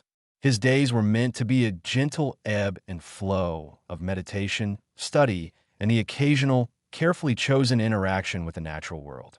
He'd traded the bustling communal life of the monastery for the hushed reverence of solitude, believing he was ushering in a new era of spiritual accessibility through Juanhao's ambitious venture. He had envisioned a wider reach for the ancient teachings, a beacon of light illuminating even the most secular of hearts. Yet, the world, as it invariably does, insisted on intruding. It arrived not as a thunderous tempest, but as a persistent drizzle of information, each drop eroding the foundations of his hard-won peace. He'd taken to perusing the occasional newspaper, a relic from a bygone era that still found its way to his humble abode, delivered by a silent, dutiful acolyte. The articles, often tucked away on the inner pages, spoke of the Guangming sanctuary's meteoric rise, its financial triumphs, and its ever-expanding repertoire of wellness experiences. They painted a picture of Juanhao not as a spiritual leader, but as a visionary entrepreneur, a titan of the burgeoning mindfulness industry. The language was peppered with terms like disruptive innovation and market penetration, words that felt alien and jarring in the context of ancient Buddhist principles. He'd also begun to notice a subtle shift in the hushed conversations of the few disciples who still sought his counsel, or who, perhaps, merely sought refuge from the increasingly opulent, and in their estimation, somewhat bewildering, activities at the main monastery. They spoke in hushed tones, their voices laced with a mixture of awe and unease.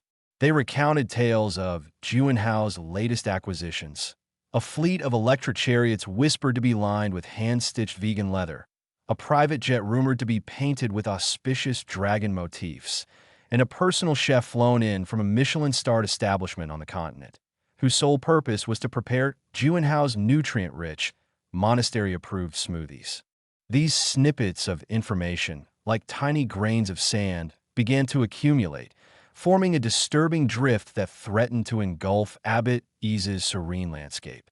He recalled his initial conversations with Juanhao, the young man's fervent pronouncements about democratizing spiritual awakening, about making the profound accessible to all. He remembered the gleam in Juanhao's eyes, a fire that Iza had mistaken for pure spiritual devotion. Now, a cold dread began to creep into his heart. Had that gleam been ambition all along?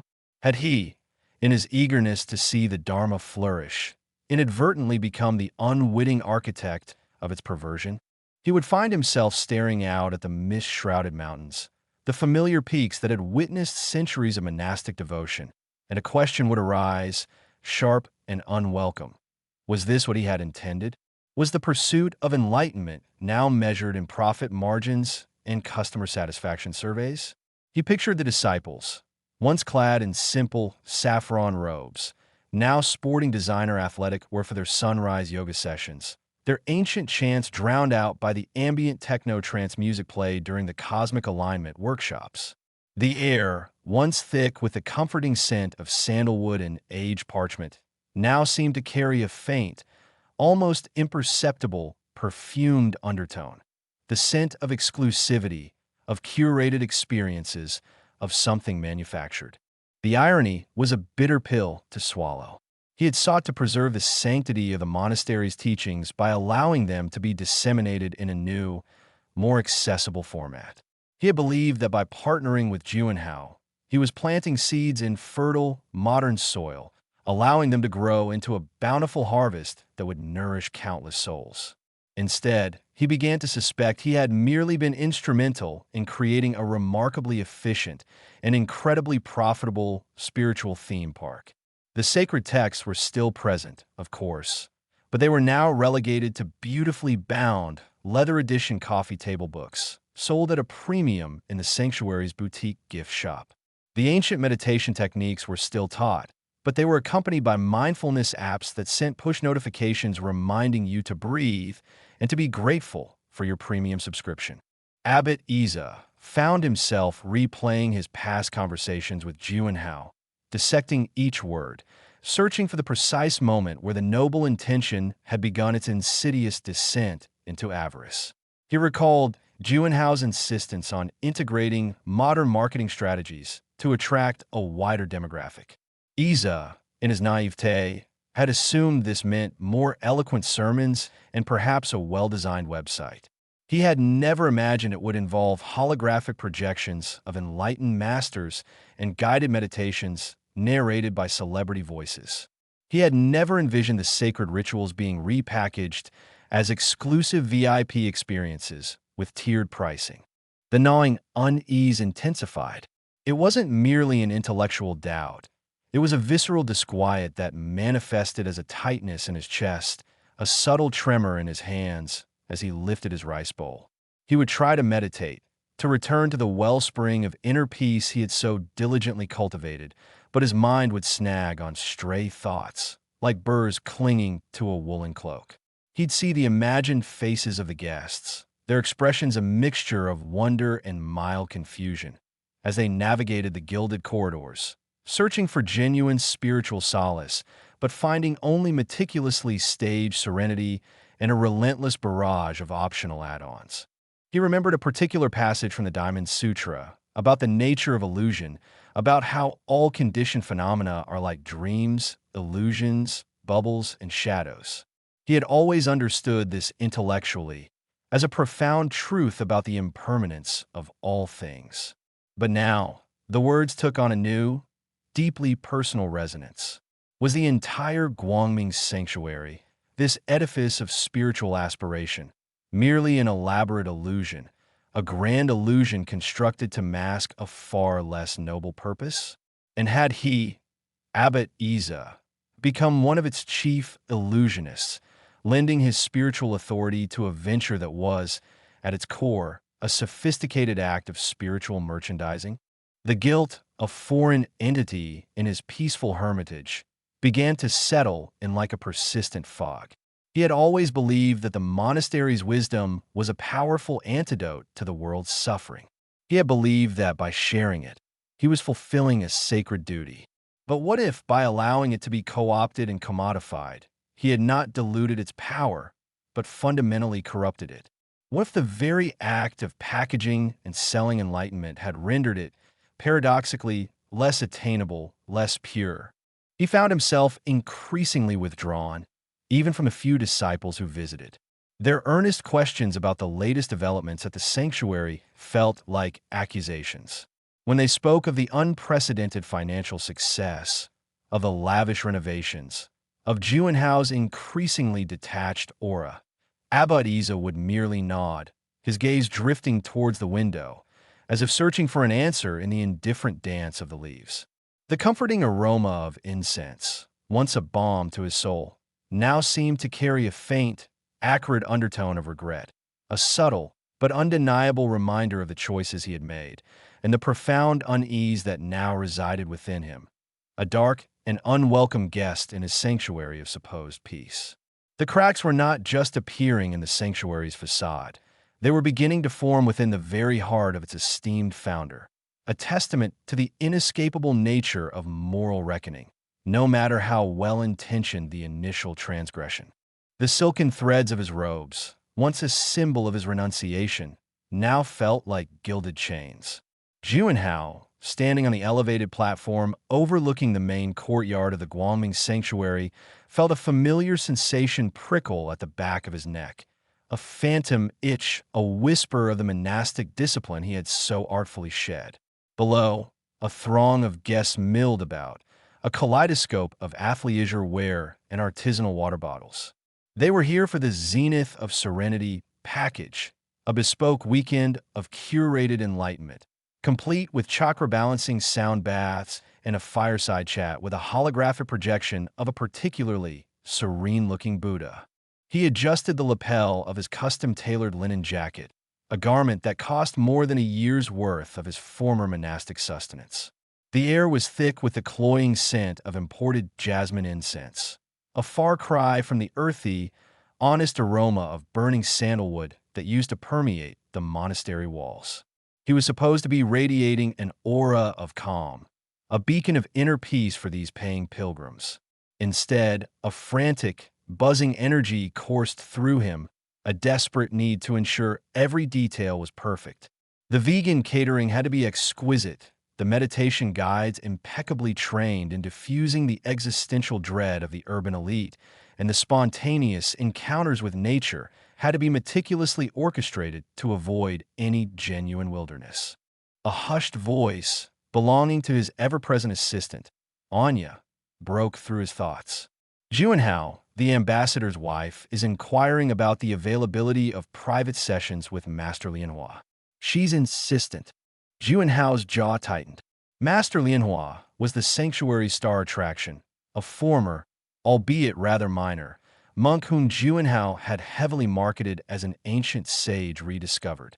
The reality was that Lianhua spent most of his days in a state of quiet, somewhat bewildered retirement, occasionally roused to smile serenely for a fee. "Tell her," Juanhao began, then hesitated. Insistence from the ambassador's wife was not something to be lightly dismissed. "Tell her we can arrange a private audience, but it will be subject to Master Lianhua's spiritual readiness. And of course, there will be a supplementary contribution to the sanctuary's ongoing philanthropic endeavors." He hated the way the words felt, the calculated hollowness behind them. He watched Anya scurry off, her professional smile firmly in place, a mirror of the facade he himself had to maintain. It was a constant juggling act, a high-wire performance where a single misstep could send the whole precarious edifice crashing down. He was no longer the young monk who found solace in the repetition of sutras, nor was he the privileged heir who was meant to inherit his family's business empire. He was something entirely new, something forged in the crucible of ambition and consumer desire, a spiritual impresario. Later that evening, ensconced in his personal villa, a sprawling, minimalist masterpiece that overlooked a meticulously manicured Zen garden, Juanhao found himself staring into the depths of a crystal-clear goblet filled with an impossibly rare vintage of vegan wine. The wine itself was an indulgence, a liquid testament to his success, but tonight it offered little solace. He was supposed to be celebrating. The latest financial report was staggering. The sanctuary was not just profitable, it was a financial juggernaut, eclipsing even his father's wildest projections for his manufacturing empire. Yet, a strange melancholy had settled over him, a persistent hum of dissatisfaction. He found himself replaying a memory, vivid and unwelcome. It was of a simple afternoon years ago, back when he was still a novice monk. He had been tending to the monastery's small vegetable garden, his hands dirty with the rich earth, the sun warm on his back. He remembered the quiet contentment that had permeated him then, a profound sense of purpose derived from the simple act of nurturing life. There had been no pressure, no expectation, no elaborate performance. Just the soil, the sun, and the silent promise of growth. Now his hands were always clean, manicured to perfection, rarely touching anything that wasn't a touchscreen or a silk document. His gardens were immaculately designed landscapes, beautiful but sterile, lacking the wild, untamed life force that had once drawn him in. He traced the rim of his goblet. Was this what he had wanted? This opulent emptiness? He remembered a brief, almost imperceptible moment during the morning's Inner Radiance workshop. A young woman, no older than himself, had been crying softly during a guided meditation. Not tears of release or spiritual breakthrough, but tears of quiet desperation. Her question, when she'd finally voiced it, had been heartbreakingly simple. I don't feel happy, even with all this. What am I doing wrong?" Juanhao had, of course, deployed his practiced response, a comforting platitude about the journey being individual, about embracing the process.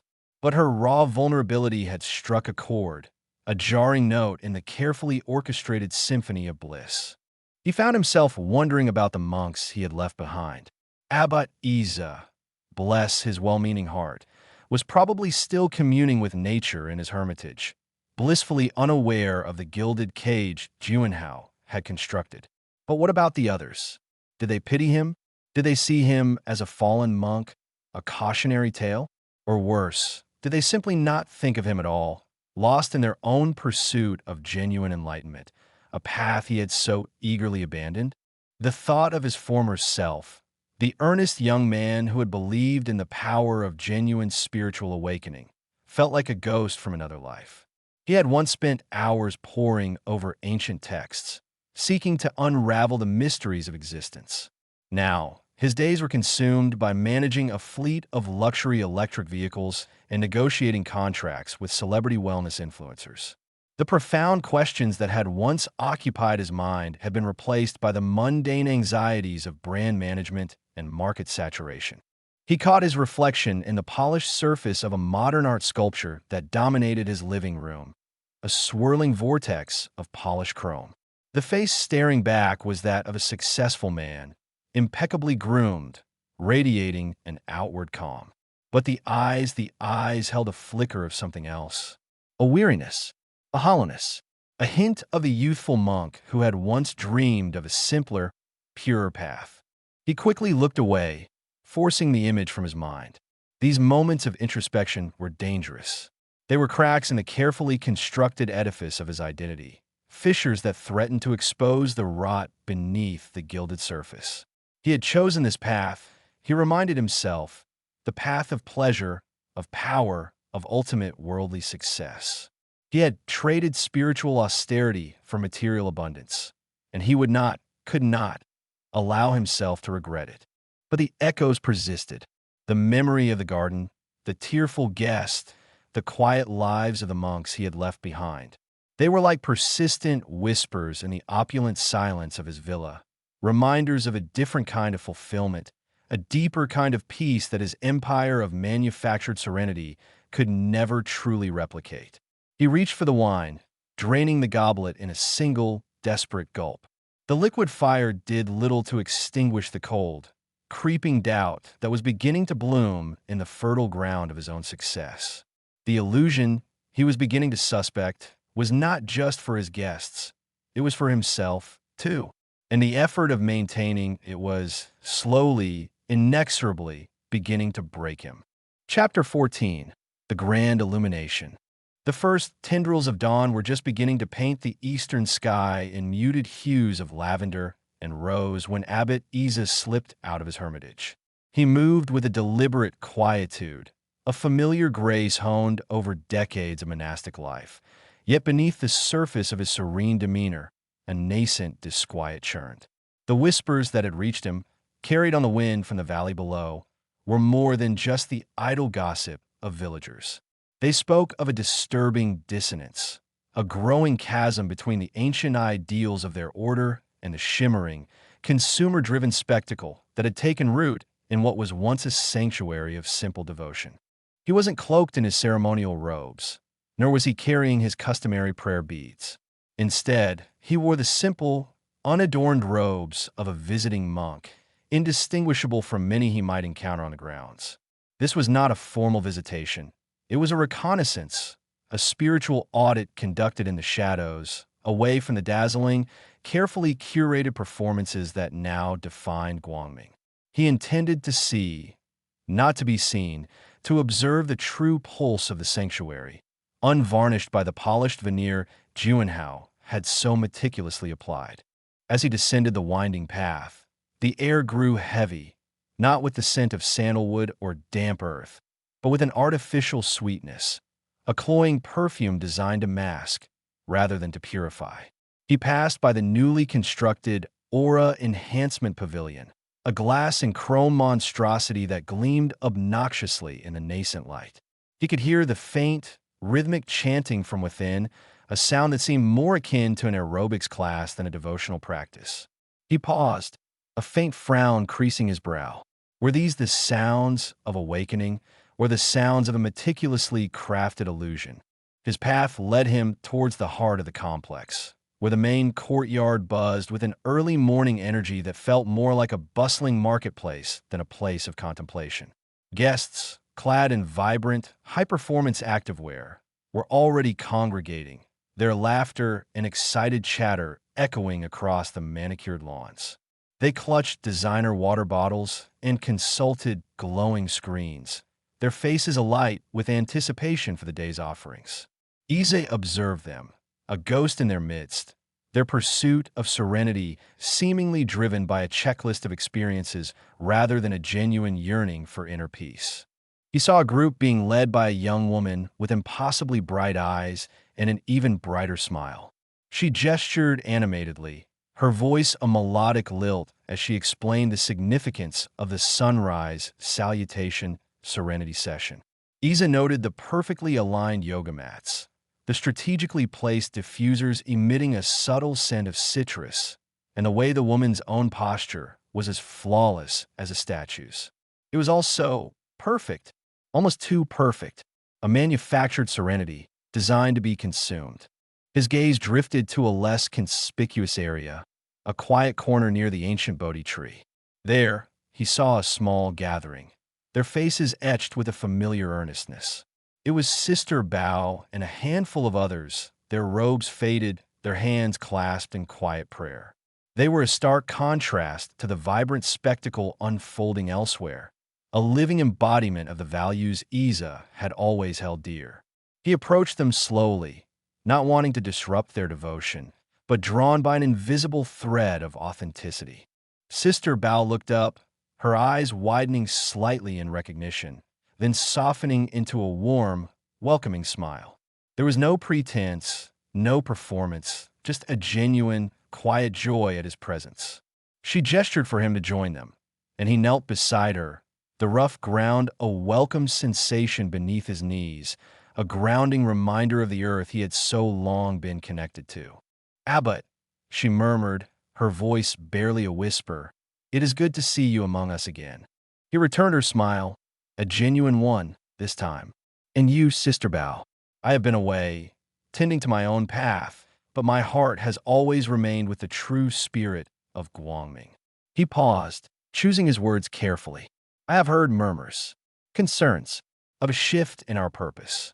Sister Bao's gaze flickered towards the distant courtyard, where the sounds of cheerful instruction and the clinking of ice in glasses could be faintly heard. "The world has come to us, Abbot," she said softly, "and in its coming it has brought many things.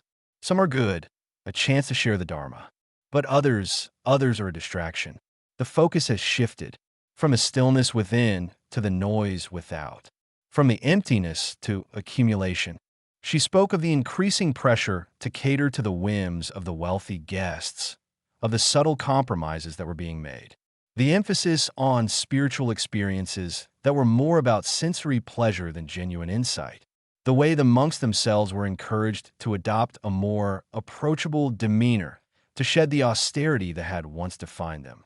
She didn't speak with bitterness, but with a profound sadness, a quiet grief for the erosion of something sacred. "They seek enlightenment," she continued, her voice tinged with a gentle irony, "but they seek it as one might seek a new perfume or a fashionable garment. They desire the feeling of enlightenment, the outward signs, without the arduous journey. And we have become the purveyors of this feeling." Isa listened intently, the whispers he had dismissed as mere grumbling now coalescing into a disturbing narrative. He saw it then, with a clarity that chilled him to the bone. The meticulously designed workshops, the bespoke spiritual retreats, the carefully curated interactions, they were not meant to guide people towards truth, but to create an experience of truth, an experience that could be packaged, marketed, and sold. He spent the next few days moving through the sanctuary like a phantom. He observed the Mindful Munchies Organic Cafe, where smoothie bowls were priced like precious jewels and patrons debated the nuances of adaptogenic mushrooms with the fervor of theologians. He watched the Inner Harmony Spa, where treatments promised to realign chakras with the help of expensive essential oils and the soothing murmur of therapists trained to dispense platitudes. He even discreetly observed one of Juanhao's guided meditations, a session filled with pre-recorded affirmations, calming ambient music, and the omnipresent aroma of expensive diffusers. The participants, though outwardly serene, seemed to be clinging to the experience, their faces betraying a desperate hope for a relief that the mere act of breathing deeply couldn't provide. He sought out Brother Jian, a monk known for his quiet diligence in the monastery's archives.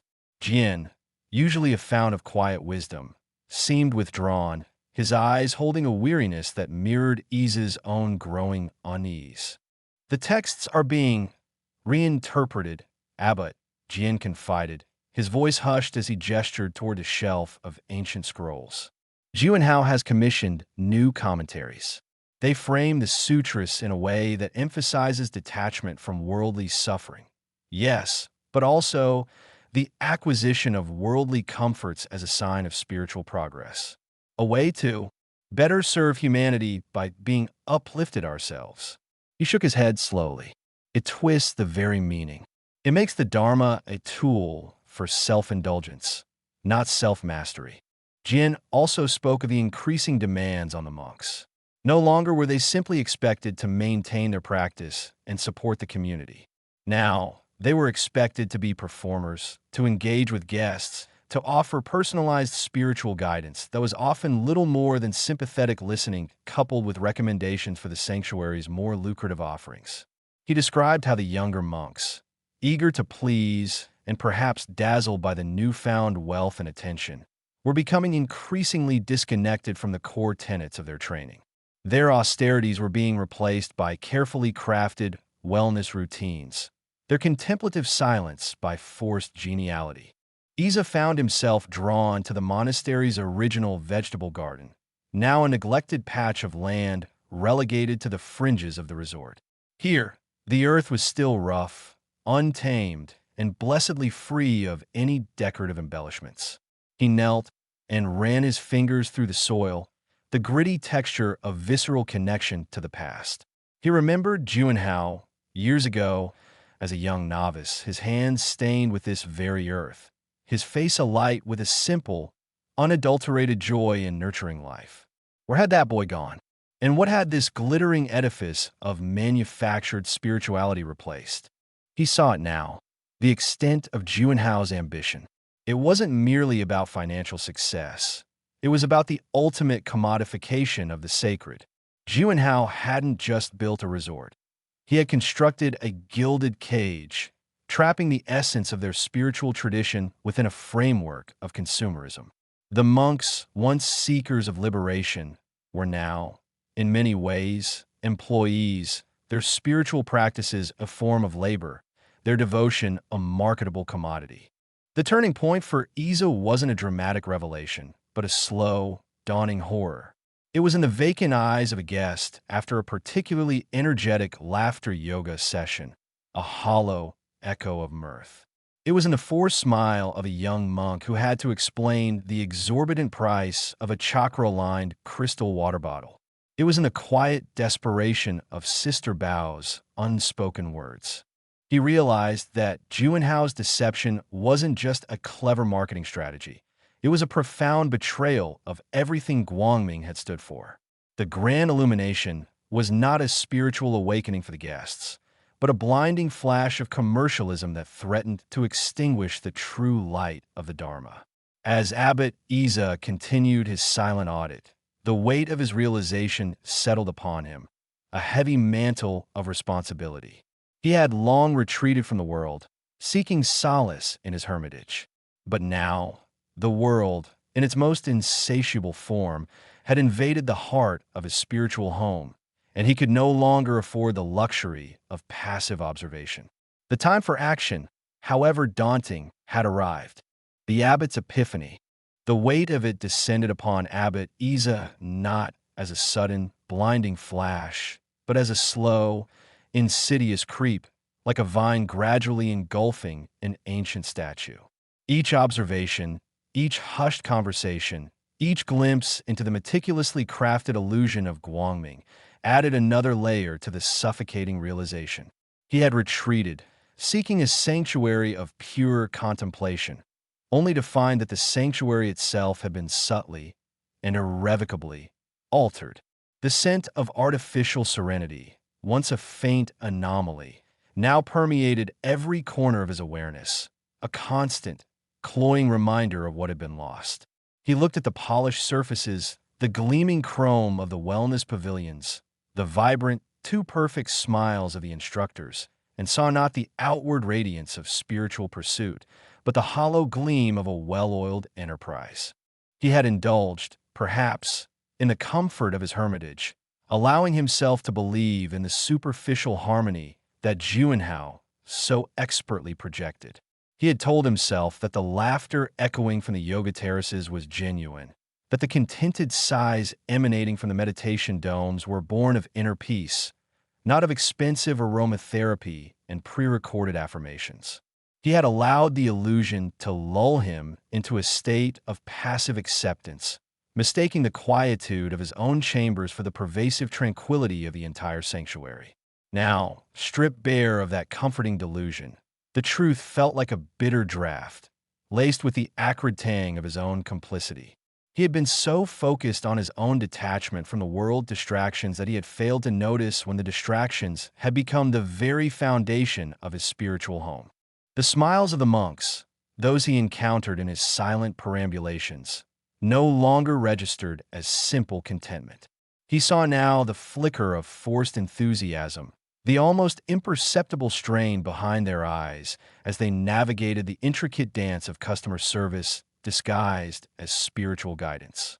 He had observed a young monk, no older than 17, patiently explaining the purported benefits of a bioharmonic resonance water bottle to a skeptical, yet eager, patron.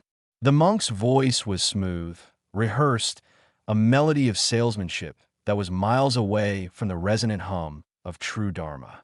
Isa saw not a beacon of spiritual purity, but a young man being molded into a brand ambassador, his nascent faith reshaped by the demands of the marketplace.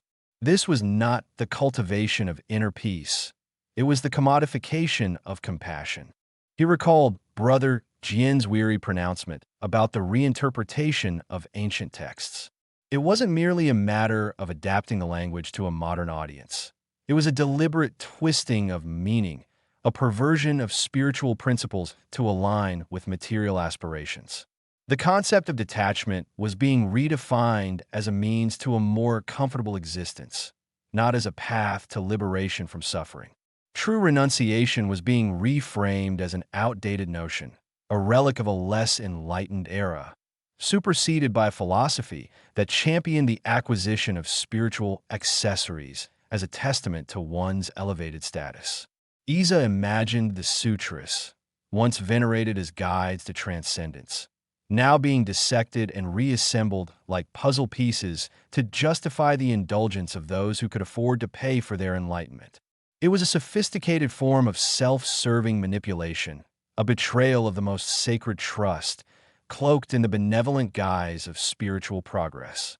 His own comfort, his retreat into the quietude of his hermitage, now felt profoundly tainted. The peace he had sought, the solitude he had cherished, was now overshadowed by the knowledge of the widespread deception that funded and maintained it. The gentle rustle of the leaves outside his window, once a soothing balm, now sounded like the whisper of compromised ideals.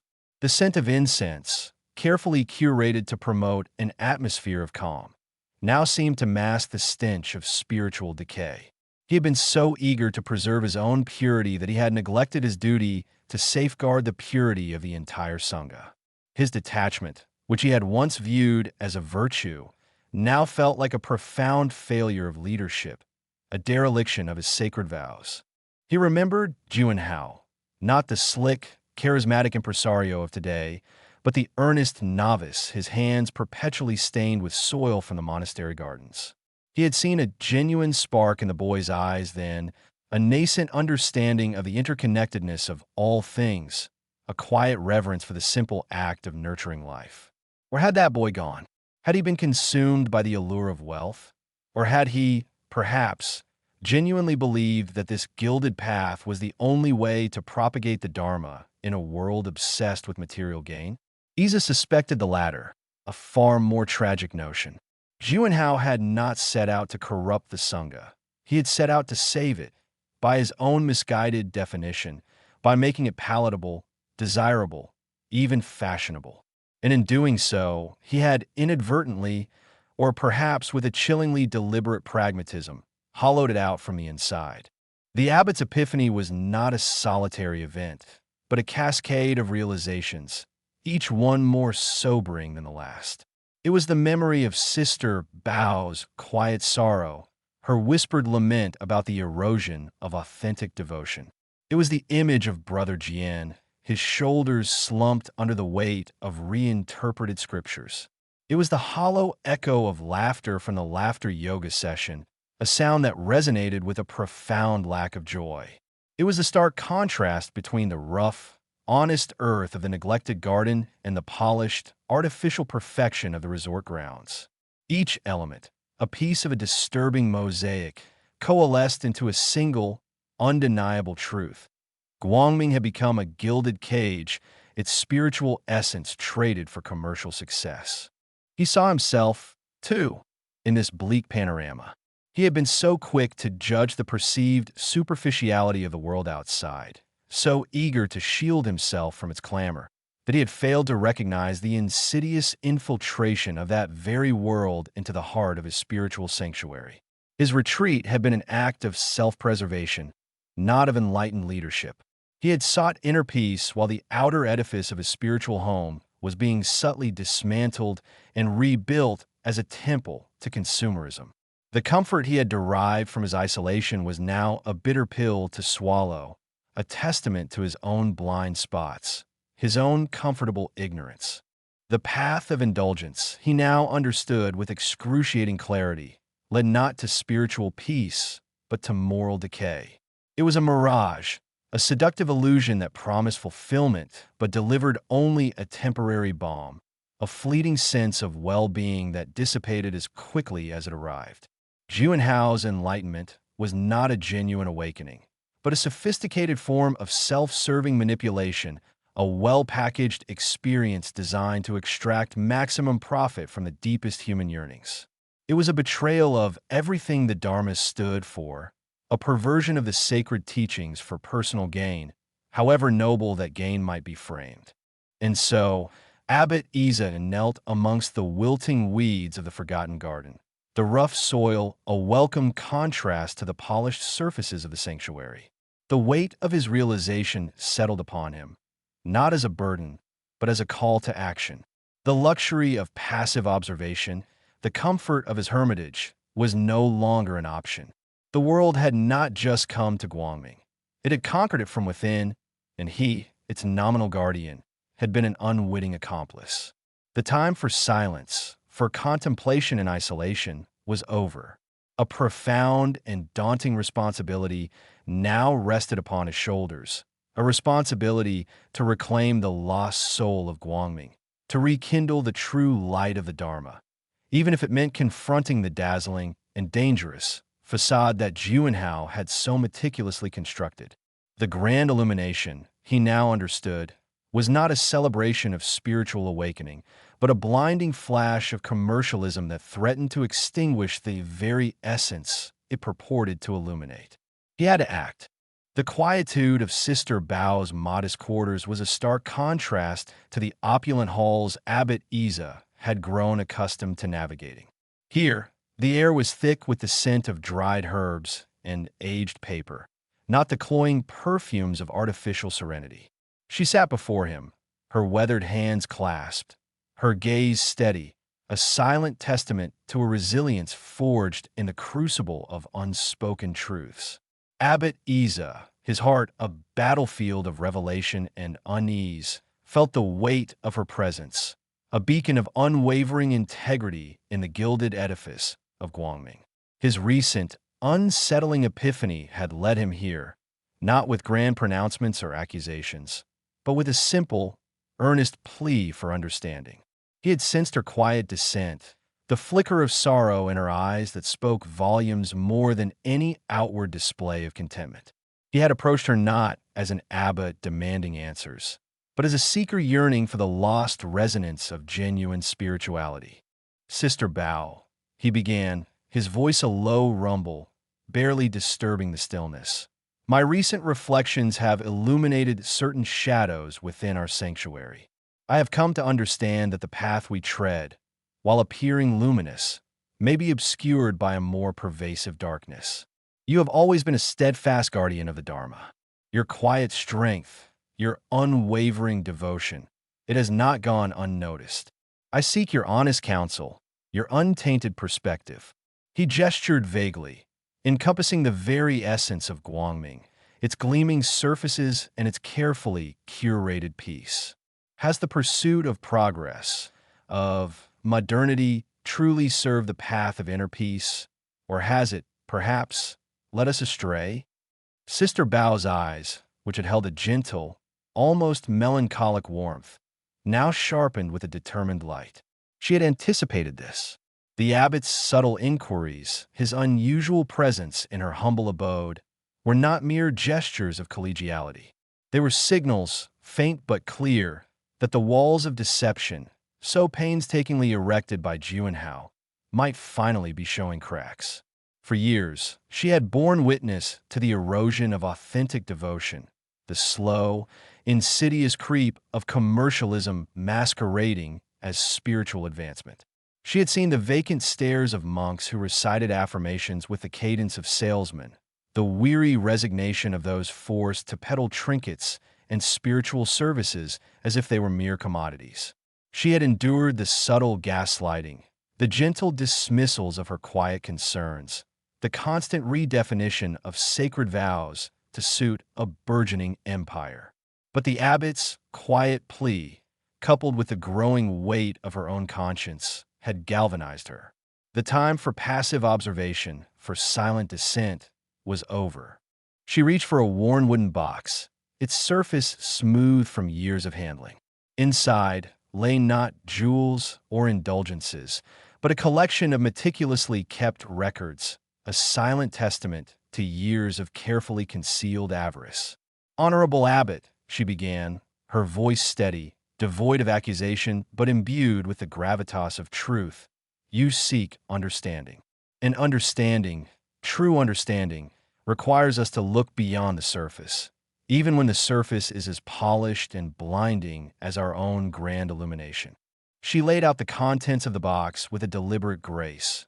Dog-eared ledgers, their pages filled with spidery script detailing transactions that had nothing to do with spiritual offerings.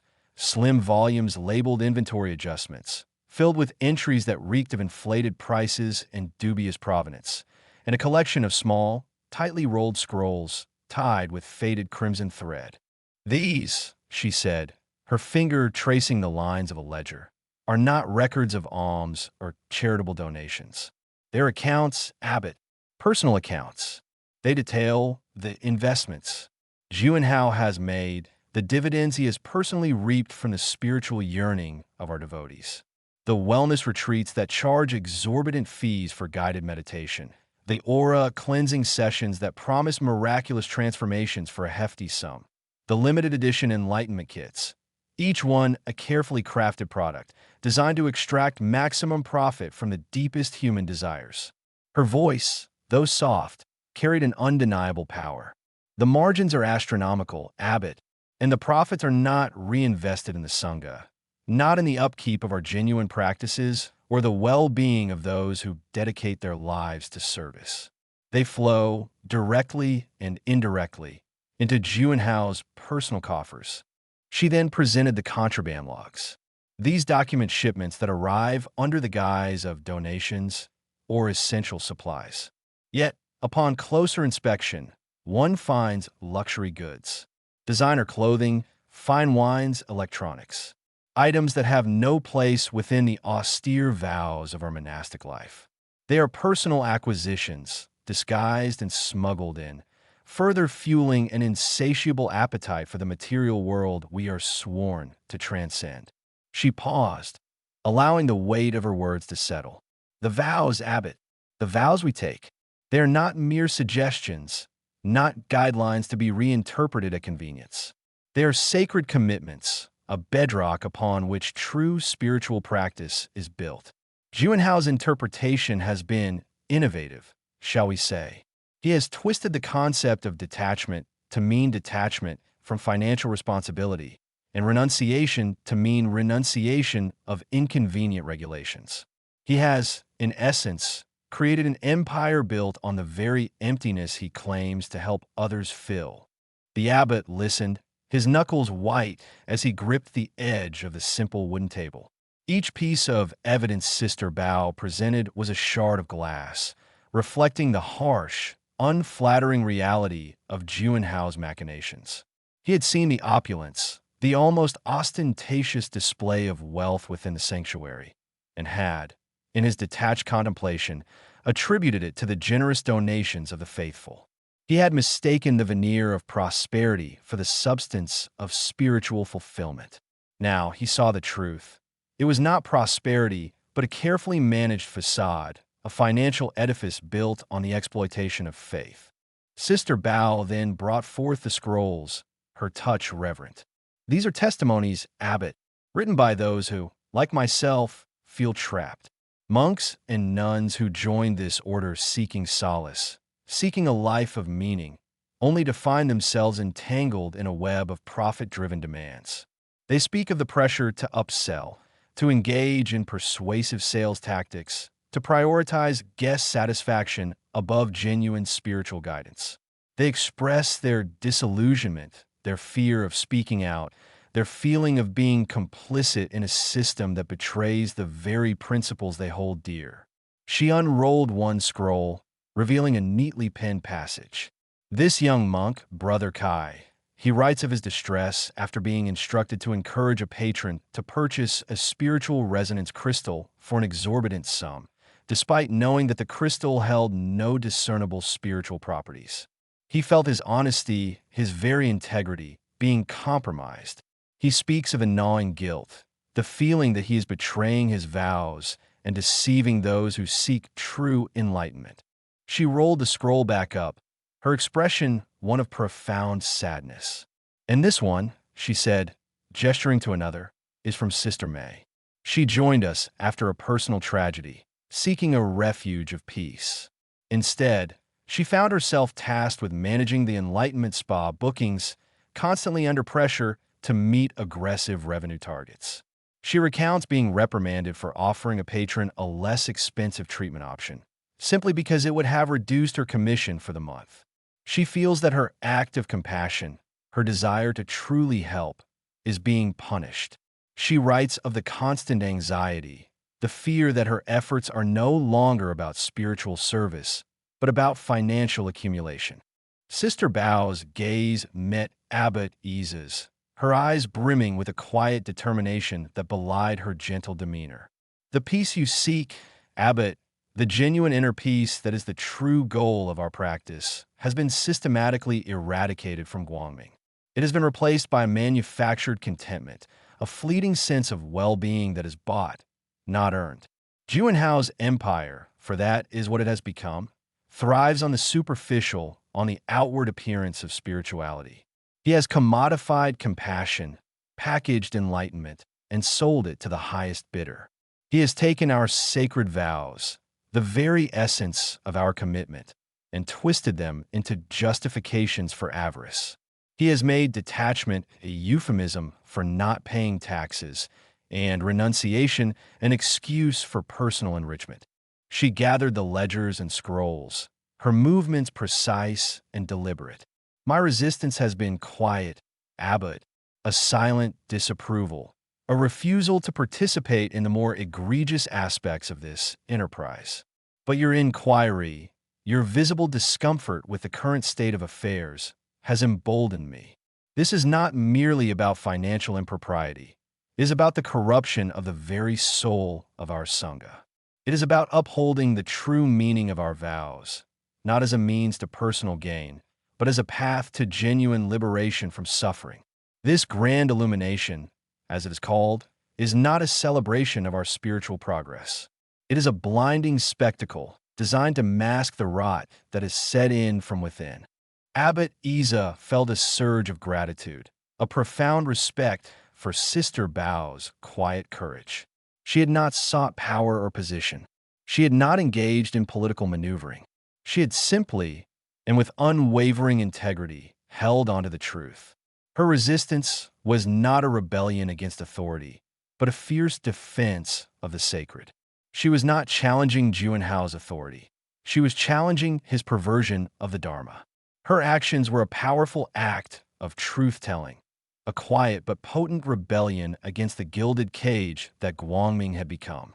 "Sister Bao," Abbot Isa said, his voice thick with emotion, "you have shown me what I was too blind to see, too comfortable to acknowledge. You have provided not just evidence, but a stark reminder of what we have lost and what we must reclaim. Your faith has not wavered, even when surrounded by what seems like insurmountable corruption.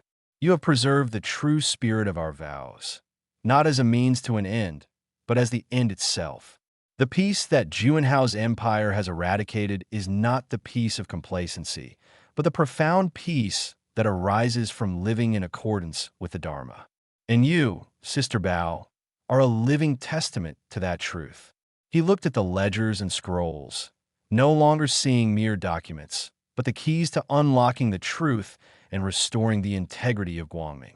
The grand illumination was indeed dazzling, but its brilliance was that of a manufactured facade, and beneath it lay the genuine, enduring light of true spiritual practice, a light that Sister Bao had so faithfully guarded. Her revelation was not just an unveiling of corruption. It was a beacon, guiding him back to the true path. The air in the rooftop cocktail bar of the Guangming Resort was a carefully orchestrated symphony of artificial effervescence. Below, the Shanghai skyline glittered with a ferocity that rivaled the carefully curated luminescence of the grand illumination itself. 1,000 points of light aspiring to mimic the spiritual radiance that Abbot Isa knew, deep in his bones, was largely absent within the sanctuary's gleaming walls. The clinking of ice in crystal glasses, the murmur of hushed conversations, the subtle hum of an expensive sound system playing unobtrusive, yet undeniably sophisticated, jazz, all conspired to create an atmosphere of sophisticated leisure, a far cry from the hushed sanctity of Sister Bao's humble quarters. It was here, amidst this opulent artifice, that the reckoning was to take place. Abbot Isa, clad in his customary saffron robes, a single thread of defiance against the silk and sparkle that saturated the room, stood a stark silhouette against the panoramic vista. His presence, devoid of any ostentatious embellishment, was a silent, potent statement in itself. It was the stillness of a mountain amidst a flurry of butterflies. He had arrived not with an entourage, nor with pronouncements of divine judgment, but with a quiet, unwavering resolve, a palpable gravity that seemed to absorb the ambient gaiety and tint it with an unspoken seriousness. His gaze, though calm, held the intensity of a sculptor who had finally found the unyielding marble he needed to carve away the falsehoods. Across from him, lounging with an almost predatory grace on a plush velvet sofa, was Juanhao. The man was a walking, breathing testament to his own brand of enlightenment. His silk robes, a deep emerald that seemed to absorb and then re-emit the ambient light, were embroidered with intricate gold thread depicting swirling lotuses and auspicious clouds. A heavy gold chain, thick enough to moor a small boat, peeked from the neckline, and rings adorned almost every finger, each one a glinting testament to the spiritual capital he had so expertly accrued. He nursed a glass of what was undoubtedly the finest amber liquid, his smile a practiced, easy curve that rarely reached his calculating eyes. This was his domain, his carefully constructed paradise, and he radiated an almost tangible aura of unassailable confidence. Abbot Isa, Juanhao purred, his voice as smooth as the whiskey he swirled, a low, resonant hum that seemed to float above the background din. He gestured with a jeweled hand, a casual invitation to a non-existent seat. To what do we owe this unexpected visit?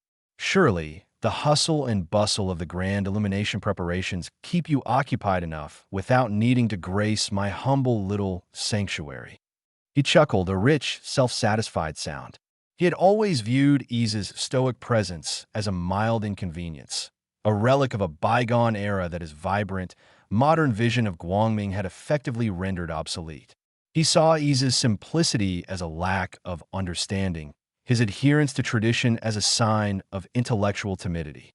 Abbot Isa did not move to sit. He stood, his hands clasped loosely before him, a posture of respect that somehow conveyed an unyielding firmness. The faint scent of incense that clung to his robes seemed to cut through the cloying sweetness of the cocktails and expensive perfumes. Juanhao, he replied, his voice steady, carrying a quiet resonance that commanded attention without needing to be amplified. My visit is not unannounced in spirit. For years, the whispers of your enterprise have reached my ears, but I chose, perhaps foolishly, to believe that the gilded facade was merely a testament to your success in attracting the faithful. But faith, Juanhao, is not a currency to be traded. Juanhao's smile faltered a minute crack in the polished veneer. He took a slow sip of his drink, his eyes narrowing slightly. Abbot, I fail to see the relevance of your words. My success is a blessing. The donations from our devoted followers allow us to expand our reach, to offer more services, to illuminate more lives. Are you suggesting that prosperity is a sin? He leaned forward, his tone shifting from geniality to a subtle challenge. Perhaps, Abbot, you find your own modest endeavors lacking. Perhaps you begrudge the material comforts that allow others to truly embrace the spiritual journey with a clear mind, free from the distractions of mundane concerns. On the contrary, Isa said, his gaze unwavering, locking onto Juanhao's. My concerns are precisely with those mundane concerns that you have so artfully woven into the fabric of our sacred vows.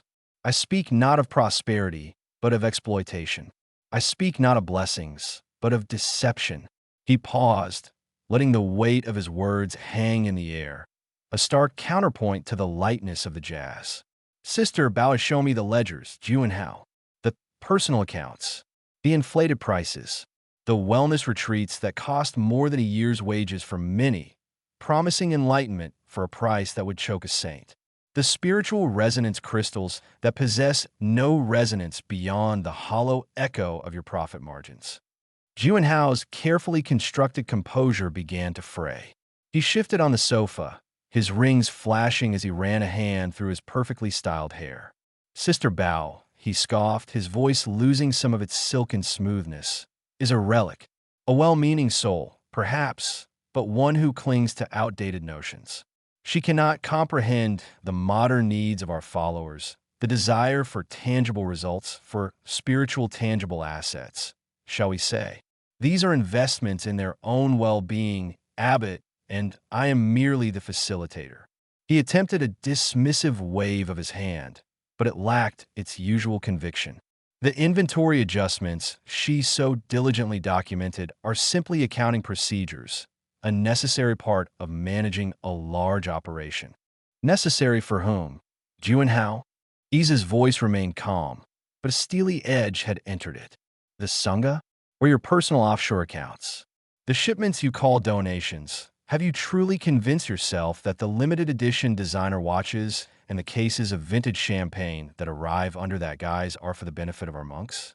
Have you truly conflated detachment with tax evasion and renunciation with the acquisition of a private jet?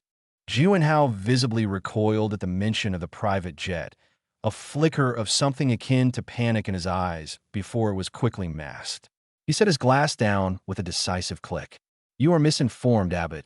These are personal gifts to maintain my visibility. It is important for the image of Guangming that its spiritual leader appears prosperous. It lends credence to our teachings.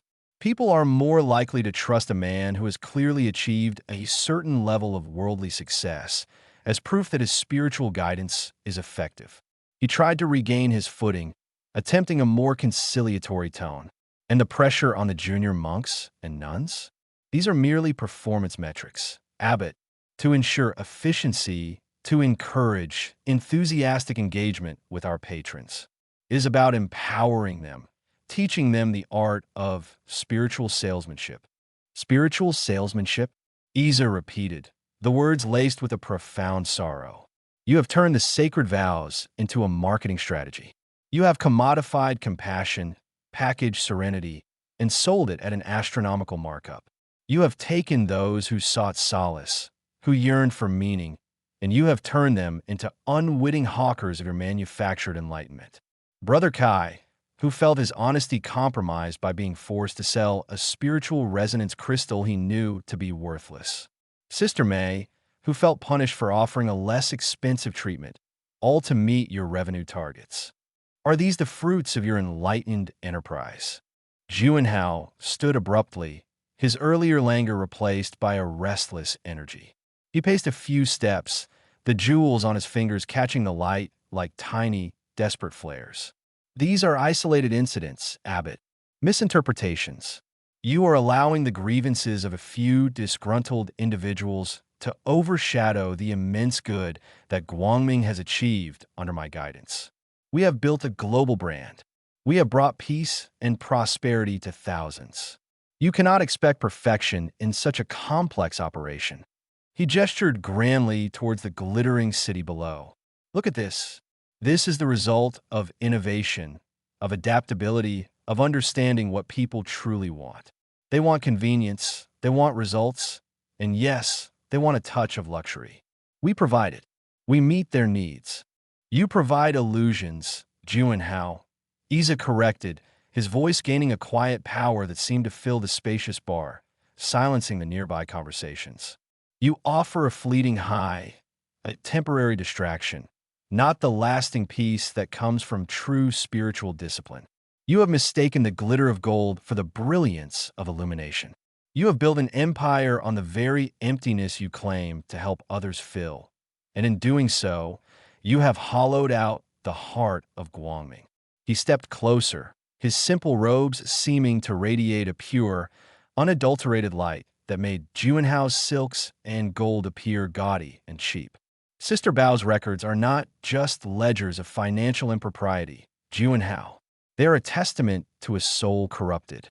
They are the proof of your betrayal of every vow you ever took. Juanhao's face, usually so adept at assuming an expression of serene benevolence, contorted into something ugly. The practiced smile was gone, replaced by a grimace of pure, unadulterated rage. "Betrayal? You speak of betrayal? I have built this place, abbot. I have taken a dusty old monastery and turned it into a global phenomenon. I have created jobs, generated revenue, and brought spiritual solace to millions. And for that, I am to be chastised by a man who wears rags and subsists on rice. You are a fool, abbot, a naive, out-of-touch fool who understands nothing of the modern world. I understand the difference between true enlightenment and gilded deception," Iza said, his voice unwavering. "I understand the sacredness of the vows you have so callously profited from. And I understand that this spectacle, this grand illumination, is not a celebration of spiritual achievement, but a blinding smokescreen designed to hide your avarice." He reached into his robes, not to draw a weapon, but to produce a single rolled scroll. It was one of the testimonies from Sister Bao. "This is the voice of Brother Kai. It speaks of guilt, of compromised integrity, of a spirit that is being crushed under the weight of your ambition. And it is the voice of many others, Juanhao. Voices you've tried to silence with lavish gifts and veiled threats." Juanhao snatched the scroll, his hands trembling. He unrolled it with a furious rip, his eyes scanning the script. As he read, the color drained from his face. The bravado, the swagger, the arrogant confidence, it all seemed to evaporate, leaving behind a man exposed and cornered. He looked up at Iza, and for the first time, Abbot Iza saw a flicker of genuine fear in those calculating eyes. The spiritual authority that Iza embodied, the unassailable integrity that had always been a quiet force, was proving to be a far more potent weapon than any of Juanhao's manufactured spiritual artifacts or gilded promises. The glittering city below suddenly seemed to mock him, its vastness a reminder of a world far beyond his control, a world where true spiritual reckoning, not just financial audits, could indeed occur. The confrontation, born from the quiet integrity of a single nun, had finally reached its opulent, neon-lit apex. Juanhao's initial bluster had begun to falter, his practiced smirk replaced by a tight-lipped defensiveness. He paced the opulent bar, the expensive fabric of his robes rustling like dry leaves in a storm. The glittering cityscape, once a symbol of his dominion, now seemed to loom over him, a silent, indifferent witness. "Outdated dogma," he scoffed, the words laced with a new, desperate edge. "You cling to archaic notions, abbot. You mistake tradition for truth and simplicity for purity. You see my methods as corruption, but I see them as evolution. This isn't about lining my pockets. It's about providing a tangible path to happiness in a world that desperately craves it. What good is a spiritual teaching if it doesn't offer people something they can feel, something they can own?" He gestured expansively, encompassing the expensive furniture, The artfully arranged floral displays, the hushed hum of privileged conversation that had momentarily ceased as a few patrons subtly strained to overhear. Look around you, abbot. This is what people desire. They want to feel important. They want to feel rewarded. They want to see their spiritual journey reflected in their material success. My enlightenment isn't about asceticism and empty bowls. It's about empowerment. It's about teaching people that their spiritual well-being is directly linked to their worldly prosperity. When they invest in Guangming, they are investing in themselves. They're buying not just a crystal, but confidence. Not just a retreat, but rejuvenation. These are not deceptions. They are facilitated miracles. Isa remained unmoved, his gaze a steady anchor in the swirling tempest of Juanhao's desperation. He had seen this before, the desperate scrabbling of a man caught in his own web of deceit, the frantic attempts to reframe the narrative. Facilitated miracles, Isa repeated, the words imbued with a profound sadness. You speak of empowerment, Juanhao, but you have enslaved them. You have convinced them that their worth is measured by the digits in their accounts, that their spiritual progress is a commodity to be bought and sold. You have taken the ancient wisdom of detachment and twisted it into a justification for avarice. You have promised liberation, but delivered a gilded cage. The scroll in Isa's hand, still clutched with a quiet resolve, felt heavier than any jewel Juanhao wore. Sister Bao's ledgers, Isa continued, his voice resonating with an unyielding truth, are not mere accounting records. They are a testament to the systematic erosion of faith. They are the whispers of countless individuals who have been led to believe that their spiritual salvation is contingent upon their financial contributions to your personal empire. The premium ascension packages, the divine intervention subscriptions, the aura purification services priced at a king's ransom. These are not offerings, Juanhao. They are extortion dressed in saffron and incense. Juanhao threw his head back, a hollow laugh escaping his lips. It was a sound devoid of humor, a desperate attempt to reclaim authority. You don't understand the market, abbot. You live in a monastery, counting prayer beads. I live in the real world. People are happier when they have nice things. They feel good when they are part of something successful, something that looks successful. Guangming is a brand, a beacon of modern spirituality. And I, abbot, am the architect of that beacon. These excessive prices you decry, they are necessary to maintain the illusion of grandeur, the very illusion that draws people in. If we looked like everyone else, we would be nothing. We need to be aspirational, not just spiritual. Aspirational. Isa mused, the word tasting like ash on his tongue. You have mistaken aspiration for avarice. You have convinced yourself that the desire for spiritual fulfillment can be sated by the acquisition of material possessions. But true enlightenment, Juanhao, is not found in a designer watch or a private jet. It is found in the quiet contemplation of the self, in the practice of compassion, in the shedding of ego, not the amplification of it. He held up the scroll. This is the voice of Brother Kai. He writes of a shame he feels when forced to upsell blessing charms that he knows are mass-produced trinkets, imbued with no power beyond the placebo effect. He speaks of the despair he witnesses in junior monks and nuns who are pressured to meet impossible sales targets, their spiritual fatigue disguised as zealous devotion. Is this your modern interpretation of the Dharma? Juanhao. Juanhao's jaw tightened. He snatched the scroll from Isa's hand, his fingers fumbling with the parchment. He scanned the familiar, neat script, his face contorting with a mixture of disbelief and simmering fury. Brother Kai is a weakling, he spat, his voice rising. He lacks the resilience, the adaptability to thrive in a competitive spiritual landscape. He sees obstacles. I see opportunities. He complains about selling charms. I see him providing comfort and a sense of security to those who need it. These are not lies, abbot. They are perceived truths tailored to individual needs. We offer hope, and if that hope comes with a price tag, then so be it. The world doesn't run on good intentions alone, abbot. It runs on resources, and I am resourceful. He tossed the scroll back at Isa. a gesture of utter contempt. You speak of my empire being built on emptiness. I say I have filled a void. I have given people a sense of purpose, a sense of belonging, and yes, a sense of material well-being that they associate with spiritual prosperity. The grand illumination is not a moral reckoning, abbot. It is a celebration of abundance, of success, of the tangible proof that our path leads to happiness. You are blinded by your own austerity. You cannot comprehend the joy that comes from abundance, from having the means to indulge one's spiritual aspirations without sacrificing comfort. Iza's expression remained sorrowful, a deep well of disappointment.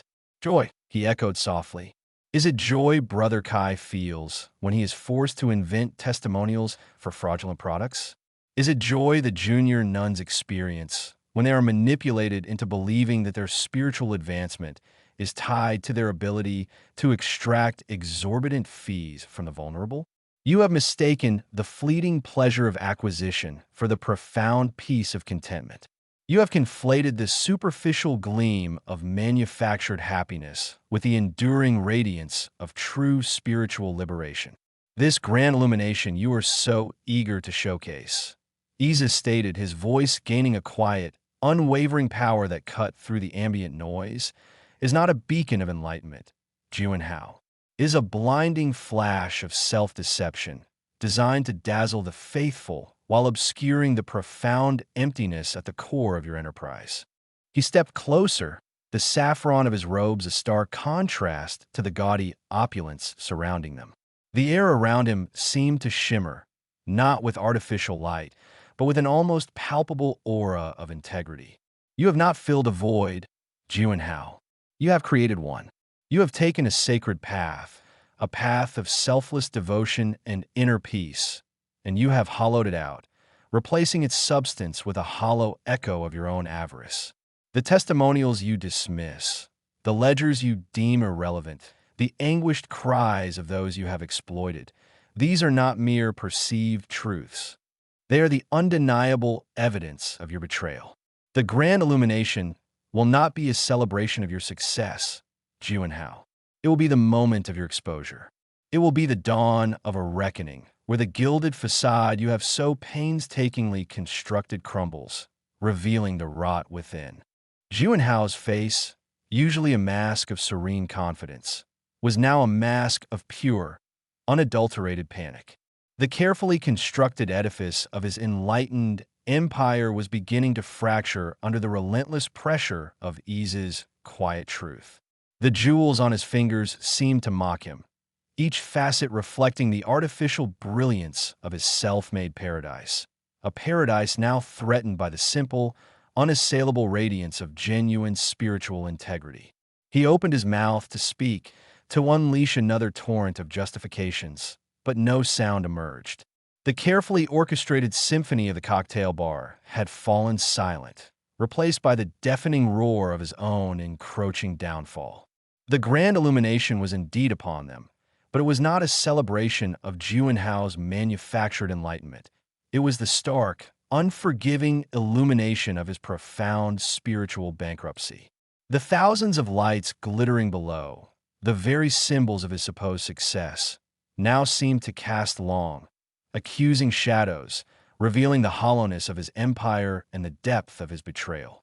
He had offered a grand illusion, a polished spectacle, but Iza, armed with nothing but truth and the unwavering conviction of a pure heart, was about to unveil the devastating reality. The spiritual fraud had reached its apex, and the reckoning was about to commence. Chapter 15. The Abbot's New Path.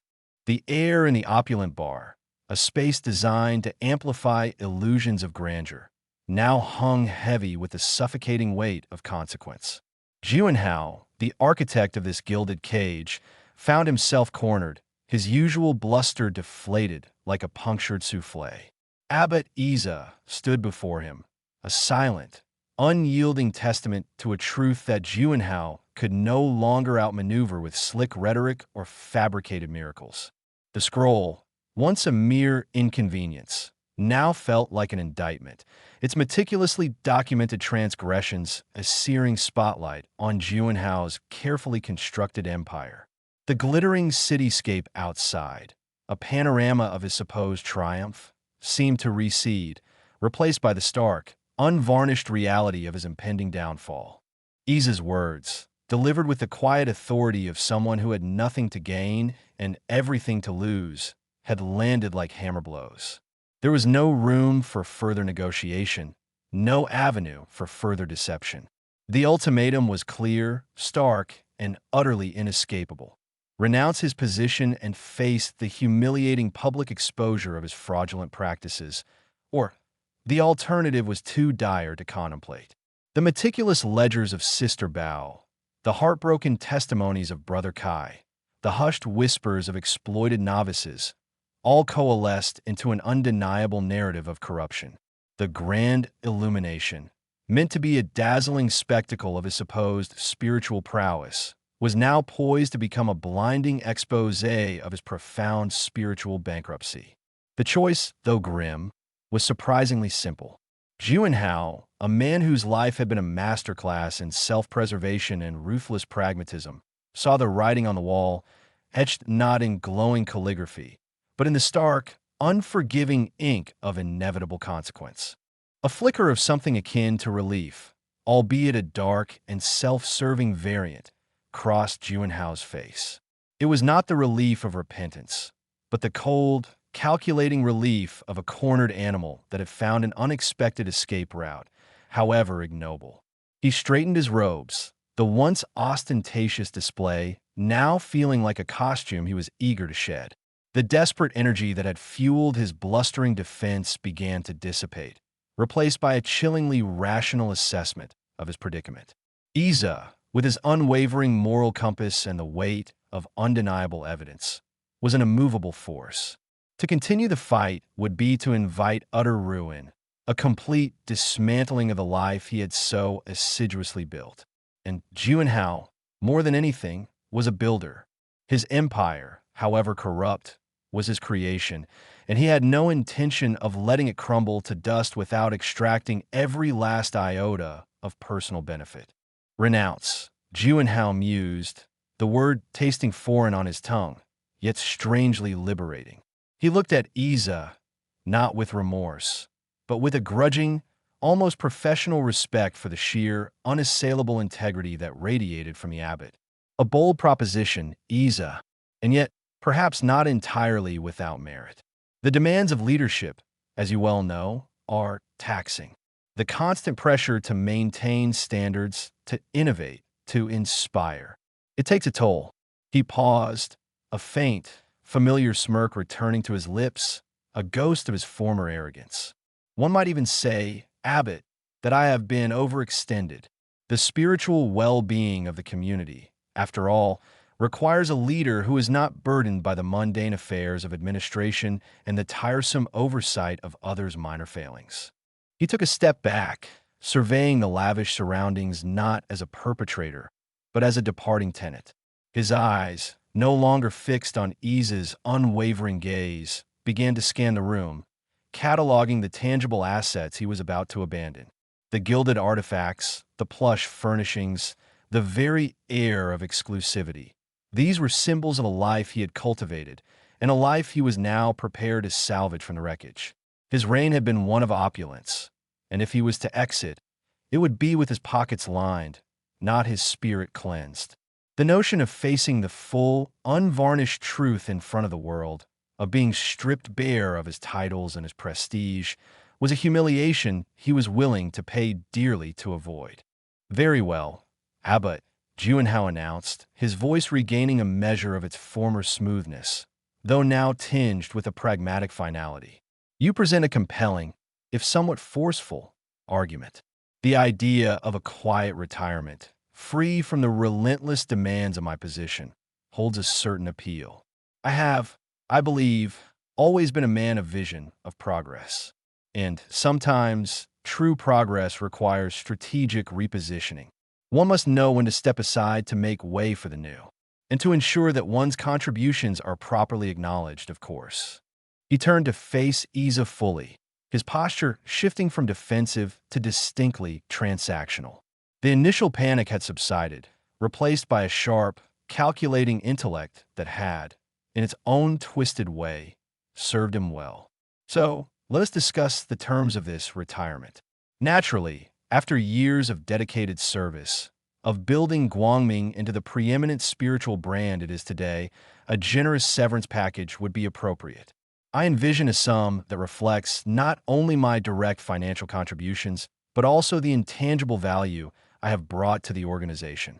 The grand illumination, for instance, though perhaps requiring reevaluation, was a concept that generated significant interest and, dare I say, revenue. Its success, while perhaps misunderstood by some, is undeniable. Juanhao began to pace again, not in frantic agitation, but with a deliberate, almost leisurely stride, as if he were surveying a chessboard, planning his final strategic moves. I would require certain assurances. The safe and unimpeded removal of my personal assets. These are, after all, the fruits of my labor, acquired through diligent effort and astute investment strategies. My private collection of rare orchids, for example, represents a considerable outlay, and my portfolio of alternative energy ventures, which I have been cultivating discreetly, requires my personal attention to ensure its continued growth and profitability. I expect no interference in these matters. He stopped, a glint in his eye that spoke of shrewd negotiation. Furthermore, I would require a formal statement from the council, acknowledging my resignation due to personal reasons and a desire to pursue independent spiritual exploration. No mention, of course, of any untoward activities. My reputation, you understand, is a valuable commodity. It is the foundation upon which I built this enterprise, and it is a foundation I intend to preserve, albeit in a different capacity. I am willing to vacate the premises swiftly and quietly to minimize any disruption. I am, in essence, offering you a clean slate, abbot, by removing myself from the equation. A rather elegant solution, wouldn't you agree? Isa listened, his face impassive, but his eyes holding a depth of understanding that belied Juanhao's attempt at self-serving spin. He understood Juanhao's pragmatism, his unwavering focus on self-preservation, and his ability to twist even the most damning circumstances into a narrative of his own making. But Isa also knew that Juanhao's game was up. The evidence was too overwhelming, the betrayal too profound. While he would not stoop to Juanhao's level of manipulation, he recognized the need for a swift and decisive resolution. The longer this festered, the more damage it could inflict. Your terms are audacious, Juanhao, Isa stated, his voice calm, measured, yet carrying the weight of his conviction. You speak of personal reasons and independent exploration when your actions have brought shame upon this sacred institution. You speak of your reputation as if it were a tangible asset, when it is, in truth, a tattered garment stained with avarice and deceit. He paused, allowing his words to sink in. However, Isa continued, his gaze unwavering. The path of exposure, while just, can be a long and arduous one, fraught with further pain for those who have already suffered. And the monastic order, while seeking truth, also seeks peace. Isa took a deep breath, the air filling his lungs with a strength born of his commitment. I will agree to your resignation, Juanhao, provided that your departure is swift and that you relinquish all claims to any and all assets belonging to Guangming, beyond what is demonstrably and legally yours as personal property. Your private collection of rare orchids and your alternative energy ventures will be subject to thorough and impartial investigation. Should they be found to have been funded, directly or indirectly, by the misappropriation of monastic funds, they will be seized and returned to their rightful owners, the followers you have so ruthlessly exploited. He stepped closer, his voice dropping to a low, resonant tone that commanded attention. You will agree to an absolute and public renunciation of your title and any affiliation with Guangming. Furthermore, you will sign a binding agreement, under penalty of severe legal repercussions, to refrain from any and all future activities that seek to exploit spiritual beliefs or manipulate individuals for financial gain. Your departure will be swift, your personal belongings carefully scrutinized, and the statement regarding your resignation will be nuanced. It will reflect the truth of your departure, without necessarily detailing the full extent of your transgressions, but it will not be a fabrication of your own making. Juanhao's face contorted for a moment. The prospect of his personal fortune being scrutinized clearly an unwelcome thought. He had grown accustomed to a world where his wealth was unquestioned, where his financial machinations were shrouded in an aura of success. But he also recognized the implacable nature of Iza's resolve. The abbot was not bluffing. He was willing to fight for what was right, even if it meant a messy public battle. And Juanhao, for all his cunning, preferred a clean exit, a discreet withdrawal that allowed him to retain a significant portion of his ill-gotten gains. Scrutiny, abbot? Juanhao scoffed, though the bravado lacked its usual conviction. A rather harsh term for merely accounting for one's personal endeavors. I assure you, my affairs are above reproach. My investments are sound, my acquisitions legitimate. This departure you speak of, it is not a capitulation, abbot. It is a strategic withdrawal, a regrouping. I intend to further my research into the philosophical underpinnings of spiritual economics on a global scale. A more untethered approach. He extended a hand, not for a handshake of reconciliation, but for a gesture of finality, a symbolic sealing of the deal. Very well, abbot. Your terms are acceptable. A swift departure, a discreet exit, and the preservation of my personal enterprises. I will sign your agreement. I will issue your statement, and I will disappear from your hallowed halls, leaving you to your austerity. But know this, abbot, you have made a powerful enemy, and the world of spiritual economics is a vast and ever-evolving landscape. My research will continue, and perhaps, one day, our paths will cross again under different circumstances. The agreement was drafted with remarkable speed, a testament to the urgency with which both parties wished to conclude this uncomfortable exchange. Juanhao, his usual flair for the dramatic conspicuously absent, signed the document with a flourish that was more perfunctory than genuine. He then proceeded to pack, with the almost surgical precision of a man who knew exactly what he wanted and how to acquire it.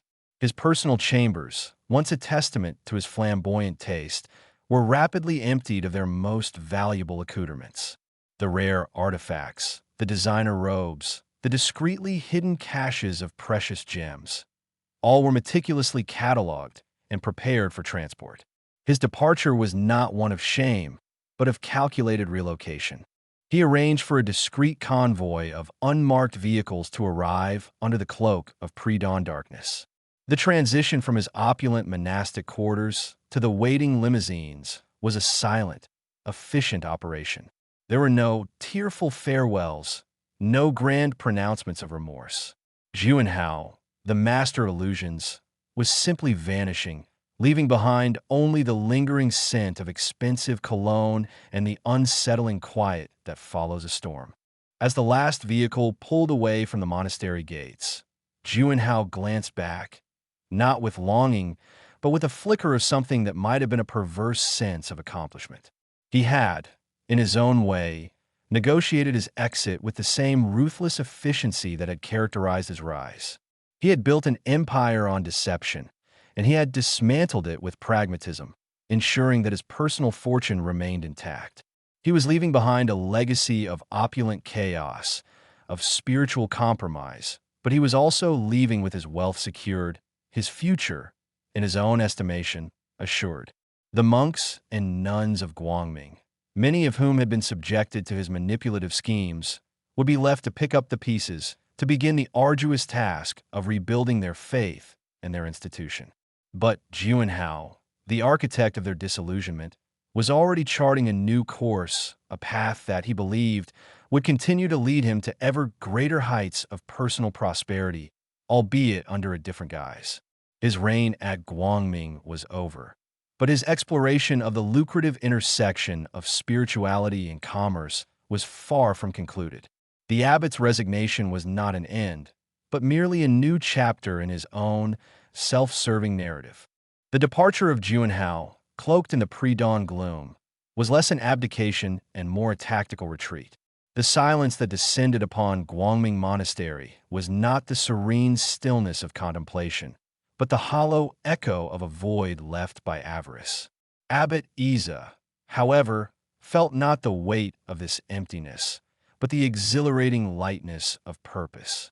The moral clarity that had illuminated his path through the labyrinth of Juanhao's deceit now burned with a fierce, unwavering intensity.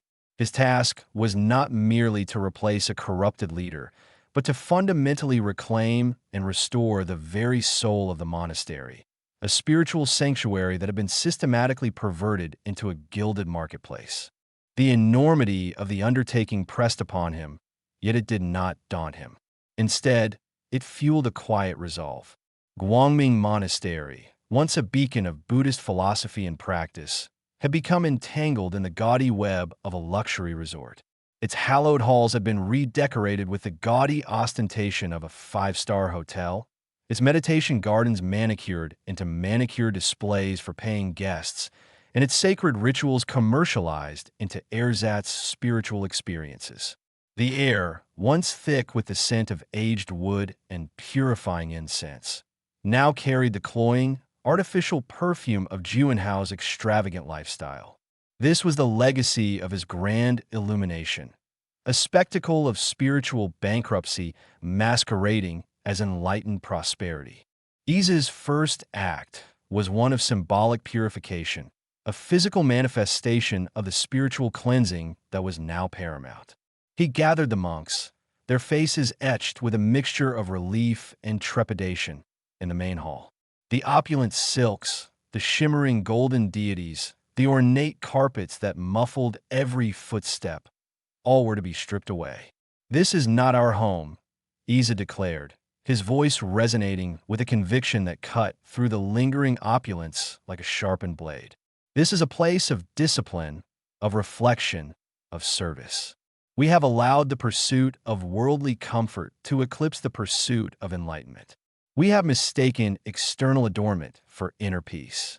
Today, we begin the process of shedding these illusions." The monks, under Isa's gentle but firm guidance, embarked on the arduous task of deconstruction.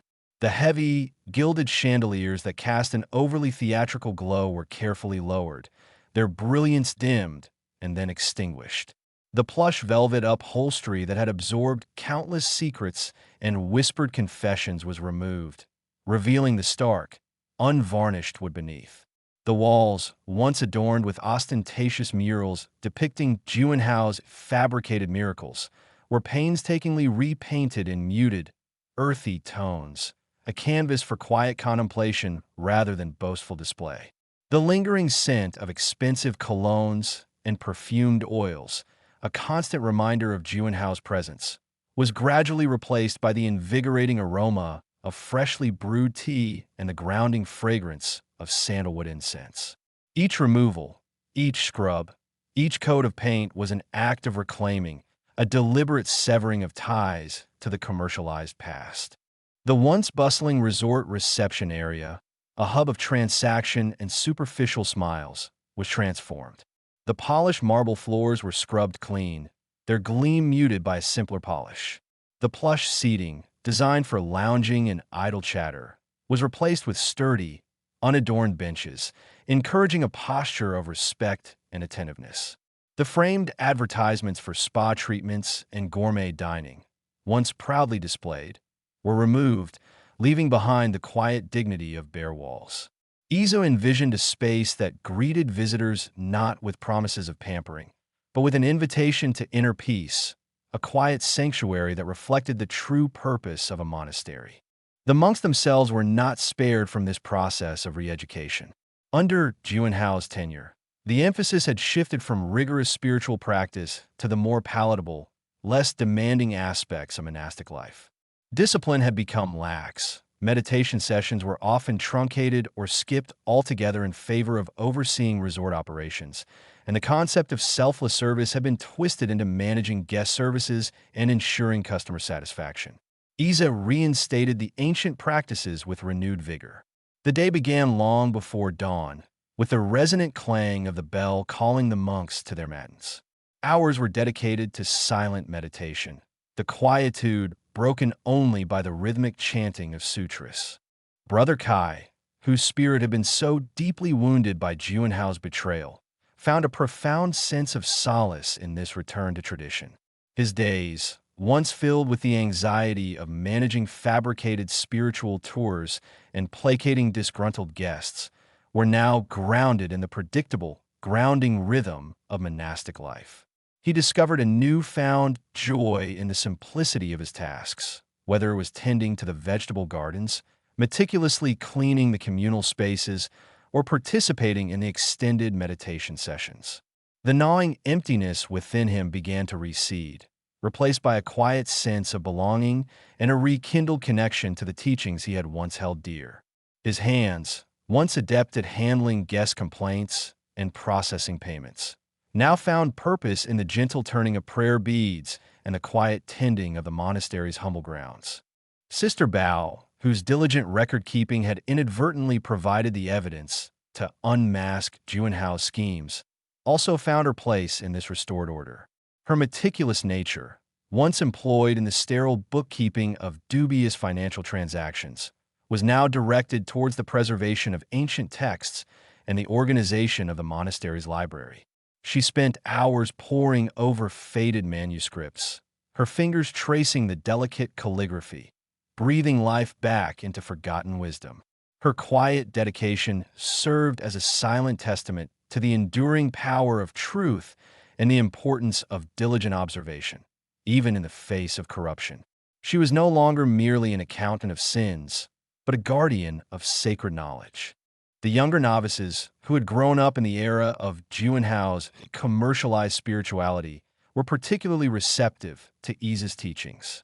They had known only a monastery that catered to the whims of wealthy patrons, a place where spiritual growth was measured by the quality of the amenities.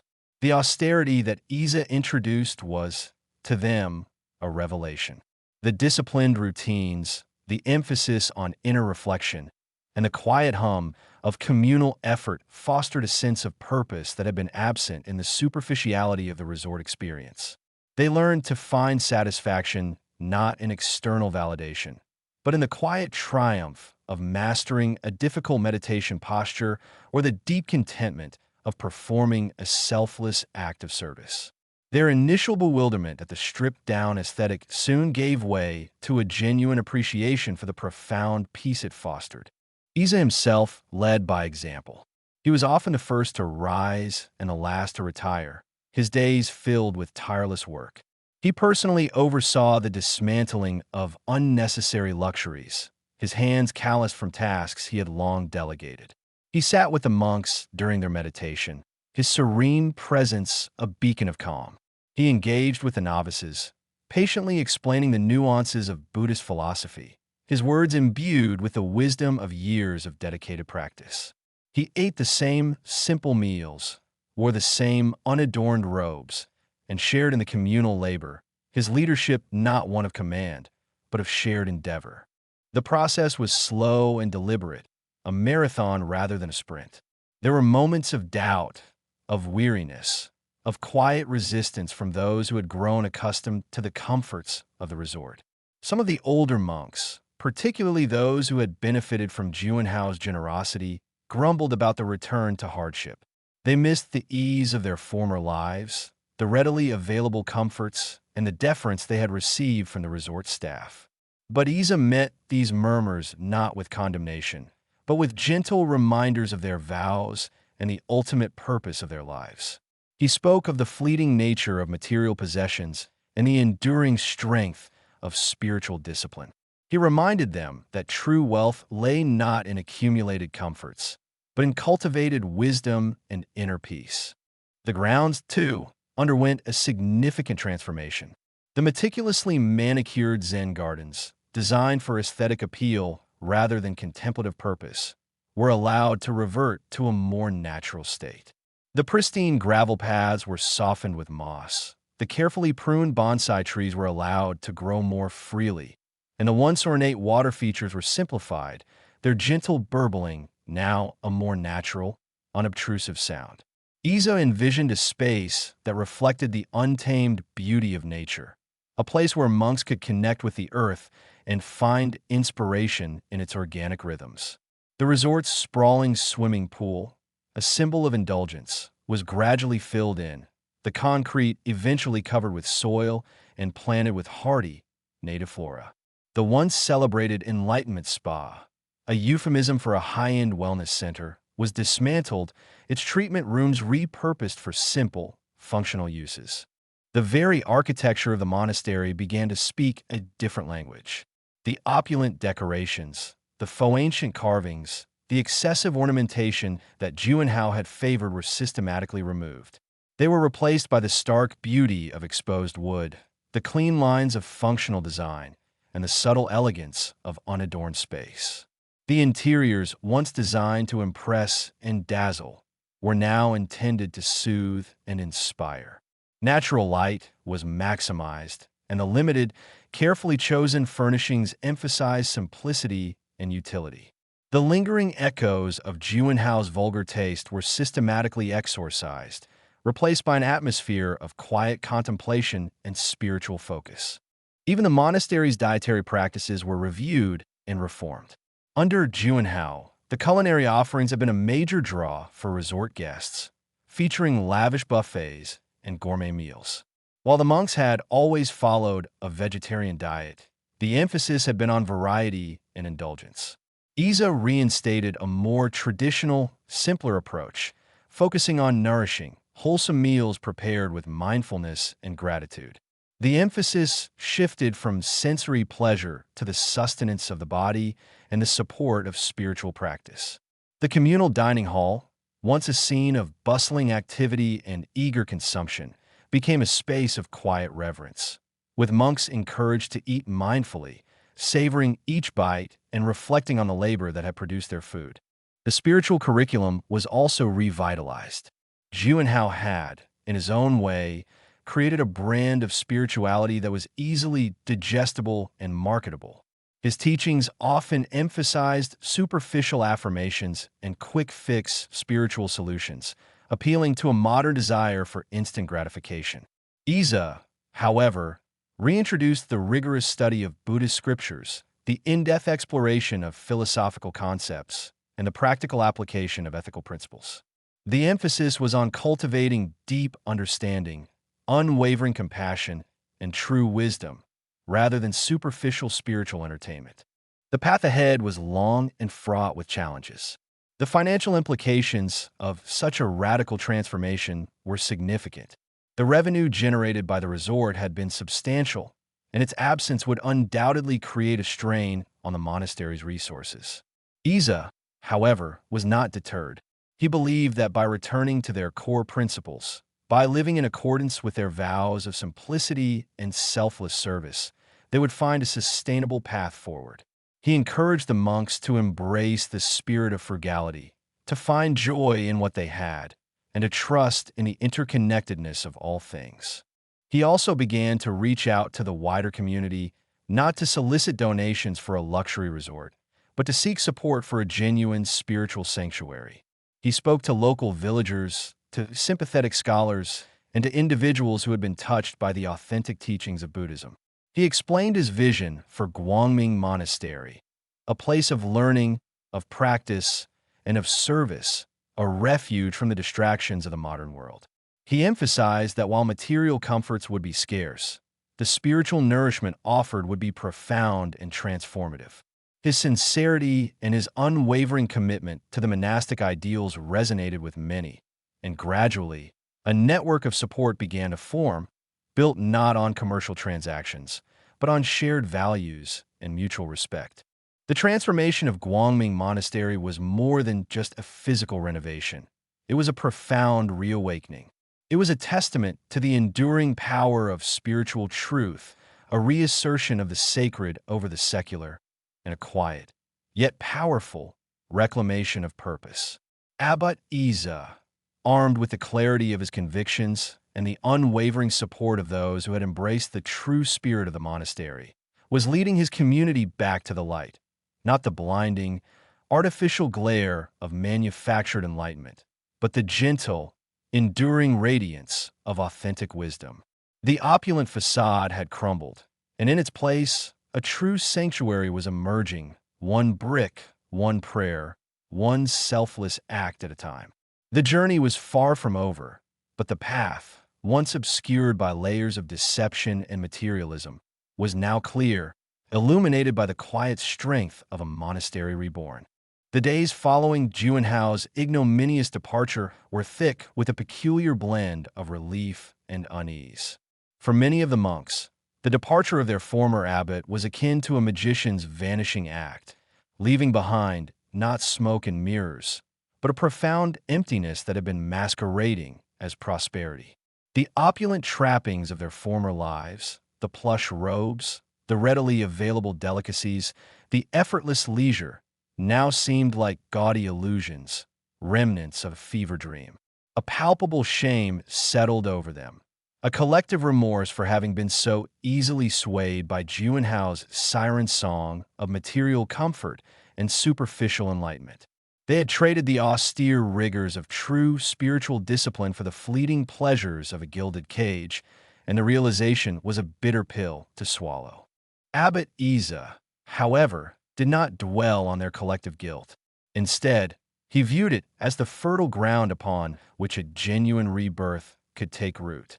His approach was not one of punishment, but of profound re-education, a gentle yet firm guiding hand leading them back to the fundamental tenets of their vows. He understood that the seeds of corruption had been sown not just by Juanhao, but by a subtle erosion of their commitment, a gradual acceptance of compromise that had, over time, become the norm. The path to enlightenment is not paved with silk and gold.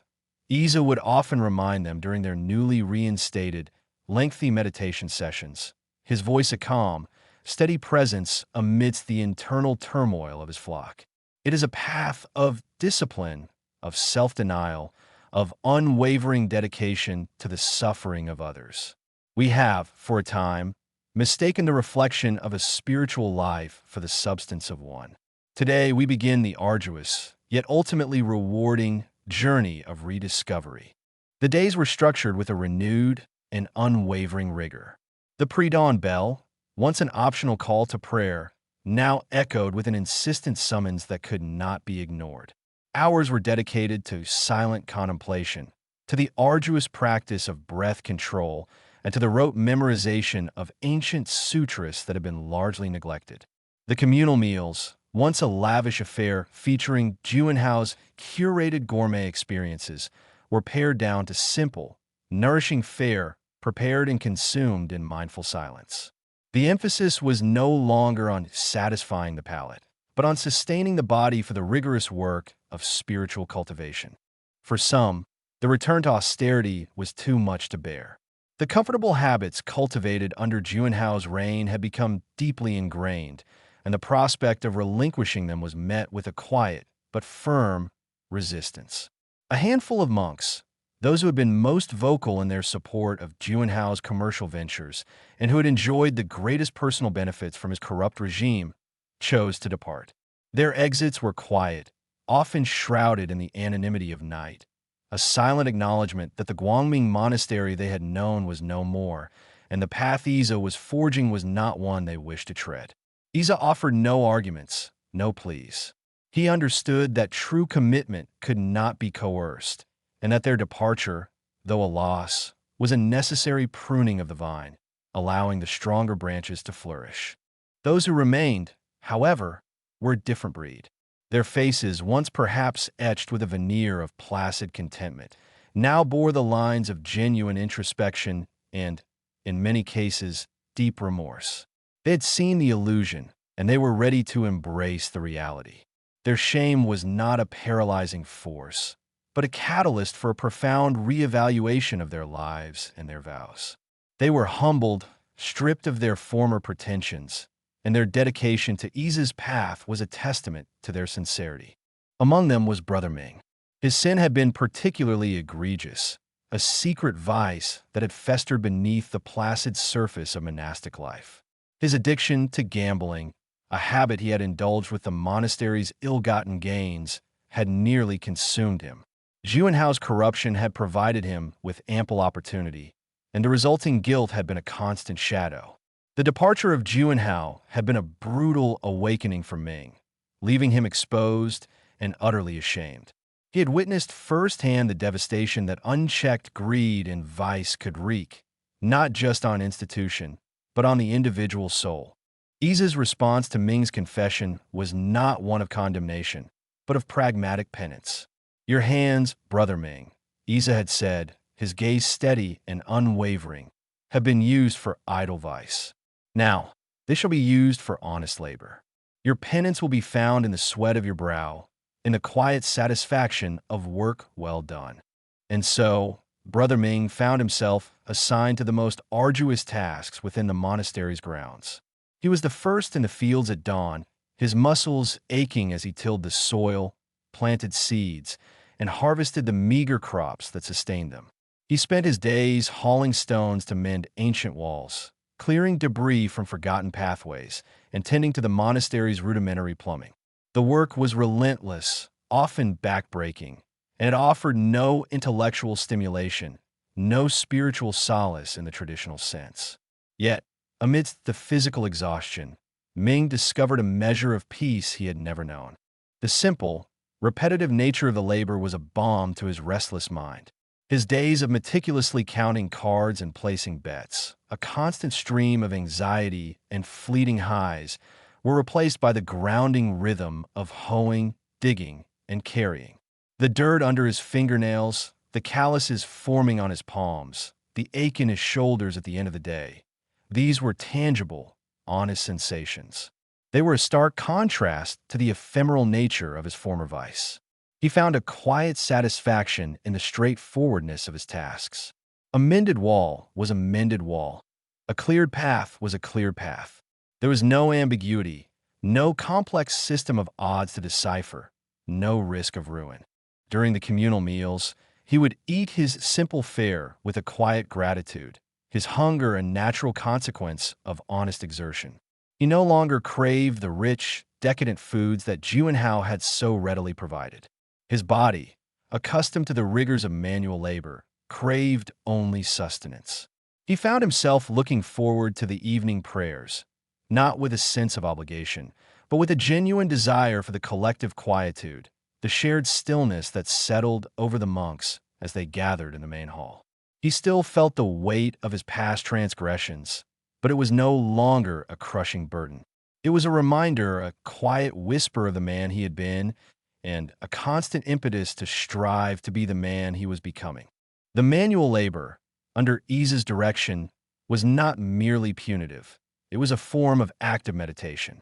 As Ming shoveled earth, he was encouraged to focus on the act itself, to feel the weight of the shovel, the texture of the soil, the rhythm of his own breathing. He learned to see the divine in the mundane, to find the sacred in the simple act of nurturing the land. His hands, once instruments of his downfall, were being retrained, repurposed, their dexterity now dedicated to the humble, yet vital, tasks of maintaining the monastery. The younger novices, who had known only the superficial spirituality of Juanhao's resort, also underwent a profound transformation. They had grown up in an environment where spiritual attainment was measured by the quality of the amenities, and where prayer was often accompanied by the soft clinking of cocktail glasses.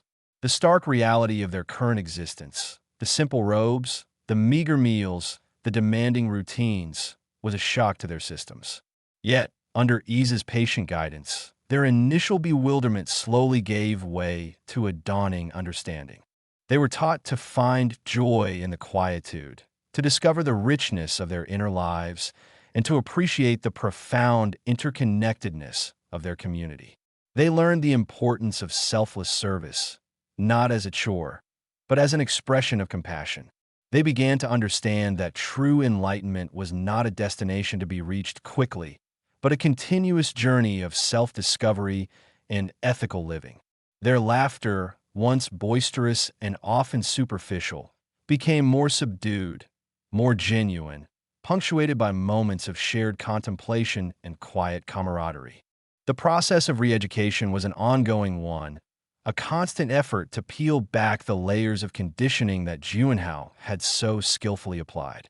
It required patience, perseverance, and a deep understanding of the human capacity for both corruption and redemption. Abbot Iza, with his unwavering resolve and his profound compassion, was proving to be the ideal shepherd for this flock, guiding them away from the barren landscape of avarice and back towards the fertile pastures of genuine spiritual awakening. The monks were not just shedding old habits. They were actively forging new ones, building a foundation of discipline and mindfulness that would serve them for years to come, a testament to the enduring power of their vows and the transformative grace of true enlightenment. The path was arduous, the steps were small, but with each sunrise, the light of their renewed purpose shone a little brighter. The gilded cage had been dismantled, its bars melted down and recast not into tools of spiritual liberation, but into the hefty weight of Juanhao's personal fortune. The Guangming Monastery, once a glistening beacon of his ambition, now receded into the rearview mirror of his gleaming, custom-built chauffeured sedan, a hazy silhouette against the opulent backdrop of his newly acquired coastal mansion. The years spent as abbot, a period that would have been marked by introspection and perhaps even a flicker of existential reckoning for a man of lesser appetite, was instead a subject of detached, almost academic analysis for Juanhao. He hadn't wrestled with his conscience. He had merely updated his business strategy. The monks, their newfound austerity a stark contrast to the lavish buffet he had so expertly orchestrated, were simply the latest variable in his ongoing experiment with human gullibility. He found their abrupt shift from indulgence to asceticism, under the stoic leadership of Iza, less a testament to spiritual fortitude and more a fascinating case study in adaptability, or perhaps sheer desperation. He sipped his imported oolong, the delicate aroma a far cry from the insipid, lukewarm infusions he had once served as a spiritual offering. The ocean breeze, a caress of pure indulgence, played with the silk curtains of his penthouse suite. Remorse? It was a word as foreign to Juanhao as the concept of sharing his personal caviar supply. He mused on the remarkable ease with which he had woven his web of commercialism within the hallowed walls. It wasn't a matter of masterful deception, not really. It was more about identifying the latent desires, the dormant cravings that lay beneath the surface of even the most devoted practitioners. They hadn't been tricked. They had simply been offered a more palatable, more comfortable path to what they thought was enlightenment. The monastic robes, once symbols of humility, had been easily swapped for designer athleisure wear, the chanting replaced by TED Talk snippets, and the meditation cushions by ergonomic massage chairs. It was a masterclass in rebranding, really, and he felt a grudging respect for his own ingenuity. The true lesson, he concluded, wasn't about the sanctity of institutions, but about the pliable nature of the human psyche when presented with the right kind of packaging. The near miss with Abbot Iza, that stubbornly ascetic outlier, with a minor inconvenience, a speed bump on the highway of his relentless ambition. Iza's unwavering commitment to a path of genuine self-denial was perplexing. It was an anomaly, a glitch in the matrix of human motivation that Juanhao hadn't fully accounted for. He hadn't been defeated by superior spiritual insight, but by a sheer, unyielding refusal to engage on Juanhao's terms. It was like trying to sell a luxury yacht to a hermit living on a mountaintop, utterly futile. He acknowledged this limitation, not as a moral failing on his part, but as a practical constraint. Certain individuals, it seemed, were simply immune to the allure of the gilded path.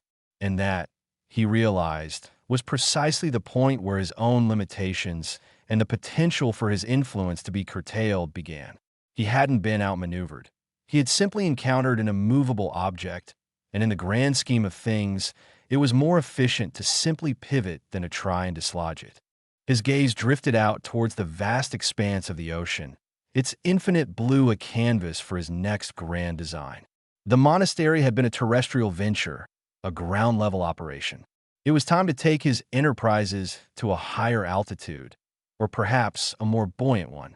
The year had taught him not about the evils of greed, but about the scalability of desire. People craved comfort, status, and the illusion of effortless perfection, and they were willing to pay handsomely for it. The experience had refined his understanding of what constituted a truly premium product, even in the realm of spiritual aspirations. It wasn't about the quality of the doctrine, but the quality of the experience.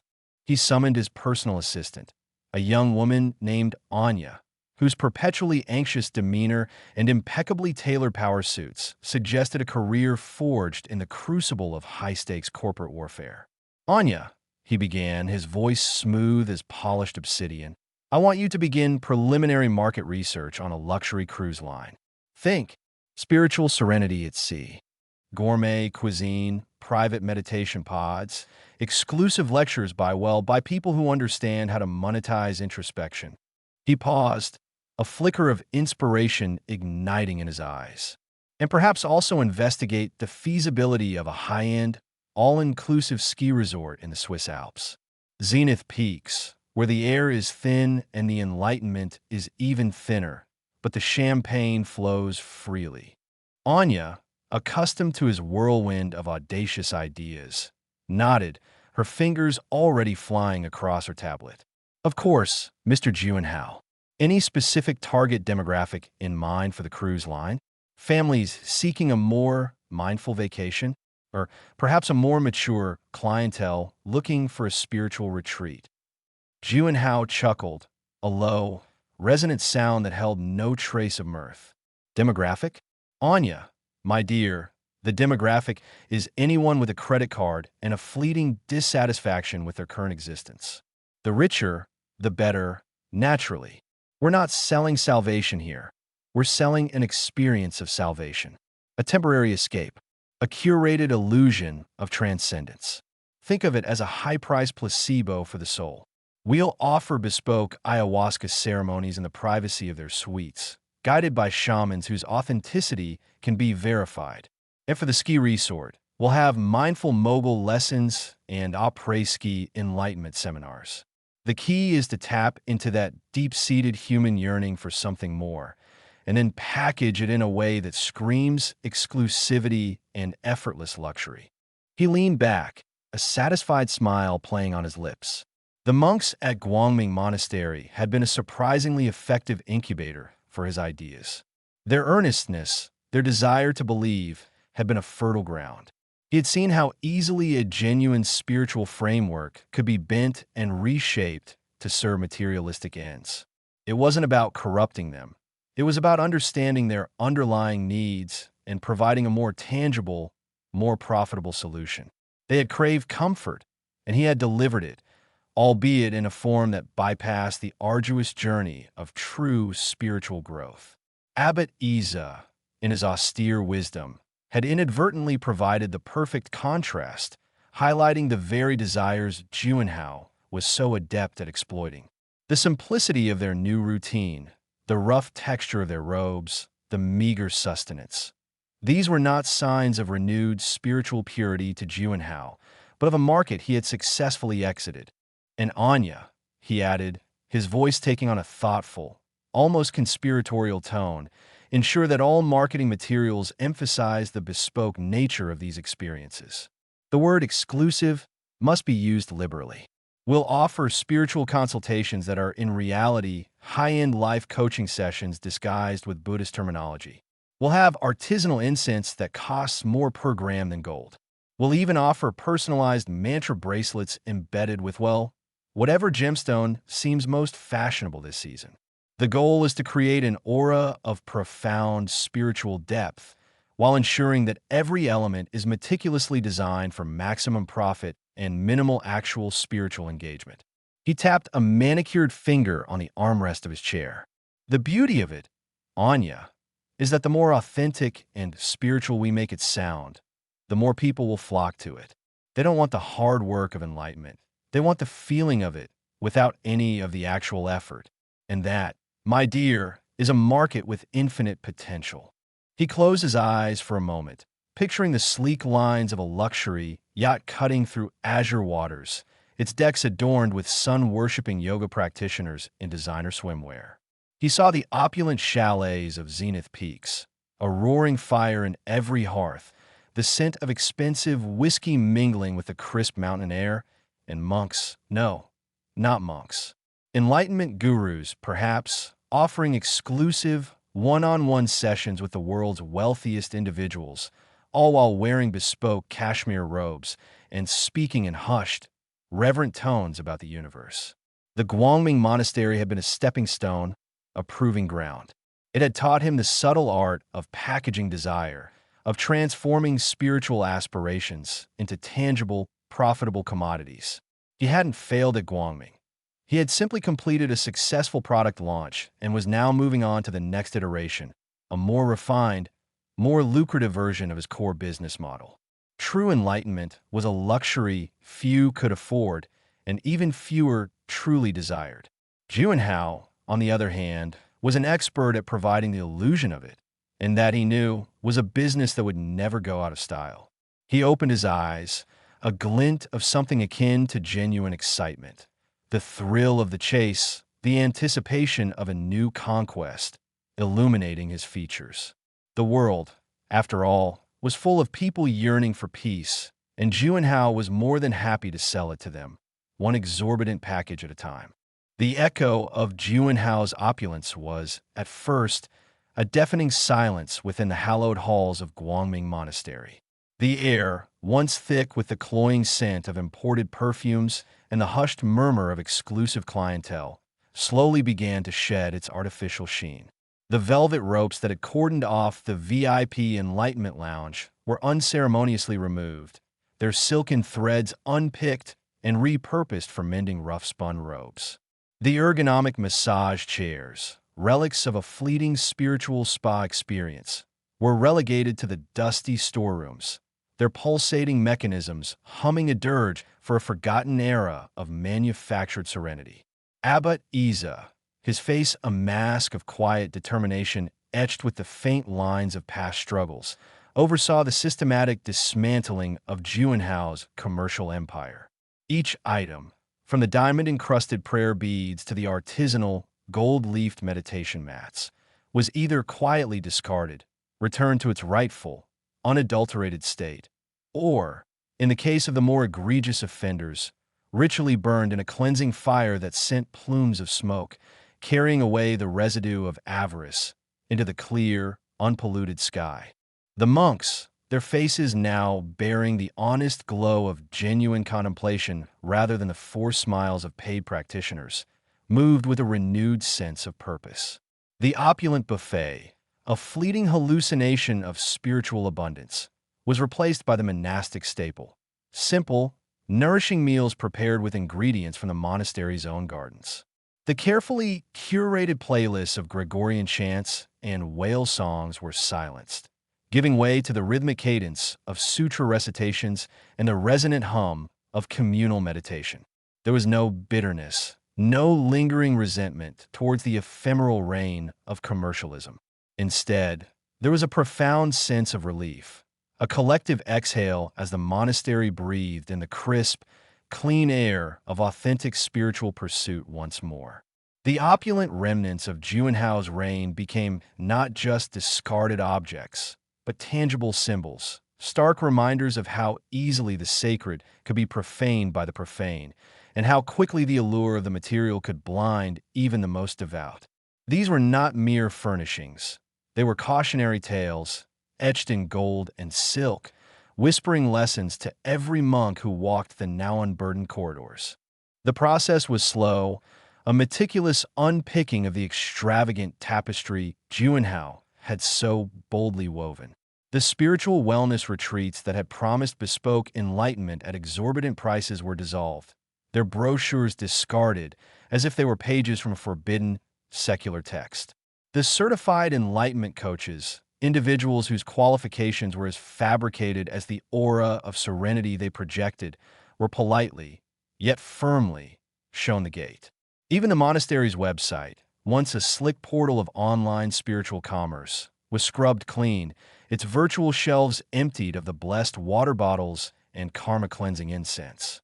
The only digital footprint that remained was a simple, unadorned statement of the monastery's core tenets, a quiet assertion of its enduring purpose. Abbot Isa, a man of few words but immense moral fortitude, found himself at the heart of this spiritual renaissance. He didn't preach about Juanhao's transgressions.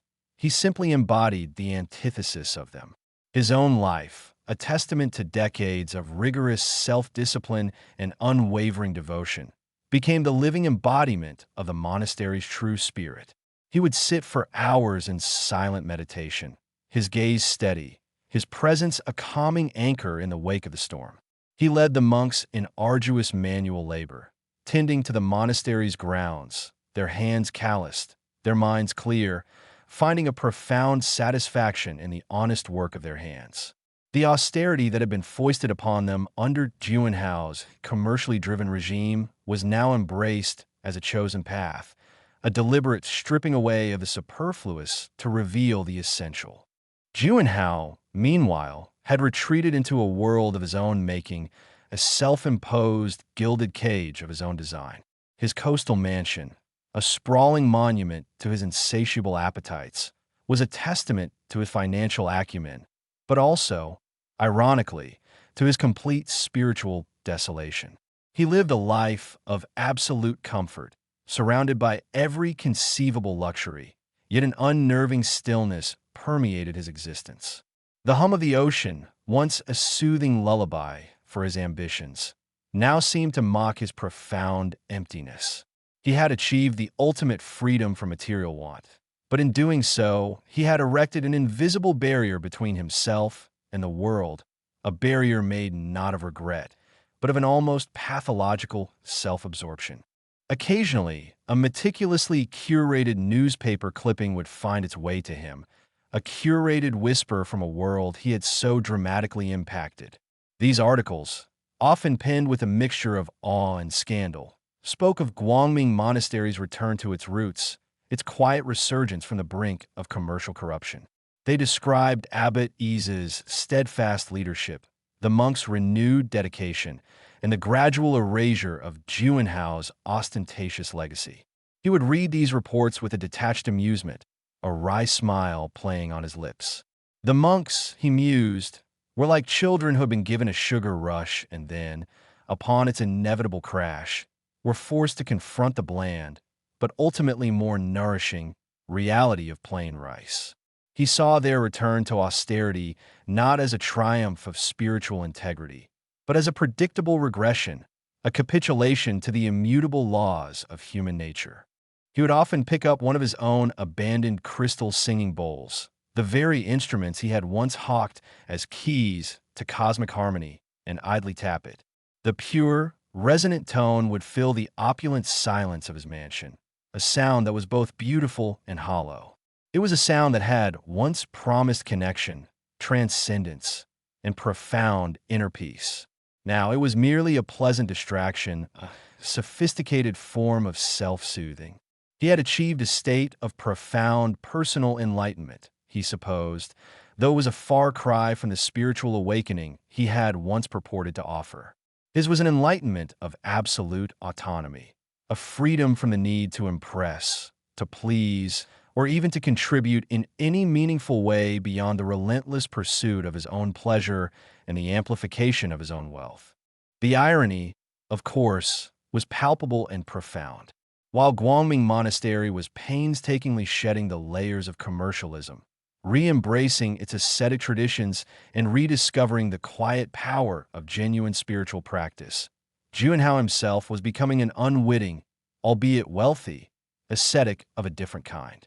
His life was now defined by an extreme form of detachment, not from material possessions, for he owned them in abundance, but from any obligation to the wider world. He had built himself a fortress of solitude, its walls constructed from the very wealth he had extracted from those seeking solace.